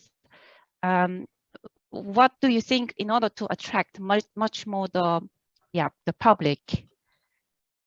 Well, I think it's a question that's not easy to answer. Of course, I think one thing is, of course, you need the continuous engagement. For example, if you look in Germany, Germany has the 10 golden rules, and one of the golden rules, which is in all buildings, they're supposed to say install the app and use it. Belgium has decided that it was not important enough, so they didn't decide to really encourage this. I've never seen a minister showing the app, but even the virologist, I think, never actually went on TV and said, look, I'm using the app. Okay, that's one thing. Second thing is, such an app, in fact, if the pandemic or the epidemic doesn't have too many infections, well, it doesn't do anything because we have no contacts. Okay, so the question is just more a tool for you to manage, and I guess you're expected to check it on a day-by-day basis. There would be ways, and we had ideas to work with gamification and to encourage you to use it on a continuous basis. But then, of course, you need a bigger investment. I mean, if you're going to spend only €2 million, which is 60 times less than what Germany invested, it's very difficult to do things. I mean, every change I have to ask for a budget and make a plan and whatever, and it takes 3-4 weeks. While for other apps, there is a continuous team of developers available to do and try things. So I think you probably need to invest a bit more. I think that's a second message. A third thing is also trade-offs. So some people want more data from the app, and there is some research now. I think we now know how to, for example, count how many people were warned without leaking who was warned. So these kind of things, these techniques we have now developed, but they have not been rolled out because it's now felt that we shouldn't do this at this stage. I also mentioned briefly this check-in application. So in Belgium, during a time of the pandemic, you had to register in restaurants where people then gave us a name, Bart de Wever or Mickey Mouse or whatever. There is actually a privacy-friendly way to check into a place, a workplace or a restaurant or a cafe or a theater. And that works in a similar way that, in fact, nothing leaks unless there was a high-risk person there, then you get actually a warning, and that would actually also engage people more. Another decision which was made, which was a management decision made in Belgium, so we now all have this famous CSC or digital certificate we need for traveling. In several countries, it was decided to integrate this into the app, in the same app. And so the download numbers, of course, for the CST app is 7 or 8 million compared to 3.7 million for Corona Alert, and I think we only have 1.2 million active users, so there is also some people who just install it but never open it, or maybe disable the Bluetooth, so it doesn't work. So I think there is something to say to integrate the CST or the certificate into the app, but of course then you give up anonymity. So one of the key features of Corona Alert is that it doesn't know who you are. The app has no identification data whatsoever. As soon as you put your name in there and your vaccination certificate, it has, of course, additional information, which means people will say, look, the government is spying on us. We don't want this app. The government is putting a big brother. So it's a very difficult trade-off. What we see at European scale, that countries with a higher level of trust in the government, apparently Ireland, Finland, they actually got adoption of this app of 50% and usage, which was much higher. So it also depends on trust in the government. But I think it's very difficult, and it has to do a lot with trust and actually communication. Another example, in Austria, they first brought out an app very quickly, which was then exposed to have many privacy issues and vulnerabilities. And then they brought a new version out, but people no longer wanted to adopt it. So they kind of, you get one chance to do it right. If then you get bad press, then actually people will not look at it again. So I think there is also many, I would say, societal communication aspects, which I think we now start understanding better for next time. But my experience is also, if you interact with people, there is some people who like it. I see my students, I think, still, not because I was involved, but I think students in general like it because they take risks and they want to know what's happening, and they can also easily get tested. So it's for them, and they also have many contacts with people they don't know. They are in bars and whatever. So I think for them it's fine. There is a number of people that will say, whatever, I don't trust your app. I think you're going to spy on us. Even if we do everything we can, we make it open source, we make it transparent, we explain them that it's privacy friendly, but whatever we do, they don't believe us. And that's a bit the same. I think it's a comparable problem to vaccination, right? I mean, you can have all the virologists and experts say that vaccination is safe and effective, but there seems to be a hardcore part of the population that actually doesn't listen to the advice or doesn't believe the experts. I think that's something to think about level of trust in society. But it's all about difficult trade-offs. I do think, and I hope that I will not live to another pandemic, but I think if we have another one, I think it would be possible to use the lessons learned and make a better app, and maybe also improve communication, and also probably make a European-wide solution, because it's a bit absurd that every country needs to develop its own app, and then you have to work very hard to make them work together. I mean, why couldn't Europe make a solution for everyone? So I think we learned some lessons, but it's always going to be a very difficult exercise that has to do with trust in society. So the technology was the smallest problem. The bigger problems were law, how to deal with the legal aspects, but also how to deal with communication and trust in society. Indeed. Thank you very much. So I think we can round up here in order to attend then the closing session. I would like to thank especially all the speakers for this very interesting and excellent presentations. I think what we have seen today, it makes at least me very confident that we will be prepared for the next infection or next, hopefully no pandemics or epidemic. And so I would also like to thank all the attendant people, and I hope to see you then during the closing remark. Okay, thank you. 15 minutes. And then we will have some time for a small Q&A, a brief Q&A session with the audience. So feel free to ask your speakers questions. I just ask you to be very brief, concise, to the point, because some questions will have to be translated into Korean, and questions, if we also get questions in Korean, it will have to be translated into English. So your questions are welcome. Please just send them via the chat and try to be precise and to the point.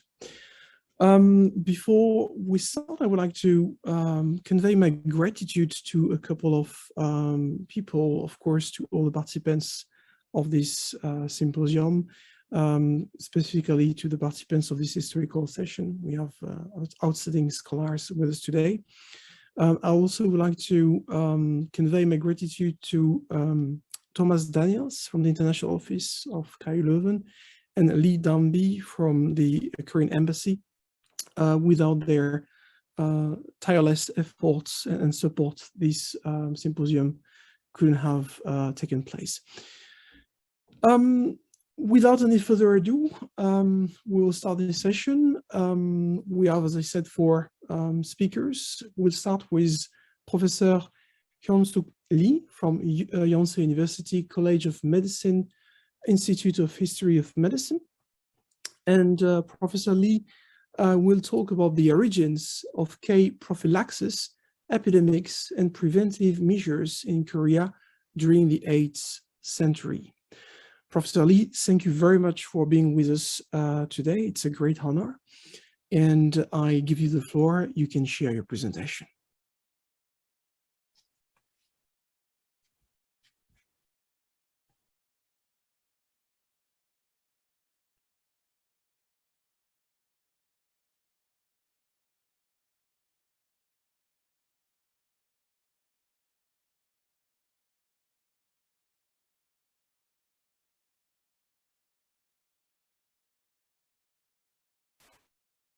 Hi.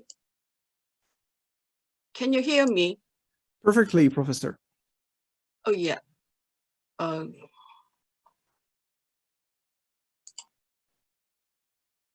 So the video doesn't work here. Okay. We can see your slide. Okay. Yes.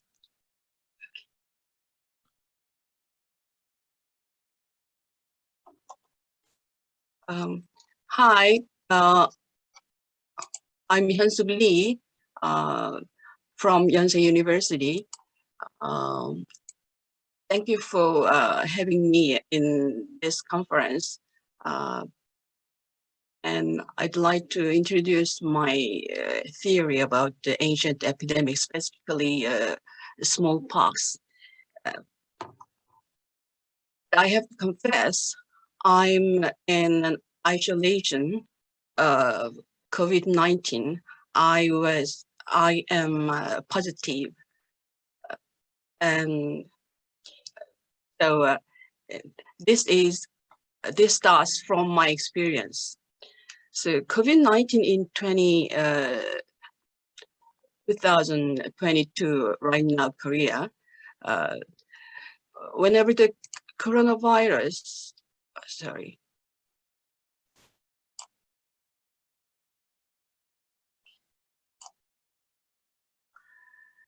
As you see the graph, there are 3 moments to break out, great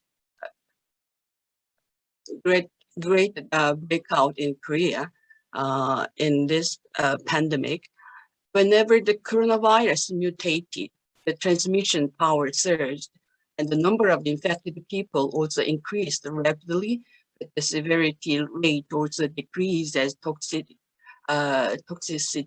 weakened, as you know. With the increased spread of Omicron, Korea is currently mass producing the most infected people in the COVID-19 epidemic. So here is the trend of COVID-19 in February. Listen, recently. As a victim of COVID-19, I realized the real meaning of 역병 in Korean vocabulary from Chinese language. It refers to a disease in which everyone suffers at once, such as the duty of military service or government service. So my whole family was infected one by one, and finally I became positive. We are still in self-isolation. The Korean government's measure against the self-isolation is so touching, efficient, as follows.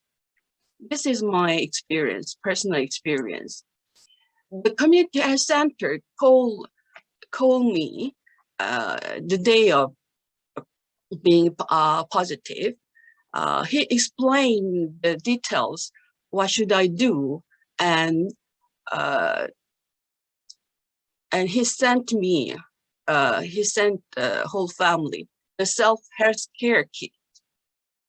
And secondly, I got the telemedicine through a mobile application, and I got the medical doctor's consultation and took prescriptions.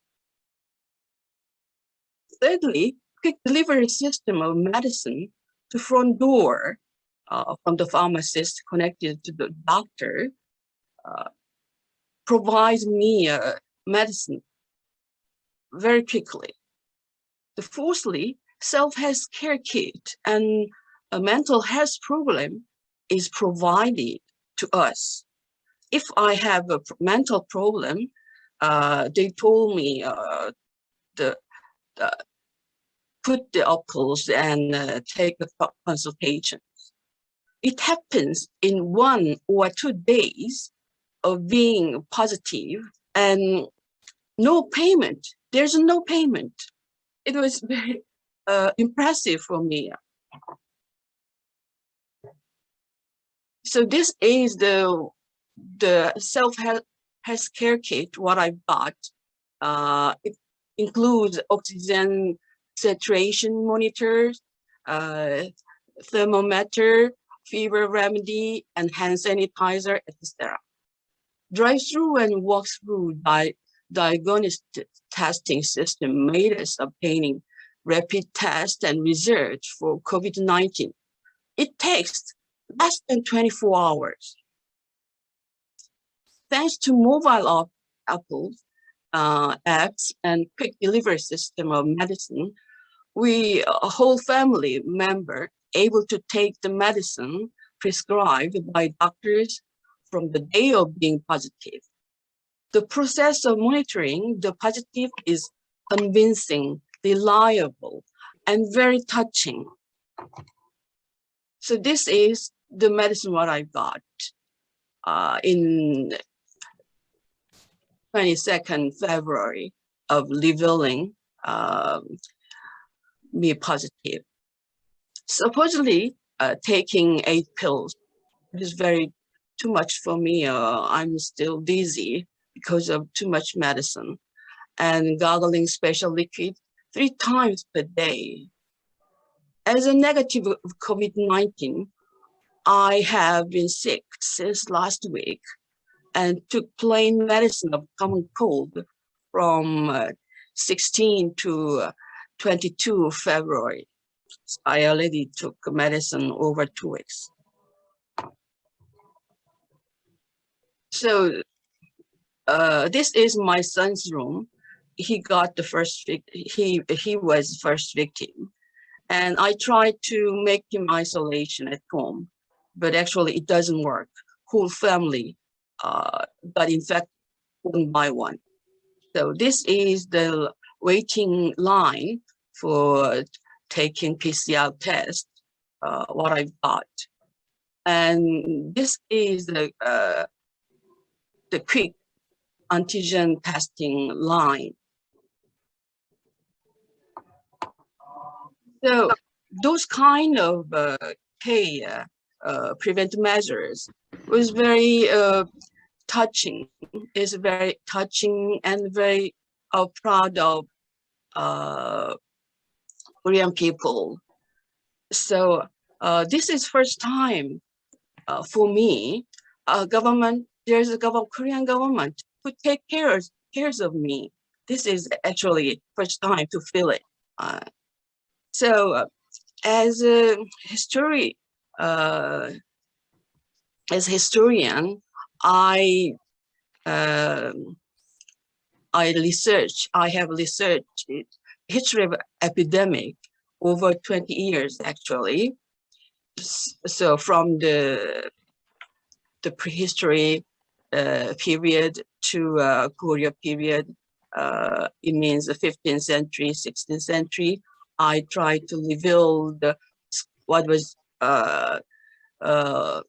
kind of disease, what kind of epidemic broke out in Korean history, and what was the countermeasures against the epidemics. Today, I'm focusing in 8th century. According to Samguk Sagi, history of the 3 kingdoms, Yeokbyung epidemic can be translated as epidemic. It started from BCE 15 in Han River basin of Baekje. Silla, as you see, the table of the broke out of the epidemic broke out 3 kingdoms. Silla has the most cases in 3 kingdoms. Because Silla is the winner, and most of the vectors came from Silla's side. Epidemic in 7th century of East Asia is very important to understand 8th century's disease.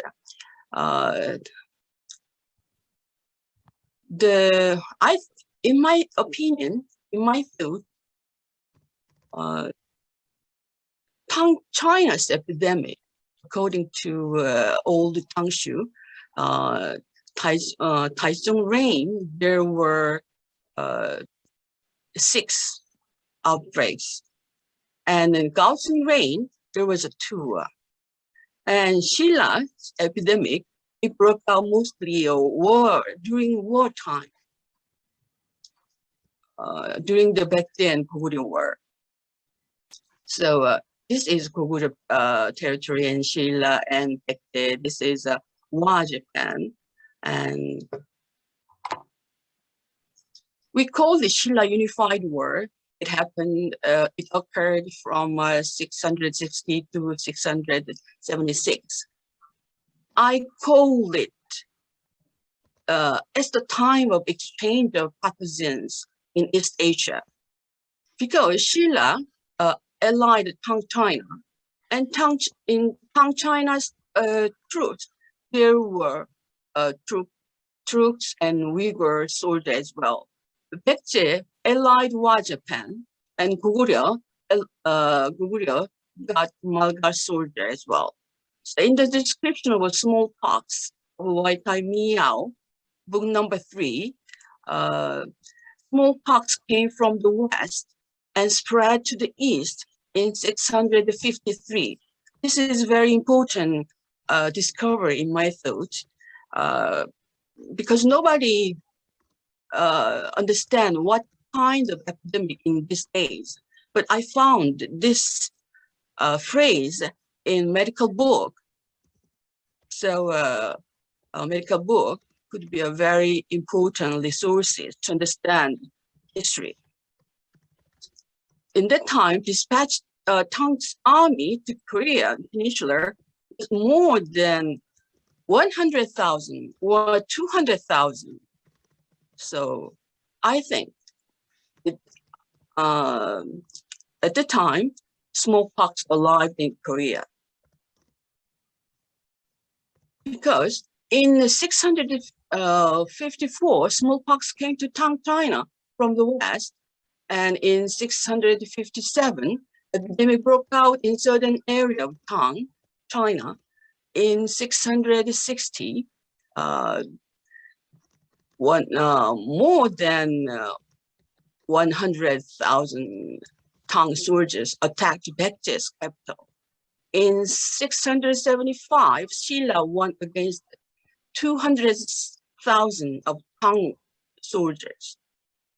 So epidemic broke out during the war in Shilla. It is very natural thing in my thought. It could be smallpox. So I made a table of epidemic occurrence in 8th century of East Asia.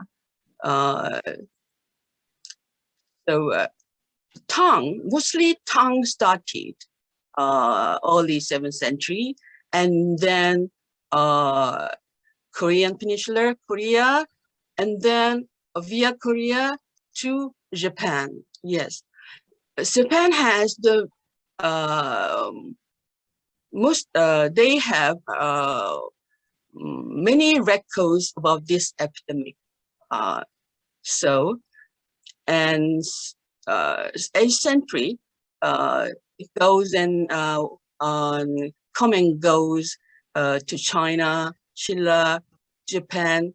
I could say East Asia was an era of epidemic. According to Samguk-sagi, Korean records, it was described as Jiltin, means eruptive disease, could be smallpox and measles, etc. But in my thought, because of the White Eye Meow, it was smallpox.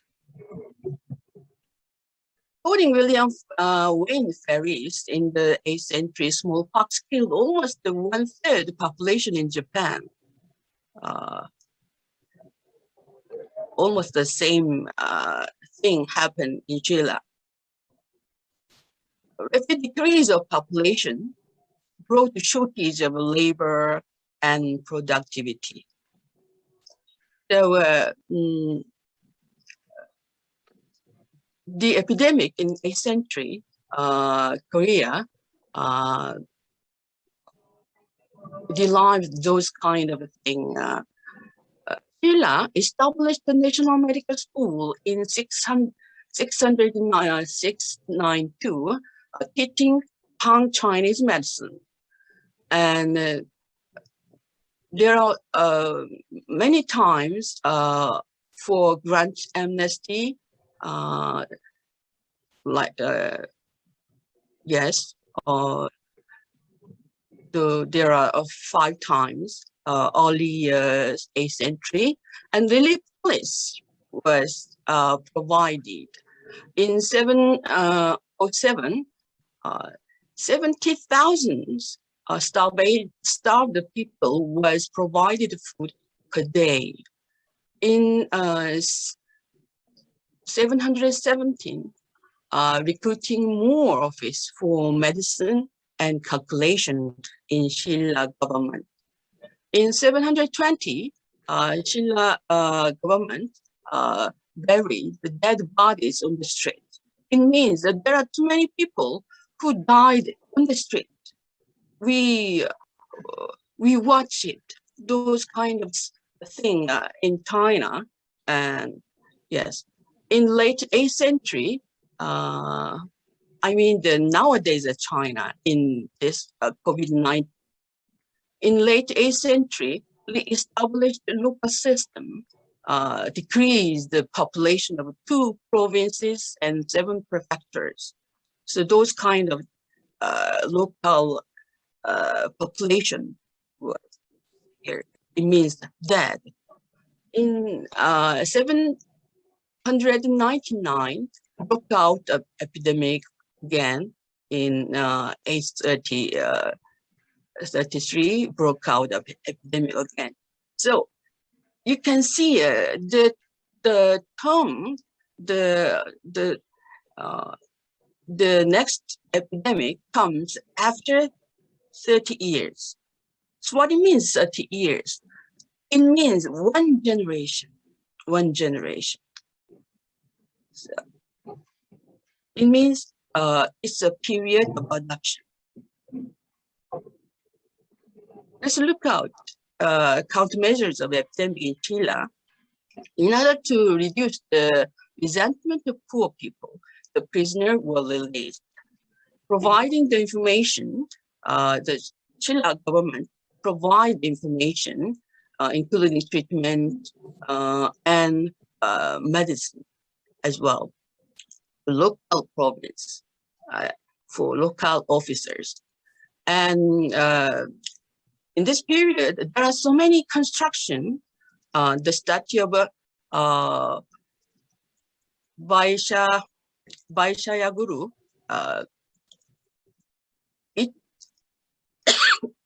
sorry, in my thought, is a kind of providing place for prayer.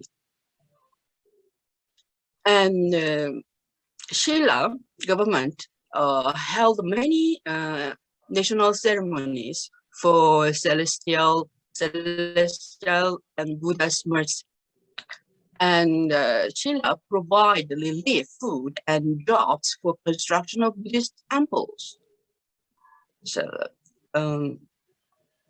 we are going to watch again. And Shilla published medical books such as Shilla Bopsabang, prescription of Shilla's monks. So it means in that time, the Buddhist monk, they did the important roles for countermeasures of epidemic. And Buddhism became the most reliable with the Buddhist medical system and gained more. And finally, they gained more power.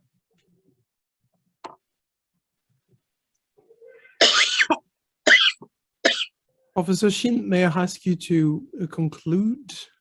Yes, in 700, there's such this kind of Bulguksa, Sakuram, those kind of thing was constructed in this period, and then the gigantic Buddhist statue was made in this period, and then gigantic Buddhist bells was constructed in this days. So this construction providing jobs to those who lost their means of living due to the epidemic. Yes, this is the prescription of the medical office against the smallpox in 735 Japan, dispatching to local office. So according to this prescription, it was smallpox. Yes.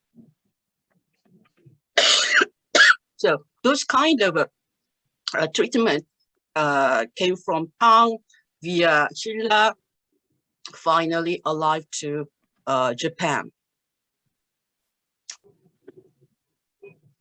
Yes, this is the origin of K prophylaxis.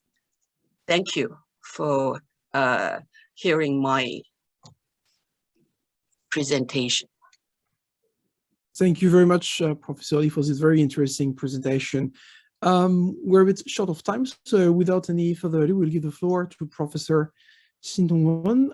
Professor Shin Dong-won is professor at the Chongwu National University and director of the Korean Research Institute of Science, Technology, and Civilization. And his presentation is entitled Missiles Epidemic Measures During the Reign of King Chongjo of Korea in 1786, Confucian Ideals and Practices. Professor Shin, it's a great honor to have you with us today. The floor is yours. Hello, I am Shin Dong-won. I'm a professor at Dongbuk National University. I am studying history of medicine in Korea. Today's topic is the anti-measles epidemic measures of 1786 under King Jeongjo of Korea and their implications today.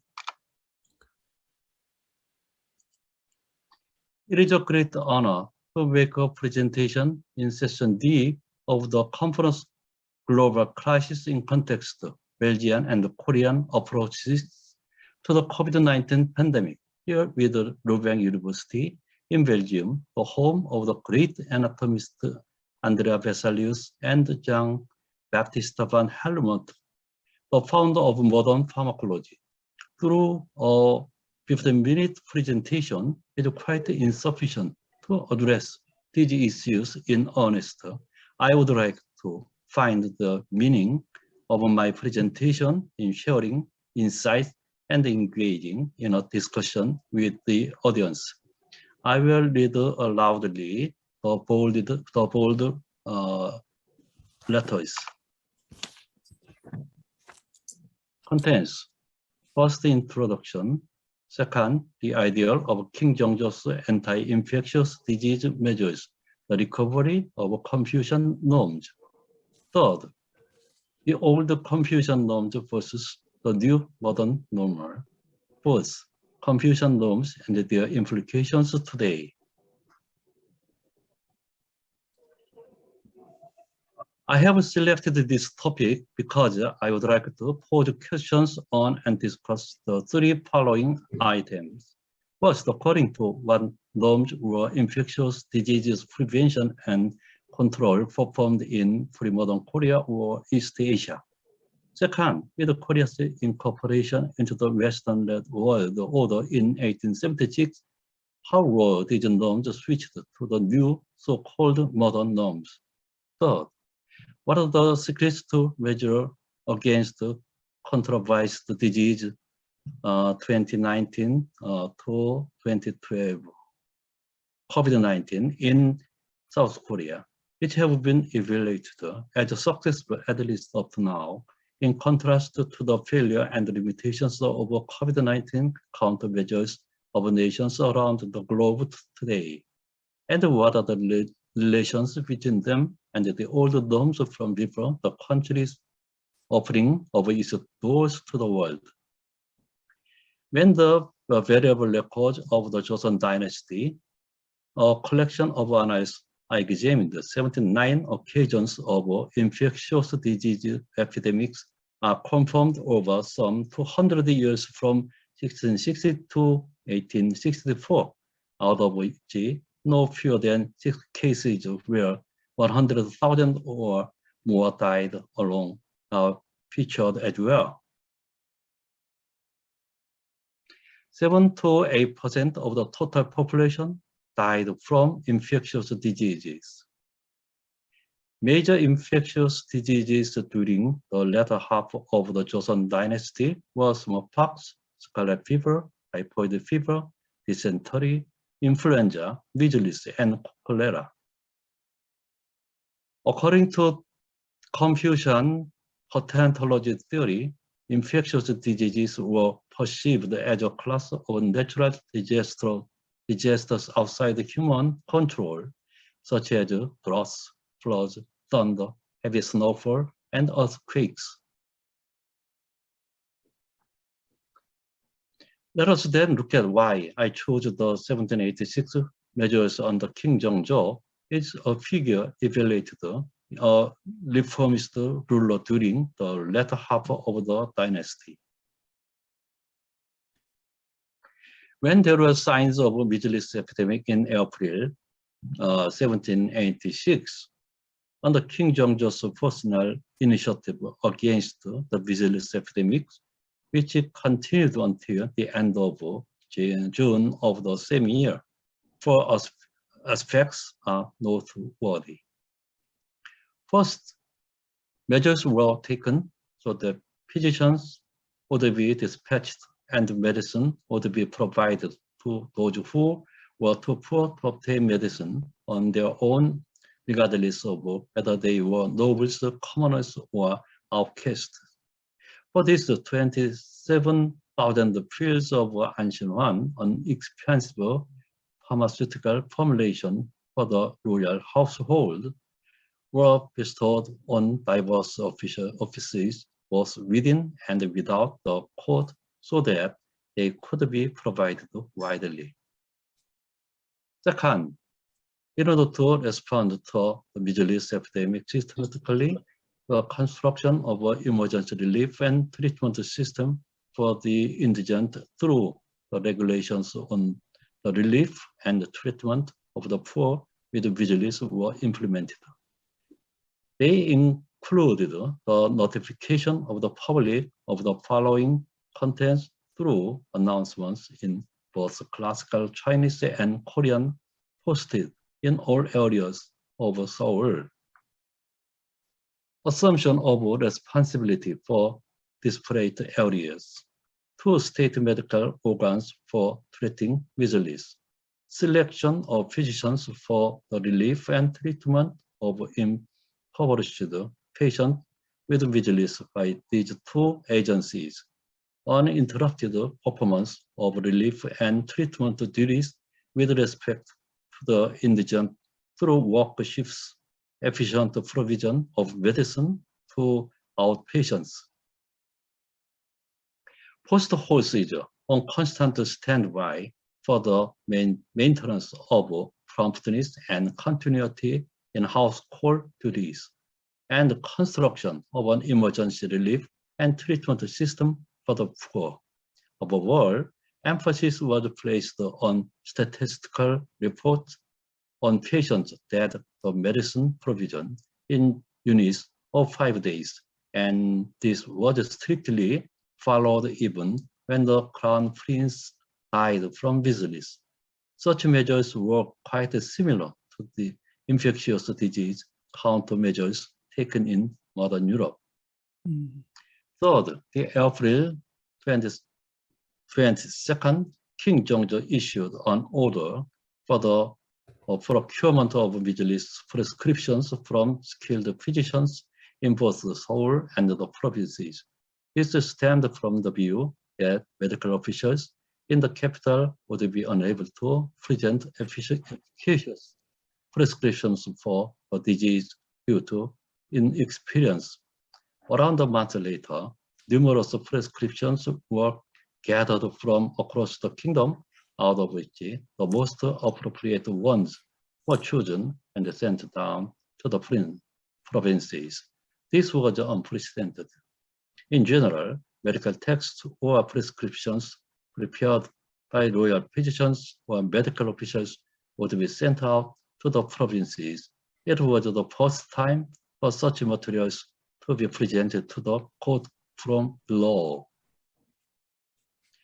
First, measures of confusion sacrificial rites were implemented at the same time as medical pharmacological measurements, because statisticians at the time believed that the spirits of the dead without anyone hold the sacrificial rites on their behalf turned into vengeful ghosts and caused diverse calamities, especially infectious diseases. While preceding rulers had customarily held sacrificial rites to the gods of pestilence only in one occasion in the northern part of Seoul, Jeongjo ordered that the rites be held in 5 locations in the capital, east, west, south, north, and center, and that the rites be restored in their entirety, even ones omitted in existing practices. Contrary to deep concerns, the vigilance of 1787 passed by without grave damages after an epidemic of some 2 months. As has been thus examined, King Jeongjo's anti-vigilance measures reached the apex of infectious disease prevention and control measures considered exemplary by the Confucian Kingdom of Joseon. We can call all of this an innovation, or more precisely, an innovation to realize Confucian norms completely, through similarly in many ways to an anti-infectious disease measures implemented after the opening of the nation's ports to the world. This did not go beyond the scope of Confucian governance based on benevolence. Offering is posted to diverse countries worldwide, including the United States, the United Kingdom, Germany, France, and Belgium, 1901. Starting with Japan in 1876, Joseon formed trade relations. Based on such a spirit, Western secrets capable of blocking infectious diseases naturally were introduced into Korea as well. They were prevention methods such as disinfection, infectious disease prevention and control, and cleanliness and scientific knowledge such as the germ theory. Well, then, how might have the new anti-infectious disease measures change the existing norms? Interestingly, Western measures against infectious disease were very effective. Such a countermeasure also had the political significance of rejecting the existing order and justifying the activation of a new modern power. Such a revolution turned the traditional normal into an utterly outdated one.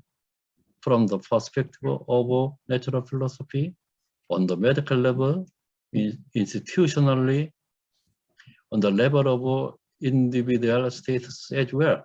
More broadly, the level of the theory of civilization, hygiene, and cleanliness acted as measures of civilization, so the countries that maintained them well were defined as civilized, and those that failed to do so were defined as barbaric, respectively. Such a logic justified a strong nations' imperialistic rule over weak nations. In particular, Japanese imperialists who colonized Korea in 1910 went on colonized the Koreans' bodies by using even more advanced scientific knowledge and dictatorial colonial power. Despite many vicissitudes, including colonial rule and the Korean War, South Korea came to learn advanced nations' infectious disease prevention and control measures such as strict isolation, quarantine, preventive vaccines, and antibiotics, and to embody modern norms including view of the human body and medical hygiene through the 20th century, thus overcoming acute infectious diseases such as smallpox, cholera, and typhoid fever, as in advanced regions around the globe. However, would the counterattack of infectious disease have disappeared completely? Infectious virus or diseases began to spread again worldwide in the latter half of the 20th century, only to be followed by the COVID-19 pandemic in the end. Pondering the situation of the recent spread of the COVID-19, however, I wonder whether that was not self-pride. Rather, I wonder if we have not reached the point where even modernity, in the sense of world history, must be reconsidered. When we look around the globe, advanced nations of the West, which hitherto have styled themselves as the home of contemporary science and democratic civilization, have found this difficulty to end the spread of COVID-19 with existing methods.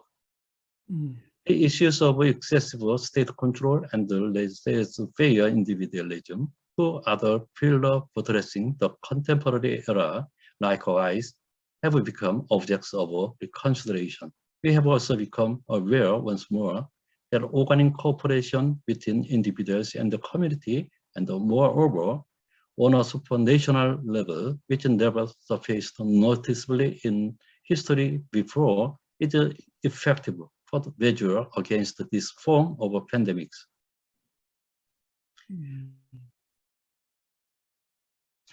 If it were not for the COVID-19 pandemic, which is shaking the globe as over 2021 to now, I would like to purposely summon the history of the spread of measles in Korea in 1786. Today, the South Koreans daily practice prompt diagnosis, applying state-of-the-art science, securement and use of the public medical workplace and facilities, isolation of all suspected patients, of abstention from both mass rallies and small-scale gatherings, and social distancing during gathering, and wearing of facial masks to protect themselves and others from the virus.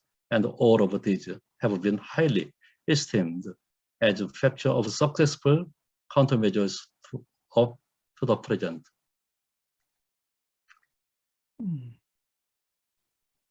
With the confusion countermeasure of the King Jong-jo's era that we have examined today, dismissed on an utterly old normal, be irrelevant to all of them.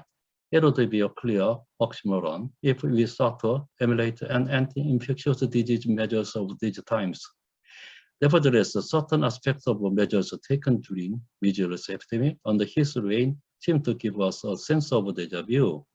They are the understanding of the relations between nature and the humans as an organic one, and an emphasis on total cooperation between the government and the people, starting with the monarchy, in order to overcome infectious diseases.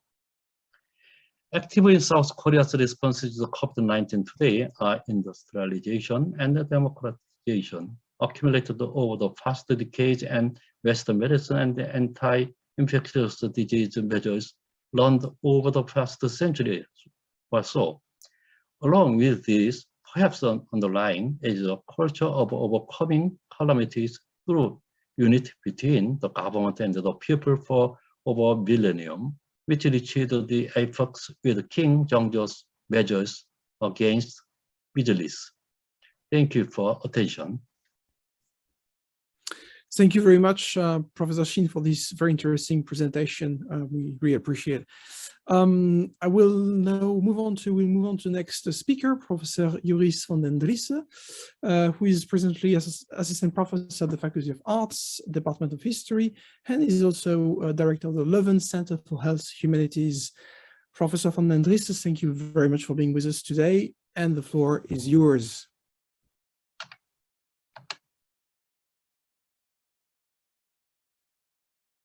Yeah, thank you very much for the introduction, Professor Carbone. If the previous speaker could stop screen sharing, yeah, thank you. Then I'll share my screen.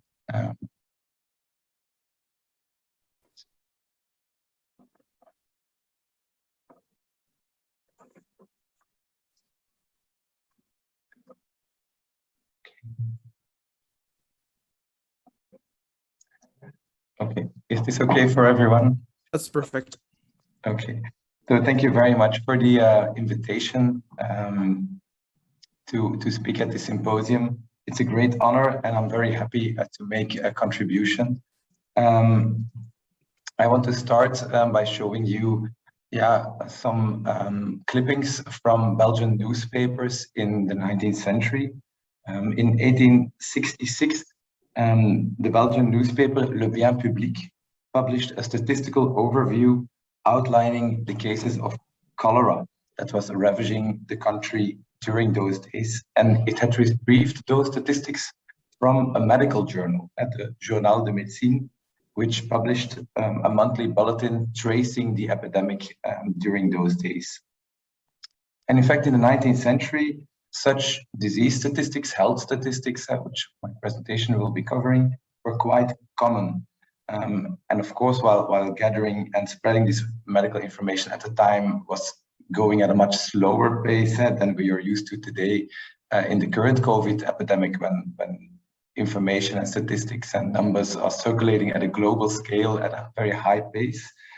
It's also not very hard to see some parallels between past and present in comparing the cholera epidemic of the 19th century with the COVID-19 pandemic that we are facing today when it comes to the use of statistics. And the most striking feature is, in fact, that the public could follow the development of an epidemic through these statistics as these were made publicly available. So in my presentation, in fact, I want to reflect a bit on this historical parallel between, let's say, the current COVID-19 epidemic and the 19th century cholera outbreaks, reflecting specifically on this use of disease statistics, health statistics. Perhaps a few words on cholera in the 19th century, a very shocking disease at the time. It struck populations by surprise in a very brutal way. Patients suffered from nausea, vomiting, diarrhea, and these symptoms could become very violent to the extent that their bodies dehydrated, giving them a sort of a bluish pallor on their skin, giving also the disease a nickname, the blue death, an analogy to the black death. And some communities could be almost wiped out in a single week. And as a result, the psychological effect of the disease could be very high. The psychological impact could be very large. Now, cholera struck Europe in waves, and it worked in waves, and Belgium was hit by 6 waves in the 19th century. In 1832, with 8,000 deaths, in 1849, with 23,000 deaths, then in the middle of the 1850s, but then we don't have very clear numbers. Then in 1866, then we had the largest epidemic with 43,000 people who lost their lives on a population of about 5 million people at the time. And across Europe in 1866, 1 million people died of cholera. And that year was a very heavy epidemic. And then in the 1880s, again, a few casualties, and the final epidemic in 1892. So various waves, also very comparable to COVID-19 across the century. These cases of cholera and their causes were quite debated, but the origins of the disease were rather unclear through most of the 19th century, with the bacterial origin of the disease only being discovered in the 1880s. And for the better part of the century, the causes of cholera were associated with filth, with foul odors, which were called miasmas, and which also meant that the measures against cholera were directed into cleaning up the environment, into cleaning up sewers, alleys, public buildings, and so on. And the focus on water supply and water cleaning only appeared in the later part of the century. So now that we have this background on cholera, I want to point out what I find so fascinating about these numbers. In fact, I consider them as intellectual tools that experts, physicians, politicians who are confronted with these outbreaks, as intellectual tools that they use to turn cholera into a manageable problem, into a concrete problem. And these numbers, in fact, constructed the epidemic in the 19th century. or to put it a bit more philosophically, these numbers, they formed what was once a disease, which individuals could contract, into an epidemic. That was something collectively, a collective problem against which public or even political action could be undertaken. So they were essential to creating awareness about the impact of the disease on the population as a whole. Much research has gone into this political process by which such awareness has been created. And one of the things that has come up, and which I find very inspiring, is work by Charles Rosenberg. It's already quite dated, but I think it's still very interesting. In the 1980s, during the AIDS epidemic, he compared the progress of an epidemic with the different acts of a theater play, saying that every epidemic goes through 4 stages, like a theater play, starting with the first stage of the recognition. Everybody's saying we are in an epidemic. It's like that. The second stage is then that a shared framework is being constructed to explain the epidemic. That can be a religious framework, a moral framework, an intellectual framework. Then there comes the third act of the play, when we hit the crisis and the authorities take action. And then the final act is the epilogue, when the disease, when the epidemic fades away, and people start thinking about replanning, reorganizing society after the epidemic will be gone. And here on the slide, you find an example of the Antwerp mayor Van Put, who is anticipating the end of the cholera epidemic of 1866 when he is replanning the Antwerp City Fair, saying that in this particular case, it is more wise to postpone it a bit more until cholera will likely be over in a few months. And so, of course, when you read anecdotes like this, it's not very hard to see parallels between what we have been going through over the last year, and also events had to be postponed and so on. So again, you see that these numbers, they are being attributed a political role, a public role, to turn an epidemic into a collective reality in which we all have to take into account. And so my point is a bit that the use of such numbers, the roots of it, they are grounded in the 19th century into the epidemiology as a scientific discipline, which also found its way to the public debate at that time, when the numbers that were circulating in the medical press were also used in the public newspapers at that time. And that's something that we see in the 19th century. And I don't have much time to really go deep into this topic, but I do want to point out, of course, that the history of statistics and health statistics is much longer. Already in the 17th century, we see population studies. We see the idea that statistics are part of something like the body politic. We see countries measuring the health of a population in terms of statistical numbers. But in the 19th century, all these things start feeding into social reform campaigns that are being based on statistical facts. So it's not surprising, I think, when policymakers are being confronted with a cholera outbreak, that they turn to these mechanisms of statistics, to numbers, to substantiate their mechanisms of governance and control. And I think to an extent, we are still doing that today. Of course, our methods are much more sophisticated, and in the previous session, we have seen how sophisticated that can be. As an historian, I was quite surprised to see all these statistical models.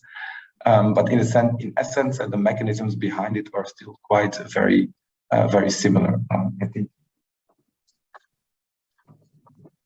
That being said, similarities with the past, I also think that those similarities should not be overstated. Today, for example, we see that the COVID curve is being promoted to the public as something that can be shared, that we can all contribute to. I remember perhaps in Belgium, it was quite common in the social media to see the hashtag flatten the curve, to do it together, to all contribute to controlling the epidemic. In the 19th century, such more encouraging motivational strategies for communicating numbers were not present.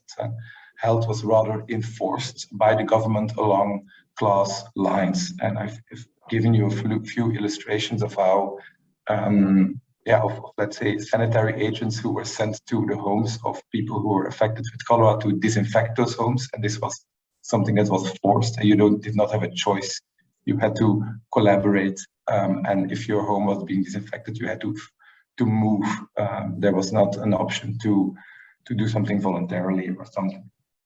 And there was also a discourse surrounding this, like cleaning up the slums.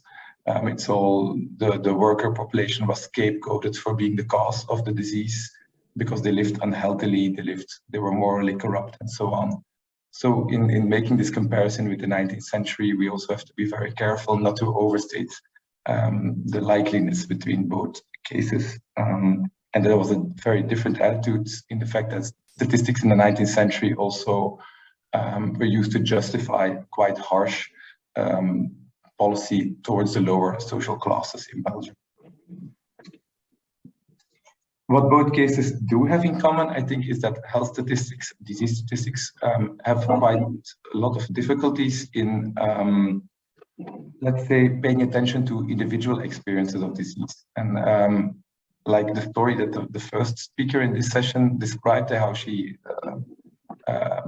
experienced the disease from a personal perspective, that is not something that you see in numbers a lot. These stories are hidden behind the statistics. To an extent, that is the strength of a tool, and that there is always the same standardized methodology that gives a sense of objectivity when you see these numbers. And for the 19th century, we also have those numbers to assess who was being struck by cholera. And I'm referring here to the historical demographical research by Isabelle de Vos from the University of Ghent, who has done some great work in reconstructing the fact, for example, that the elderly population was hit quite hard by cholera in the 1866 epidemic. But it's still very difficult to imagine what it meant for a worker who was driven out of his home when it was being disinfected, who had to move, possibly for sanitation measures and so on.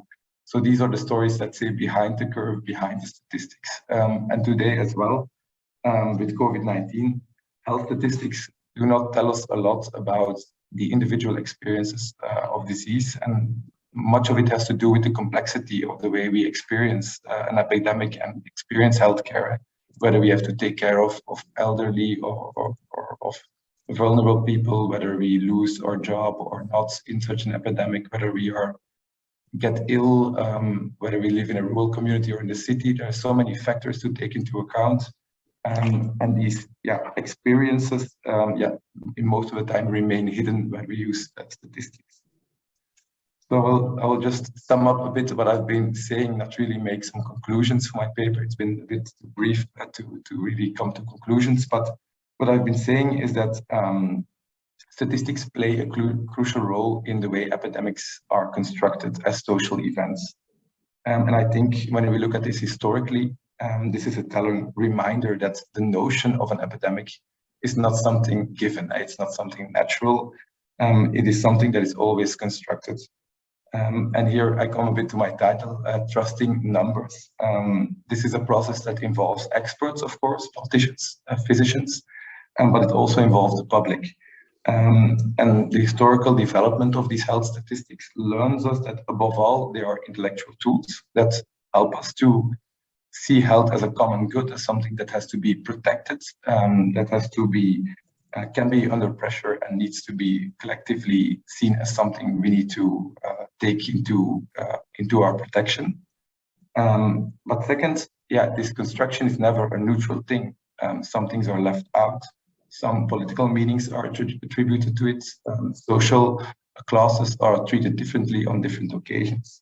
So whether we trust those numbers depends not only whether they are simply objective or correct, it also depends, in my opinion, on whether we understand those mechanisms and whether we agree with how they represent us as a community. And that's a bit the point where I want to close my very brief paper with, if that's okay with you, Professor Carbonnet, and I look forward to the further discussion. Thank you.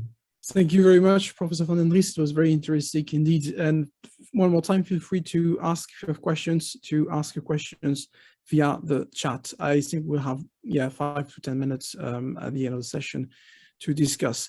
Thank you very much. I will now do the last presentation.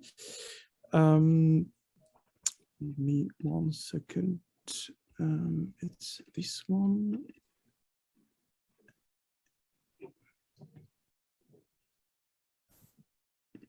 Can you see it? Okay, excellent. So as you know, and it's basically the reason why we're here, because we're celebrating the 120th anniversary of the establishment of diplomatic relations between Belgium and Korea. It was last year. So Belgium and Korea established diplomatic relations in 1901 with the conclusion of this treaty of amity, commerce and navigation. Was officially signed on March 23rd, 1901. And following the conclusion of this treaty, a Belgian consul, it's a gentleman you have in the picture, named Léon Vincart, arrived in Seoul in November 1900, and he stayed in the country, so he stayed in Korea until November 1909. So it was a pretty long mandate. It stayed until November 1909, so several months before the annexation of Korea by Japan in 1910. And during his almost 9-year tenure, Vincart sent a large quantity of dispatches and reports addressed to the Ministry of Foreign Affairs. And a limited number of these documents deal with the sanitary situation of the country. The main diseases reported in these dispatches are smallpox, cholera, and dysentery. And we'll focus today on smallpox and to a lesser extent, cholera. The objective of this presentation is threefold. Firstly, I would like to examine how these two diseases are reported in Vincart's dispatches. Secondly, I will question the accuracy of these reports in the light of our current knowledge of how the situation was in the country at that time. For this part, I will heavily rely on secondary sources published in the field of history of medicine, including Professor Shin's work. And finally, I would like to try to show how the reports written by Vincart shaped or fed to visions of Korea. Michel Foucault would probably have called discourses on Korea, which, although governed by different logics, both contributed to justifying the establishment of the Japanese protectorate of the country in 1905. In Belgium, consuls had to send what we call consular reports on the situations in the country where they were posted. Following the royal decree of November 1855, these reports were published so that Belgian industrials and entrepreneurs could benefit from the information it contained. And these reports are provided, they provide information, but also provide information on the political situation of the country and sometimes also on its sanitary situation. And this is a case of the first consular report sent by Vincart and dated May 1901, is what you have on the slide. It says, the house have neither cesspools nor sewers. The filth is poured in the open air into the ditches along the road. These ditches are from time to time more or less cleaned out by coolies who take this fertilizer to the fields. What is remarkable here is that despite this lack of cleanliness, despite the filth in which one waits, there are few epidemic diseases, except for smallpox, which is endemic here and claims a large number of victims, especially among children. The report highlights the paradox between, on the one hand, the absence of cesspools and sewers and the profusion of filth, and on the other hand, the rarity of epidemic disease in the country. There is, however, one exception, smallpox, which, according to the report, is endemic in the country and mainly affects children. Almost 2 years later, the Belgian consul, Vincart, reported on one specific case among these contaminated children, one of the sons of the emperor. In April 1903, he reported the celebration that were to take place shortly for the 14th anniversary of the coronation of His Majesty are postponed until September due to the illness of the Emperor's second son. As a child was suffering from smallpox, which claimed many victims here, the Emperor suspended everything, including the audiences. Foreigners are not allowed to enter the palace. A few days later, Vankar gave more details about the measures taken in Korea in Korea to heal the prince's sickness. In a dispatch dated April 14th, 1903, all audiences are suspended. The courts stand idle. All work has ceased throughout the country. Killing slaughter animals is prohibited. All the people indiscriminately who were in the palace or in its outbuildings can no longer leave it. My interpreter is blocked there for 14 days. 3 times a day, the sorcerers throw coins through each of the gates of the surrounding wall of the palace. I forgot to mention that no one from the outside is allowed to enter the palace gates. The state of affairs will last at least 13 days, at most 100 days. 3 Korean doctors treat the child, but none of them can touch him. No member of the imperial family is vaccinated. The general belief among Koreans was that no one in the emperor's family could be infected with a contagious disease. It is said to be the first time that such a case has arisen, so His Majesty, the Korean Emperor, is very much affected by it. These few details will give Your Excellency an idea of the customs of these people who are still so backward. Before I come back and comment on this last crucial sentence, these few details will give Your Excellency, it refers to the Belgian Foreign Minister, an idea of the customs of these people who are still so backward. Before commenting on this sentence, I would like to briefly quote the Belgian Council's last dispatch dealing with the prince's illness.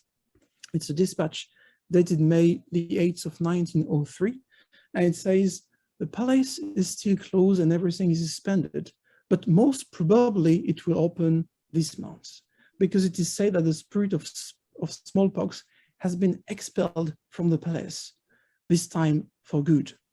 The sorcerers, accompanied by a large procession, led the spirit with great pomp to the river where it was thrown. I saw, and it's underlined in the original text, this procession passed under my windows the night before last. In fact, what Vankar described in his dispatch is a shamanic ritual, or gut in Korean.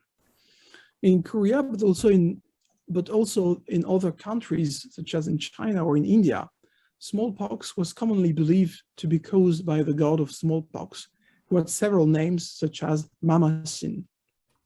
Thus, the person who could cure this disease was not a doctor, but a shaman, Mudang, who was asked to perform a specific ritual to convince the guest to leave. Guest, sonnim in Korean, being another way to honorifically name this god in an effort to win his favor. This, however, does not mean that shamans monopolize the treatment of smallpox in Korea. As Professor Shin Tong-won with us today rightly pointed out, Korean physicians and scholars sought ways of preventing and curing smallpox, and some of these scholars even challenge the idea that this disease was caused by a spirit. One of the most acclaimed Korean physicians, Ho Jun, who authored an essential collection on smallpox explained for the masses, which is in fact an annotation of a 15th century compilation of Chinese advice on the identification and treatment of pox disease with a strong focus on smallpox.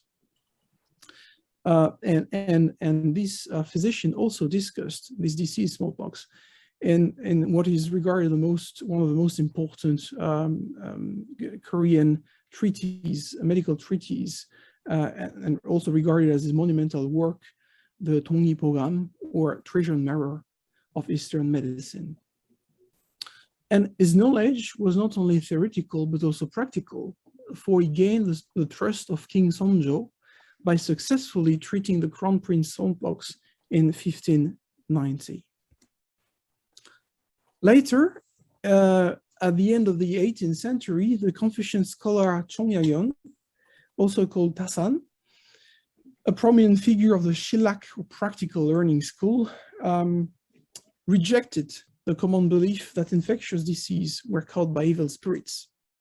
He published an important treatise, The Comprehensive Study of Measles, which introduced variolation, that's to say the inoculation of smallpox for prophylactic purposes, to Korea for the first time.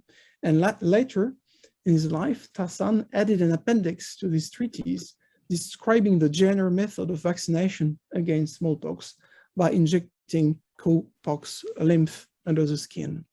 Tasan copied this information from a Chinese treatise published in Beijing soon after it was available in China. However, there is no evidence that he was able to implement this new technique in Korea. The man who put Jenner's method of vaccination into practice was Chi So-kyung. His name is closely associated with Japan.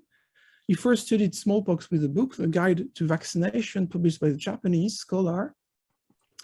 And we know that he practiced vaccination for 2 months with Japanese doctors at the rescue hospital established in the harbor of Busan in Korea.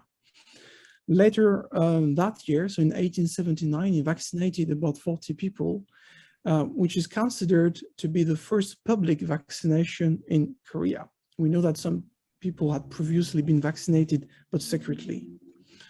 In 1880, he went to Japan to deepen his knowledge of vaccine production. Back to Korea, he authored a book entitled New Treatise on Smallpox in 1885, which is regarded the first really vernacular Korean book on this disease. And he devoted the rest of his life to spreading vaccination throughout the country, holding several key positions in this field. The fact that this gentleman held official positions in the field of vaccination implies that the Korean states had an official policy dedicated to smallpox. And if we have a brief look at the measures adopted until 19, it's what you have on the slide, so until the Belgian Council arrival in Korea, you can see that the states had adopted a couple of measures to fight against this disease. As Professor Shin points out, the Korean state quickly understood that vaccination would prevent the spread of smallpox. And a royal decree of 1885 stipulated that every child under the age of 1 year had to be vaccinated. And following this royal decree, a compulsory vaccination program expanded throughout the country from 1885 to 1890. However, vaccination met strong resistance from the population. Although variolation and shamanist ritual to cure smallpox were officially prohibited, shamans and variolators spread rumors aimed at discrediting vaccination. According to one of these rumors, a person vaccinated would turn into a cow, for example. We know that anti-Japanese sentiment in Korea also played a role, for example, during the Imo Mutiny of 1882, in which the Japanese legation in Seoul was attacked. The vaccination center established in the capital by Chi So-kyung, whose, as you know, ties with Japan were close, was set on fire. Moreover, vaccination was not free for the commoners in Korea, and since the vaccine had to be inoculated 3 times, it represented a financial burden for many of them. In addition to this, corruption among vaccinators contributed to the tainted image of vaccination in the country. And this strong resistance among the population led the state to abandon its compulsory vaccination policy in 1890. But there was a second program. The compulsory vaccination program was revived in the late 1890 after Korea had adopted 2 important laws, to what you have on the slide. And this new campaign differed from the previous one, that vaccination was free of charge in Seoul. And in the provinces, officials collected the fees first and then reallocated them to the vaccinators. This new campaign is regarded to have achieved fair results, since hundreds of thousands of children were vaccinated during the period from 1897 to 1904. So now let's go back to Council Vancar's dispatch, in which he concludes and say that the way in which smallpox is treated in Korea is in some way indicative of the backwardness of its people. Let us try to confront these statements in the light of what I've just exposed, what I've just previously outlined. And I would like to make 3 points. First of all, it seems that Korea followed the path which has many similarities with that taken by Western countries. Firstly, Korean scholars sought to further develop their theoretical and practical knowledge of smallpox, notably through exchanges with China and Japan.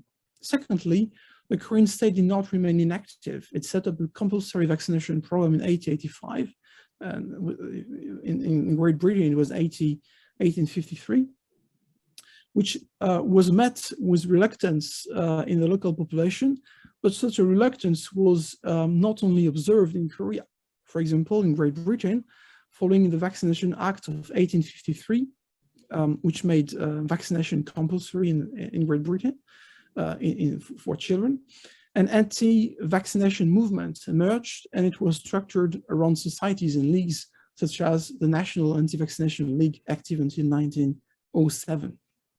In Belgium, Dr. Franken, one of the pioneers of vaccination, smallpox vaccination, at the very beginning of the 19th century, was accused by some colleagues of wanting to inoculate venom that would cause a plague.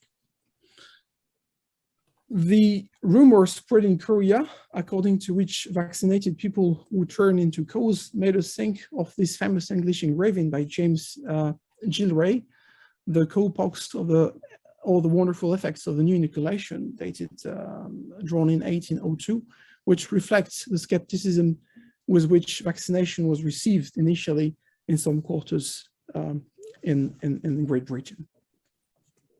Secondly, the cultural paradox. The shamanic ritual was not only the only way of curing smallpox, it was one of the available methods, among others, that we could call more scientific.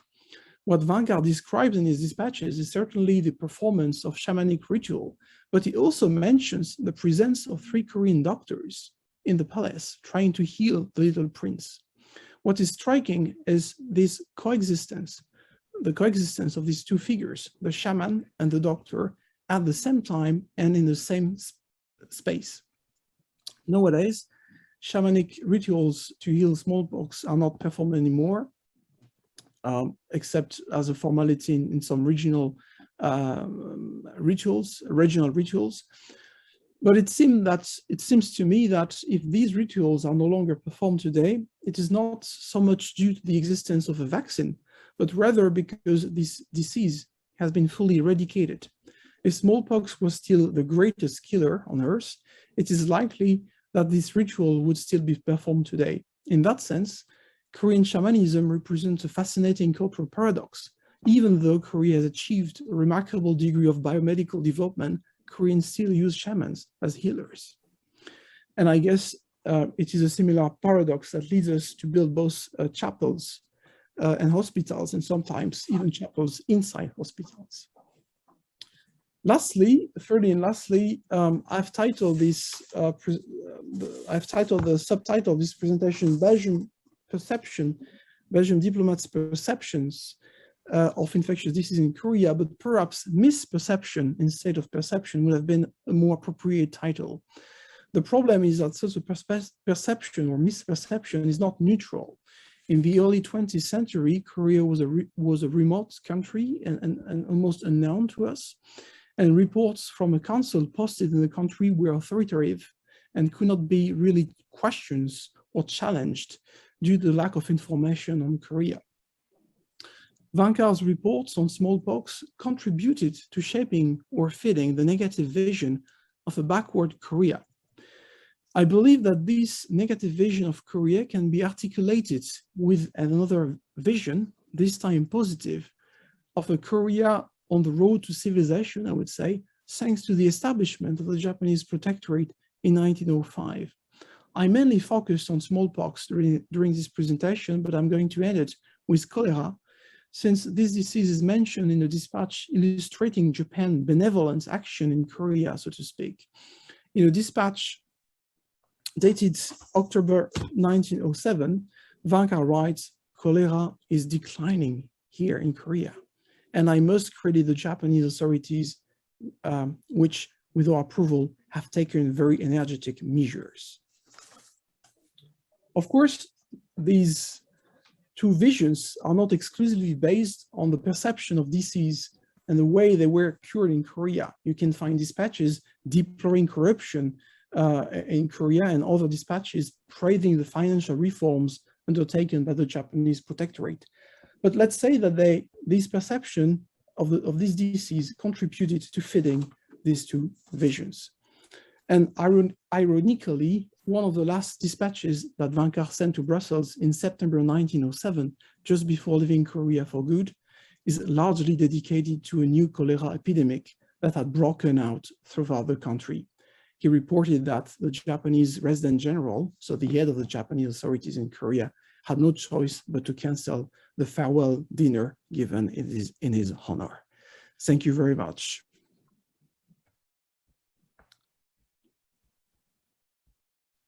I will now, yes. It's a bit weird to be presenter at the same time chair of the session, but I don't see that we have that much time, but it would be a pity since we have really outstanding scholars with us. I don't see any, is there any question in the chat? Doesn't seem to be the case. Just give me one more. Okay, Thomas Daniel told us that we're gonna do the closing ceremony at 12:20. Okay, so no real time for Q&A questions. That's a pity, but I don't see any question in the chat anyway. So what I suggested that we maybe move to the closing ceremony. I will thank you very much for your participation. I know that you're very busy. Thank you, Professor Lee. Thank you, Professor Shin. Thank you, Professor Fernandez. It was an honor to have you today. And will it be possible to get the link to join the session? Thank you very much. So the link, the Zoom link to join the closing remarks session appeared in the chat. So feel free to join it. Thank you very much to all of you, and see you for this closing remarks session. Your Excellencies, distinguished guests, ladies and gentlemen, friends of Belgium and Korea. Within the framework of the 120th anniversary celebration of the diplomatic relations between the Kingdom of Belgium and the Republic of Korea, this virtual symposium was the result of joint and tireless efforts by KU Leuven and the Embassy of the Republic of Korea. On this occasion, several esteemed Belgian and Korean experts from academia, government, NGOs, and businesses presented their views and findings. So let me offer you a short reminder of all the speakers and the themes approached today. In the first cluster, medical science, Professor Jong-gu Lee provided us with more explanation on the COVID-19 pandemic, public health measures, and limitations in Korea. Furthermore, Professor Geert Molenberg gave us more insights on SARS-CoV-2 and biostatistics.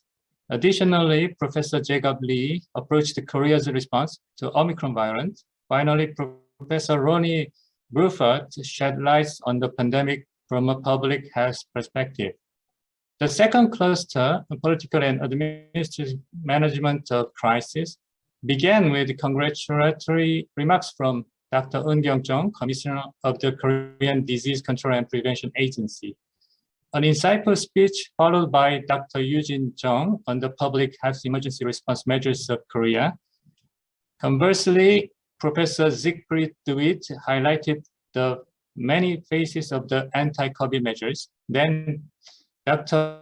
Hyun-Young Shin stressed the role and responsibility of the Korean National Assembly in taking action against the COVID-19 pandemic.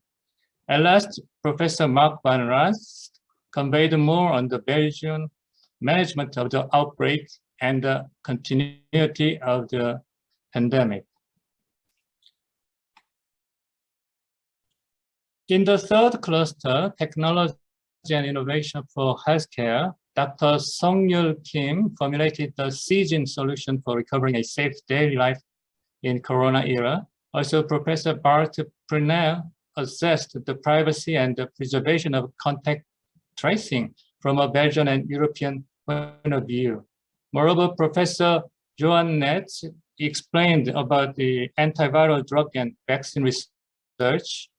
And last but not least, Dr. Hyung-gi Christian Hong contrasted the mRNA vaccine against the SARS-CoV-2. At last, the first cluster, the historical perspective, started with Professor Hyun-Suk Lee, who considered epidemics and preventive measures in Korea during the 8th century. Afterwards, Professor Dong-won Shin examined measles epidemic measures during the reign of King Jeongjo of Korea in 1786. This speech was followed by Professor Joris van den Dries, who talked about the health statistics and cholera outbreaks in the 19th century. Finally, Professor Adrien Carbonnet came back on Belgian diplomats' perception of contagious disease in Korea in the beginning of the 20th century. Overall, we have been blessed today by the presence of doctors, professors, and experts who raised our awareness and broadened our understanding on the Belgian and Korean approach to the COVID-19 pandemic. Let's also be grateful to the chairpersons and mediators, and more particularly to Dr. Natalie Laurent, Dr. Gustavo Geiger, Professor Maria So, and Professor Adrien Carbonnet. Similarly, this symposium would not have been a success without all the personnel and organizers who worked so hard and so relentlessly. Thanks to all of you, through these multiple exchanges, we firmly believe that the safety for all can only be achieved by pooling resources, knowledge, and lessons learned. Ladies and gentlemen, much remains to be understood about the COVID-19, its variants, and its effects on the global community. Countries will emerge from this crisis in different ways and at different pace. Although existing problems may exacerbate, new solutions will arise. What is certain is that no country will be fully safe before the world as a whole is safely protected from the virus. Therefore, the global response must match the scale of the challenge. In this regard, we remain hopeful. First, the current crisis will provide a momentum to motivate action and reform where they need to happen. Second, the crisis will also provide the opportunity to expand the scope of global cooperation. Surely the long-term legacy of COVID-19 should be one of global solidarity and better preparedness for the future to tackle the biggest challenges of our time. Let me say a final word characterizing the Belgian and Korean diplomatic relations. Sharing friendship together, enjoying prosperity together. Thank you very much.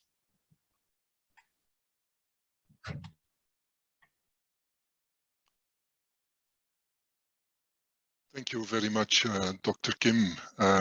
Excellencies, dear colleagues, ladies and gentlemen, we now are approaching the end of this really interesting virtual symposium on the global crisis in context.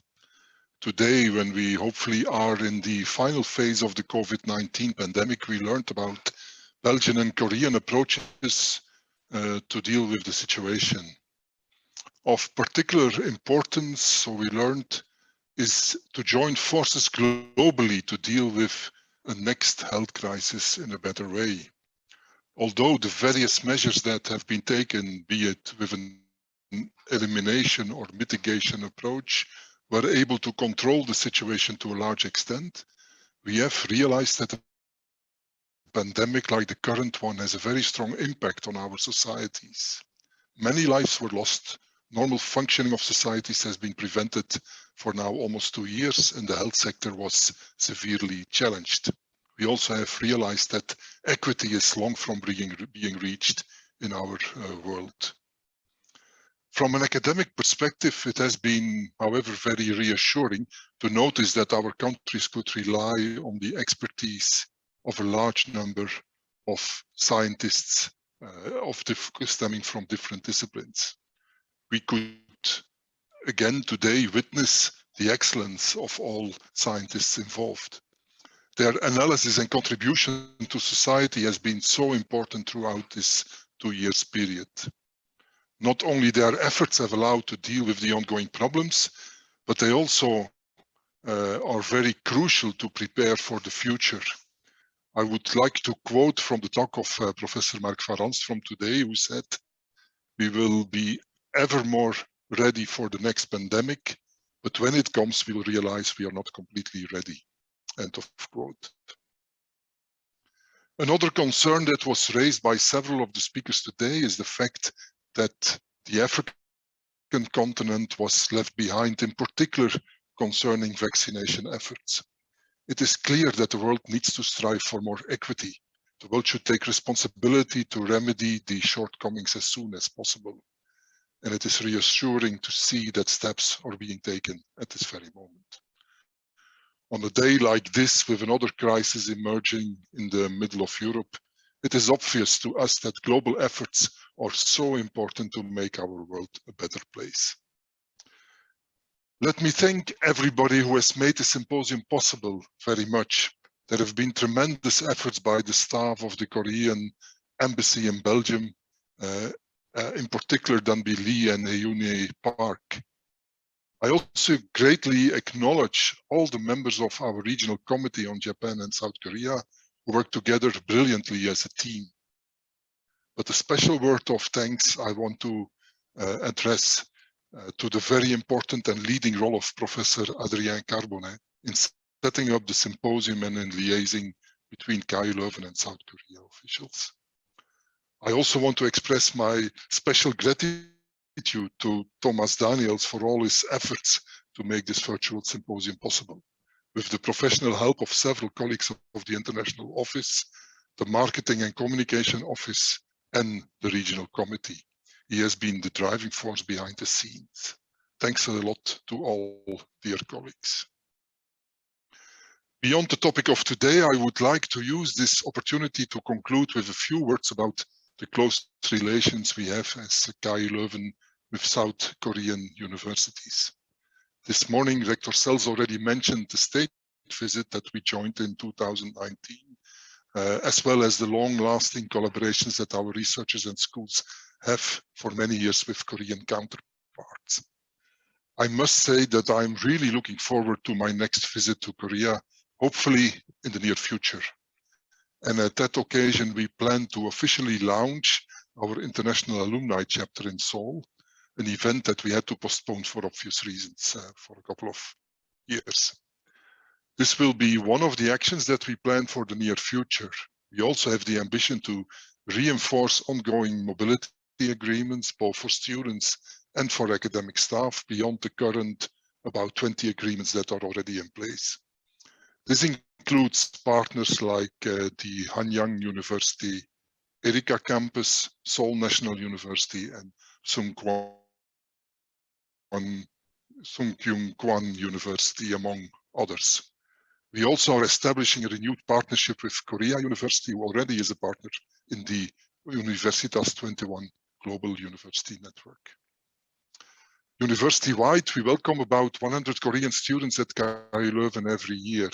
And the fact that ever more KU Leuven students show interest in an exchange visit to Korean partners during their studies is something that we greatly support and applaud. We are also very proud of the success of the programs organized by the Center for Korean Studies, attracting ever more students every year. Let me now conclude by once more thanking all speakers, chairs and contributors to this bilateral symposium. In particular, I thank Ambassador Yoon and his staff for the strong support we could experience. Needless to say that we would have wished to host you all in person at KU Leuven, where we would have been able to engage informally over a lunch at this time. And we would have been able to offer you a small KU Leuven gift as well. Being completely virtual instead, we opted for showing our appreciation to all contributors by a special donation to UNESCO in support of their global vaccination campaign that is currently ongoing. With that, I hereby close the online symposium on the global crisis in context on Belgium and Korea's approaches to the COVID-19 pandemic. I wish you all the best. Thank you for attending.